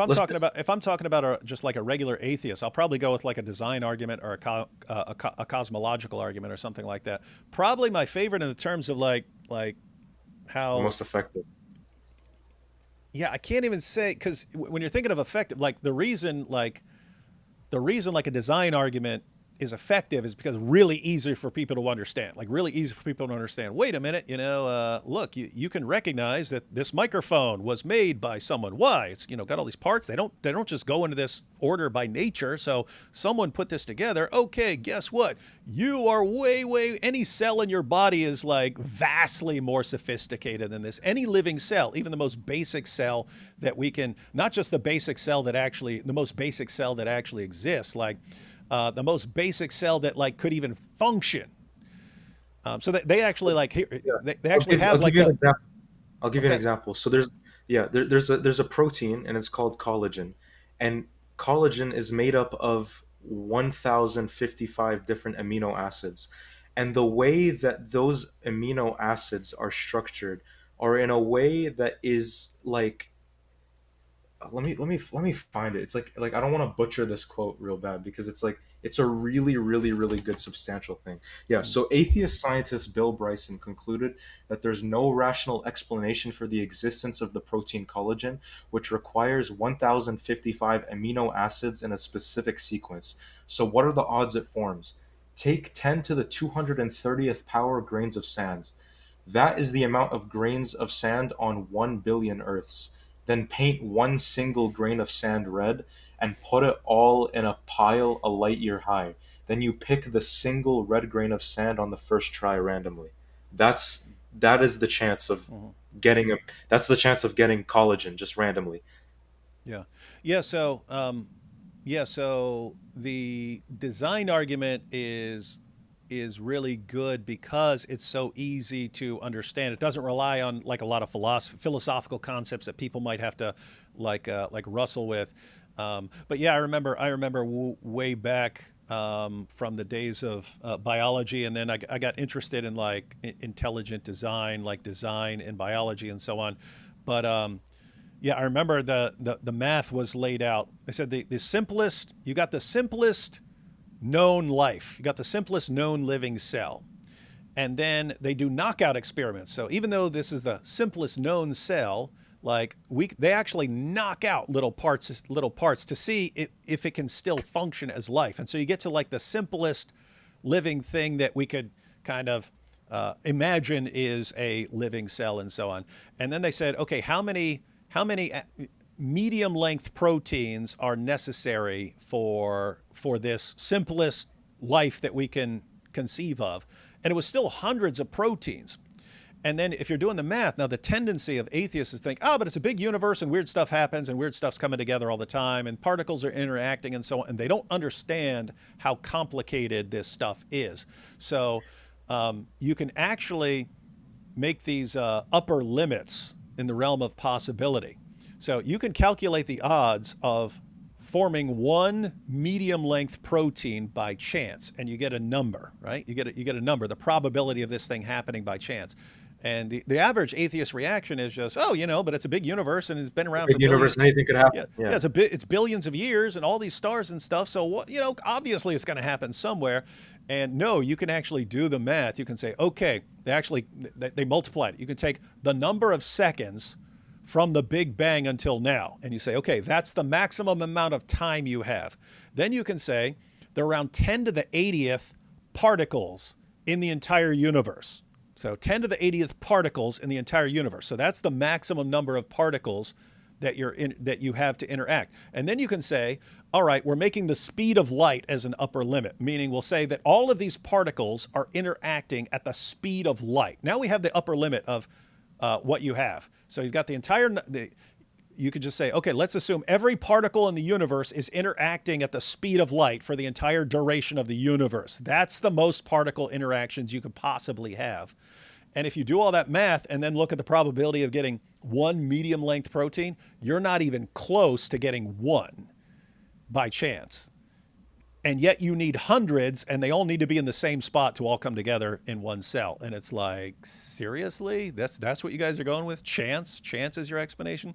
So anyway, yeah, you can get really, really deep into like arguments like that. I have to say, like, if I had to, an argument that I think is massively underrated and way more powerful than people realize, but it takes a little bit to get your mind around, but you might be interested in it. It's in a philosophical direction, but it existed before Alvin Plantinga, but Plantinga popularized it, and he calls it the evolutionary argument against naturalism. The evolutionary argument against naturalism. And the argument is along the lines of if assume the evolutionary story of how we got here and how we got our cognitive faculties is true. So our cognitive faculties, that's reason, memory, all this stuff, that's going on in our brains, all the things in our brains that we use to form beliefs and so on. Says if the atheistic evolutionary picture is correct, we got our cognitive faculties not to get us to the truth. Evolution doesn't. Natural selection doesn't. It's not conscious. Yeah, it doesn't. Conscious, yeah. It doesn't decide based on. It's not designed to get you to the truth about things. Natural selection favors traits that help organisms survive and reproduce. That's what it does. In other words, if something helps an organism survive and reproduce better than the other organisms around it, then that organism has a selection advantage, and so on.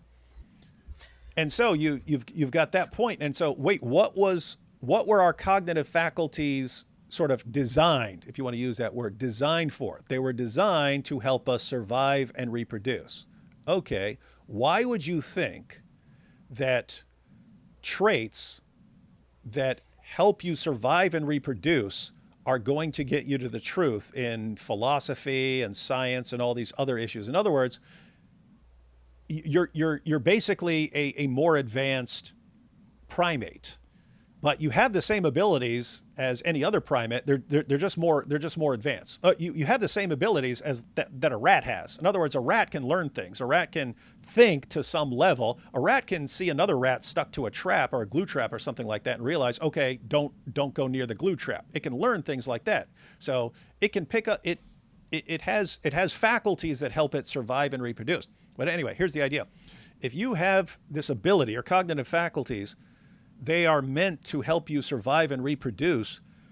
That doesn't give you what you need to trust those cognitive faculties to get you to the truth about important things. It might get you to the truth about, basic things for survival, but that's the point. It was made to help you survive and reproduce. Your cognitive faculties are meant to help you figure out how to make a weapon against an enemy, how to find a mate, how to find food, things like that. That's what they're made for. Why would you trust something like that? That again, those are the same abilities that a rat has. Why would you trust those abilities on something like naturalism? So naturalism is a claim that the natural world is all that exists. It's called the evolutionary argument against naturalism, because if you take the story, if you, a naturalist, the natural world is all that exists, there's no God or anything else, it's just the natural world. If you, as a naturalist, take the only story that's available to you as a naturalist about how you got your thinking ability, your reasoning ability, and all that, if you take it seriously in light of your belief in naturalism, then you can't trust your cognitive faculties to conclude that naturalism is true. You can't trust it. It wasn't made for that sort of thing. What business do you think that an ability whose purpose is to help you find food or a mate can tell you about all of reality? You'd never conclude that. At the most, you just be agnostic. My mental abilities were not made to get me to the truth about all of reality or science or philosophy or any of this stuff. It was made to find food and a mate. So I'm kind of limited to just focusing on the immediate world around me, and that's the only sense in which my cognitive faculties are going to be reliable. So if you're a naturalist, and you have a firm belief that ultimately undermine the reliability of your own cognitive faculties, and therefore you cannot take your own belief in naturalism seriously. So anyway, It's yeah. really interesting. Wow. What if you're talking to somebody like an empiricist? Because I've talked to a lot of empiricists about it. Like it's really hard to get a really good conversation with them. What's your go-to with them? What do you mean? Just someone who wants to see the evidence? Yeah, exactly. Start giving them evidence. Yeah. Again, empiricism fails as well because, like I mentioned, there like again, you cannot empirically prove that empirical evidence is sufficient to prove something. Again, that's another thing, right? So it's like empiricism fails on that basis as well. So it's like it's just it's not something that just makes any sense realistically, because it's like if you ask an empiricist, how can you prove, or can you give me empirical evidence is sufficient enough to prove something? It's like they can't, because it's there is no empirical evidence. It's just something that you can observe, right? So it's just one of those things that I Yeah, say. that's a problem with a lot of the positions that say this is the only way to know things, and then they fail their own requirement. Hmm. Oof. You have any other questions for me? No, I'm pretty fried now. Yeah, I think I'm empty. Yeah, I'm about to go to sleep. I'm gonna read the rest of the super chats and then go to sleep. But maybe this is just before I go because I'm about to go and eat dinner. But maybe I can send you an email, or maybe I can DM you on Twitter. I don't know if you have your DMs open. I'm not really sure, but maybe it's a possibility that you and I could get on a live stream and we could debate atheists just one on one and see where we can go with that. Well, With if it's that. both of us, then it wouldn't be one on one. Oh yeah, well, one at a time, I guess I could say. Oh yeah, or we can have a couple of atheists and then us or something like that. Yeah, we'll figure it out. Yeah, that would be sick. Yeah, I'll go ahead and follow you on X, and that way I know you can DM me if I follow you on X. So All right, sick. Well, I'm probably gonna head out now, but it was a really good pleasure talking to you. You're very sincere, and I think we had some pretty good faith no, discussion here. no, it was super cool. And I mean, think everyone. This started with this: admitting to being a pedophile predator to own Muslims is mind blowing. And then here we are live streaming for 4 hours, getting along. Yeah. So I guess it doesn't really. I guess all we needed was a conversation to heat things down, huh? Hmm. But yeah, I actually really look forward to that possible live stream that we could probably do together. It'd probably be very interesting. And I Hmm. think your viewers would probably find it very interesting as well. But yeah, you Yep. can go ahead and follow me on X, and we could probably get something you know prepared in the future, Yep. hopefully, Sounds God good. willing. All right, well, yeah, it's been a pleasure, man. We can probably talk another time, but I'll see you. Yep. Catch you later, man. All right, catch you later. See ya. Bye bye.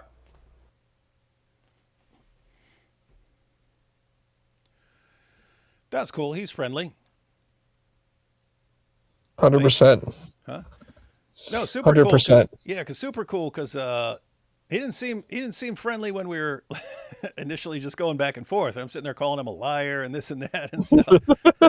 and then we talk and yeah, hey, let's get together again and have a discussion with some atheists and so on. Yeah, pretty cool. Pretty But cool. there was something that I thought was interesting that rose is that it's the same thing about like the problems of the Bible, and I'm like, I think it's strange because like a lot of what I've seen a lot of Muslims do is they target Christians and try to bring up these Hebrew scriptures, and I'm like, modern rabbinic Jews from the Pharisaic perspective and Christians don't carry these perspectives. So I'm like, why are you using this as like weaponry where you're like, Christians believe in the second covenant, right?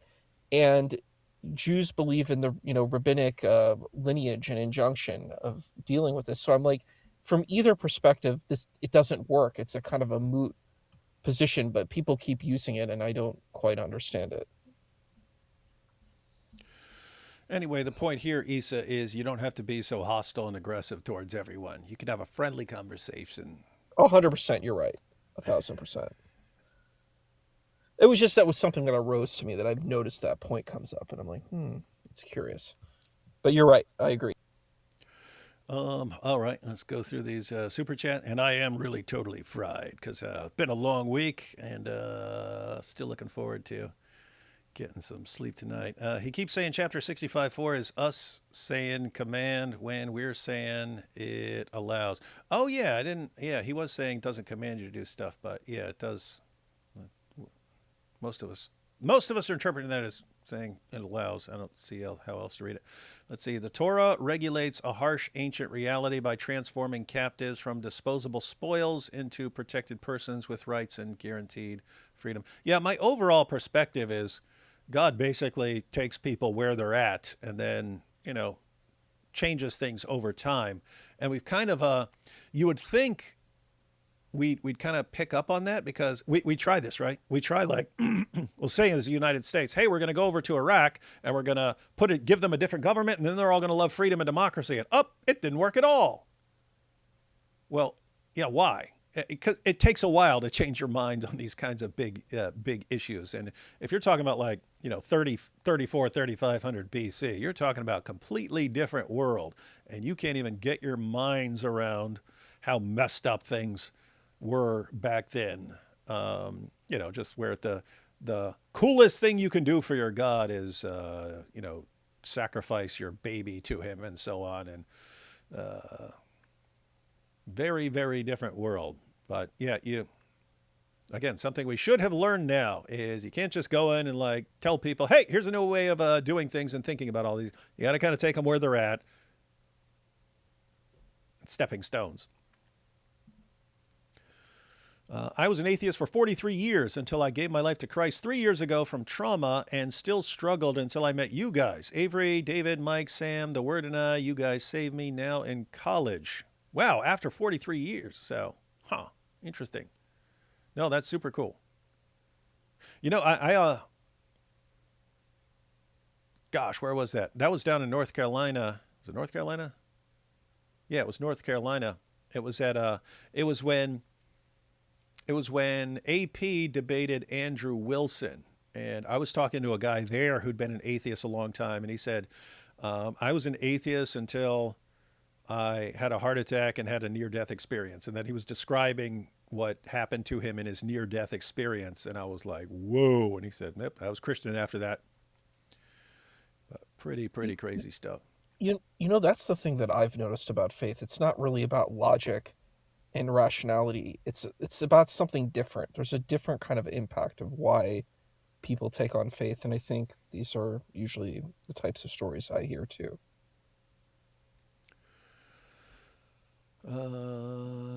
Suggestion for beginners Quran and accompanying docs. What do you mean beginners Quran? The Quran is the Quran, man. I mean, you have to pick which version you want and stuff like that. But I guess are you asking how to get started if you want to start studying Islam? I would not start by just trying to read through the Quran. And I say that just after years of experience of seeing people say, okay, I want to get into apologetics and stuff, so I'm going to read the Quran. And then they give up halfway through Surah 2 and then they never get back to it. So yeah, I suggest picking a topic that you're interested in. So if you're a Christian, you might be interested in what the Quran says about Jesus. And so, pick a topic that you're interested in and look up all the Quran passages that deal with that topic until you understand that topic. And the same thing with the Hadith and other Muslim sources. Or if you're interested in polemics, criticizing it, then pick a topic you're interested in criticizing Islam and look that up and look up the passages on that. But yeah, that's how I'd go. But don't let Issa hear you say that, or he'll be like, no, you must never criticize Islam. Let's see. Why is Numbers 31:18 assumed sexual when context suggests innocence spared, yet Surah 4:24 explicitly permits relations with captives without the same objection? yeah, we could have pointed out a lot about captives in Islam and so on. But yeah, the main issue there in Numbers was it doesn't say anything about sex. You can interpret keep for yourselves. There have been commentators who interpret that as like servants and so on. I have no problem with thinking that, these girls would have eventually been incorporated into the population and would have been married and so on. But yeah, my only issue there was I saw nothing that indicated, pouncing on little kids or something like that. That sounded weird.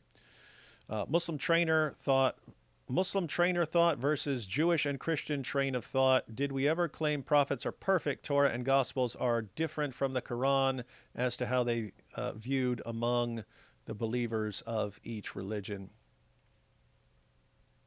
No, that's true. Yeah, we believe. And again, I pointed out that there have been interpreters who just thought Moses went farther than what God said there because he was mad. Why are you reading Numbers 31:17 in the lens of Surah 4:24 and bringing them into the Mosaic covenant with Israel? Isn't chattel or sex slavery? That's my normal point. Is if you're reading things, I didn't want to bring it up to him because I don't think he is thinking in terms of pouncing on. In other words, I point out to Muslims normally when they bring this up and they say, you see, he's saying have sex with these little kids. And it's like, quit thinking of it like a Muslim where you conquer someone and then you take them all back and start, banging them and so on. That's not what this passage is talking about.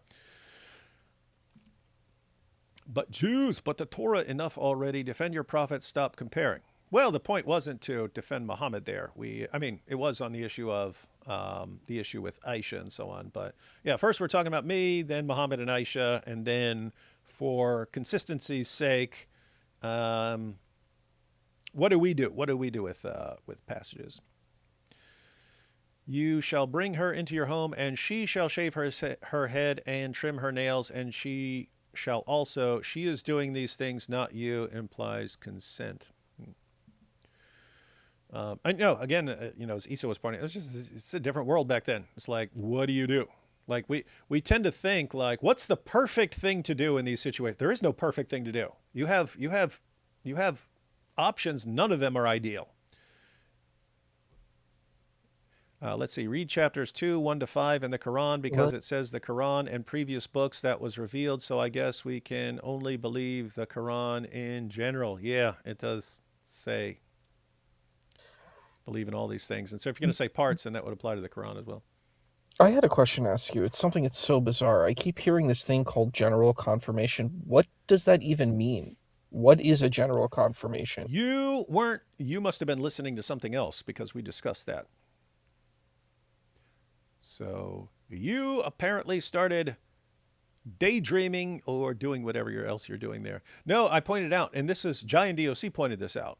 They actually went through the commentaries and so on.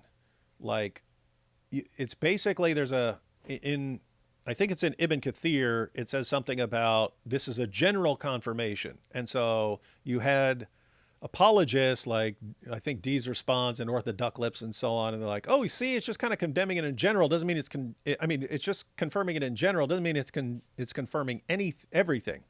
And they pointed out what the general confirmation actually means. The general confirmation was to be distinguished from a detailed knowledge, and it's not confirmation; it's general belief and detailed belief. And what they're pointing out is you can believe in something without having any sort of detailed understanding of what it is, but then you can have the detailed belief where you know all the details and understand them and can explain them. And so the way it's used is like, if you're a Muslim, but you don't know the Quran, then you're asked, what do you believe in the Quran? Yeah, I believe in it in general. I don't know the details, but I believe in it in general. It doesn't mean you're just believing in certain parts of it or something like that. It's you believe in all of it, but you don't know the details. And so that's supposed to be the Muslim position about the Torah and the Gospel. We believe in it in general. We believe in it in general. But that's not to mean you just believe in parts of it. It's I don't even know what's in there, but I believe in it anyway. I believe in all the books. It's a general belief in all the books. So I'm sorry. Yeah, I did hear that in the conversation. What I meant was kind of like what these people are saying, because it's like they're like, well, it's corrupted, but I generally believe in it. And I'm like, what does that mean? It's like this contradictory statement. I don't understand it. It's like you generally believe all of this stuff is true, but there's a lot of stuff that you actually don't believe is true. yeah, So how does it work? no, I don't even It know. doesn't Yeah, I don't even know reconcile. what they're. Yeah, they need to stop using the word general because That's what I it's was not feeling. not That's clear. exactly the point. Just popped in to say hi. I hope everyone is well. Yep, everyone well here. Started with a brutal online back and forth just a few days ago and ended up with everyone being cool and being friends. Get wrecked, son. Clearly, this is a curse of misfortune aimed at one's male descendants. What? Get wrecked, son. What's that about? Let's see. Hey, David, I am not home to watch right now, but I wanted to tell you Satoshi Mori, the main animator for One Punch Man, died. Huh. Wait a minute. Do you mean for the comics or for the show?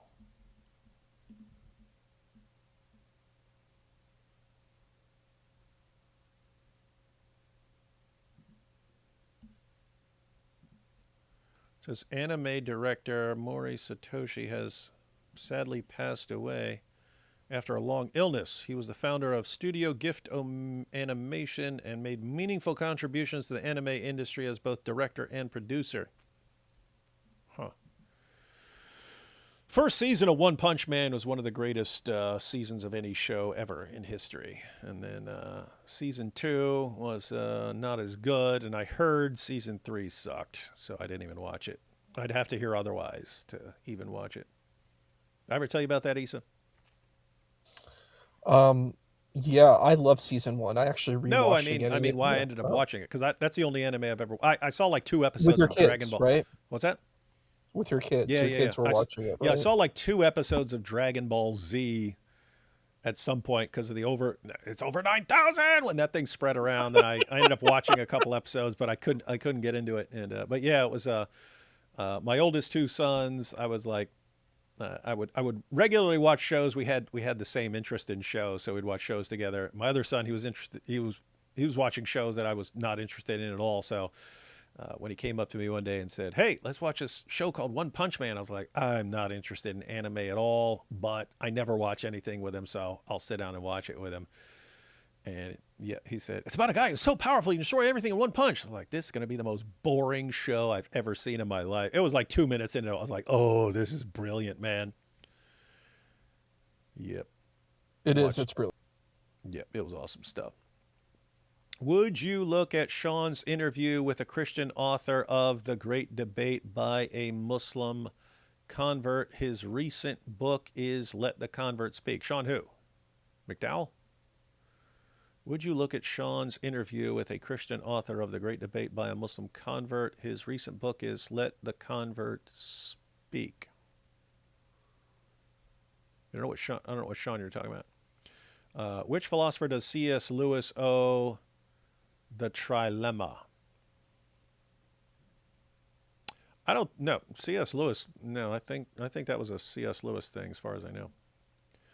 Oh, it's Issa. Was wondering which powerful Dawa guy David was going to bring on, but Issa's very powerful too. And David has become this young man's Mr. Miyagi. That's funny.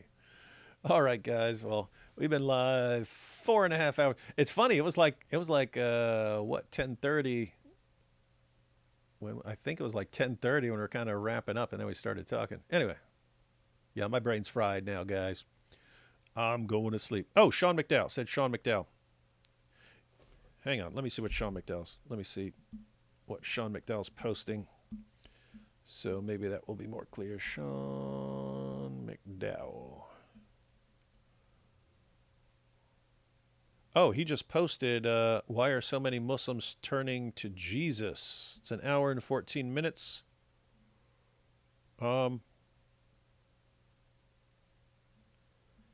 that what you guys are talking about?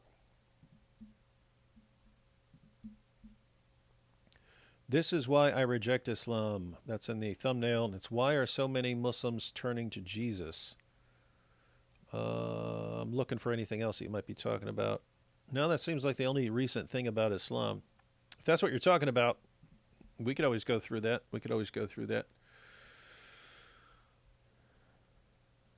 And then we have rest in peace, Khomeini. My condolences to AP. Yeah, AP is going to be really broken up over things. All right, guys.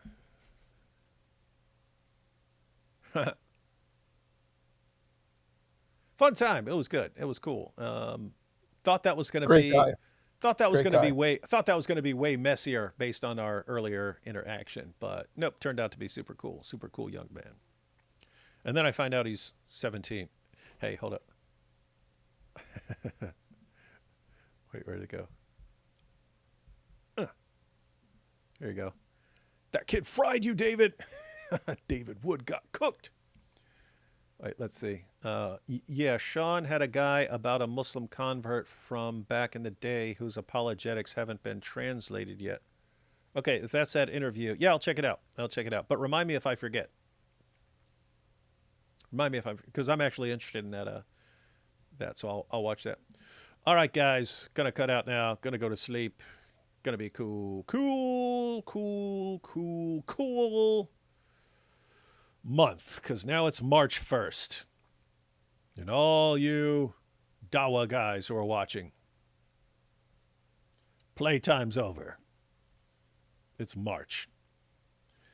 You thought me and Aisha cooked your whole religion the other day when we debated? You ain't seen nothing yet, buddies. All right, catch y'all next time. We'll see what's happening. Any final thoughts, Aisha? Oh, I was going to say that I thought we had an amazing debate. I think Junior's debating God logic tonight, or he debated him last night, I guess. And I think it was awesome. I think we had a great time. Just amazing, this particular arguments that we heard. Yeah, I think it was. I'm so glad and honored that I had you as a partner, and I think we did an excellent job. So thank you. Yeah, it was funny. I saw I saw one of the comments that said, describing the debate, said, so a psychopath, a narcissist, and two introverts walk into a bar.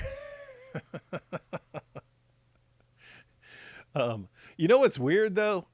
I'm not even sure why, but I like Junior. Like, there are lots of Dawa guys. I'm like, evil, repulsive scum. Don't ever want to be around these guys at all, except for debate. I don't even know what it is, but I mean, keep in mind, Junior's like trying to yell over me the entire time and stuff like this, and saying really, really terrible points and so on. But I don't know, something I like about the dude. He doesn't believe in child marriage. He actually doesn't believe in any of that stuff. Like, if you see his debates with like IP, he's like, no, I don't believe this stuff is real or accurate or good. So he actually doesn't take the position of all of that. That's probably why, because he's a decent person. He's tough and he can be aggressive, but he is a decent person in comparison to, other people who believe in really evil, horrendous things, like you said. This is cool. So Reese's video said, Logic's debate with Junior just ended with a woman coming to Christ, so it's a great day. Yeah, was that from Islam? If so, I bet Issa's pretty steaming over that one. Ha! Lost another one there, Issa. Ha! Yeah. Better get used to it, buddy. Yeah, my dear Blake went too. There was another comment I wanted to see, and then I lost it. And now my brain is so fried, I don't even remember what the comment was that I was looking for and I wanted to post. Just let me see. That was about Junior again. And then it disappeared. Oh, here we go. It concluded in a bit, Junior got genuinely crushed by God logic. It was embarrassing. Oh, yeah. As far as all around right now, God logic's the man, guys. God logic's the man. There are other people who might know some particular topic better or have been doing it longer or something like that, but just in terms of God logic's a total package, man. He's not angry. He's smiling. I mean, he is smiling and happy and laser focused on just dismantling your entire case and stuff like that. And he's crushing it, man. It is awesome. Awesome. He could be awesome. a lawyer. He would have been a really good lawyer, I think. What's crazy to me is just he's new, man. He's only been doing this a couple years, and he's already like legend status. And it's just you've got all these people who are watching his live streams and learning. And so you've got people who haven't kind of been unleashed, but they're sitting around watching God logic every time he's live, and they're learning how to respond to all this stuff. What happens when those people go out after they spent a couple years learning? That's what's cool. It's he does the live call-ins, so it's actual Muslims calling in constantly and bringing up their objections and so on. So the people are watching are hearing everything they're ever going to hear a Muslim raise, and they're hearing Avery respond, and they're learning all the responses. And man, awesome stuff. And you have, is Issa short for something? Like, Issa me, Mario. That's cute. Hey, don't let Junior hear. Hey, don't let Junior hear you say that. Remember when you said JC and he flipped out? Yeah, I imagine said the big JC too. Yeah. I said the big JC. Hey, Cosine. Hey, Cosine. Cosine. Don't let Junior hear you say that, man. He'd be like, what? How dare you do that with Issa? Do you know what's funny though with God logic is that I've listened to his arguments, like I've saw a couple of his videos, and I was like, wow, it's people say the same argument over and over again, like they don't, and they like are watching it, and then they repeat the same argument, and I'm like, but you already heard the argument dismantled, but you said it again. It's like it blows my mind. It's like your brain is like, it's like 3 gears, and it's just like I'm gonna go to the same gear, and I'm like, they're like, well, the Bible's corrupted. And then you're like, well, they confirm it. And it's like, it's so weird. I don't get it. And Uninspiring Philosophy said, David, why do you have Junior blocked on X? I don't anymore. I unblocked him. He asked me to unblock him, and I unblocked him. And then you have Avery is just so joyful. I know. Matter of fact, I've mentioned this before, but yeah, we were doing some recording, and it was in between sessions, and Avery just went live on TikTok. He went live on TikTok, and he's talking to a Muslim, and then I went over there and stuck my head in there, and the Muslim started going, I don't want to talk to you. I don't want to talk to you. I don't like you. I don't like you. I don't like you. Put Avery back on. Put Avery back on. And I said, dude, just because the fact that he is smiling and happy the entire time and you like him, that makes him more dangerous than I am. Don't you? How do you not realize this, right? Like, you know exactly what you're getting with me, right?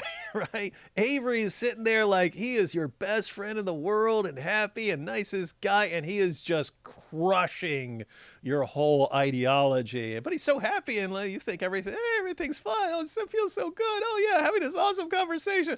Wait a minute, he just destroyed my entire religion. What just happened? What? So yeah, super cool. Super cool. All right, guys. Taking off, going to sleep. Possibly catch you all tomorrow. We'll see what happens.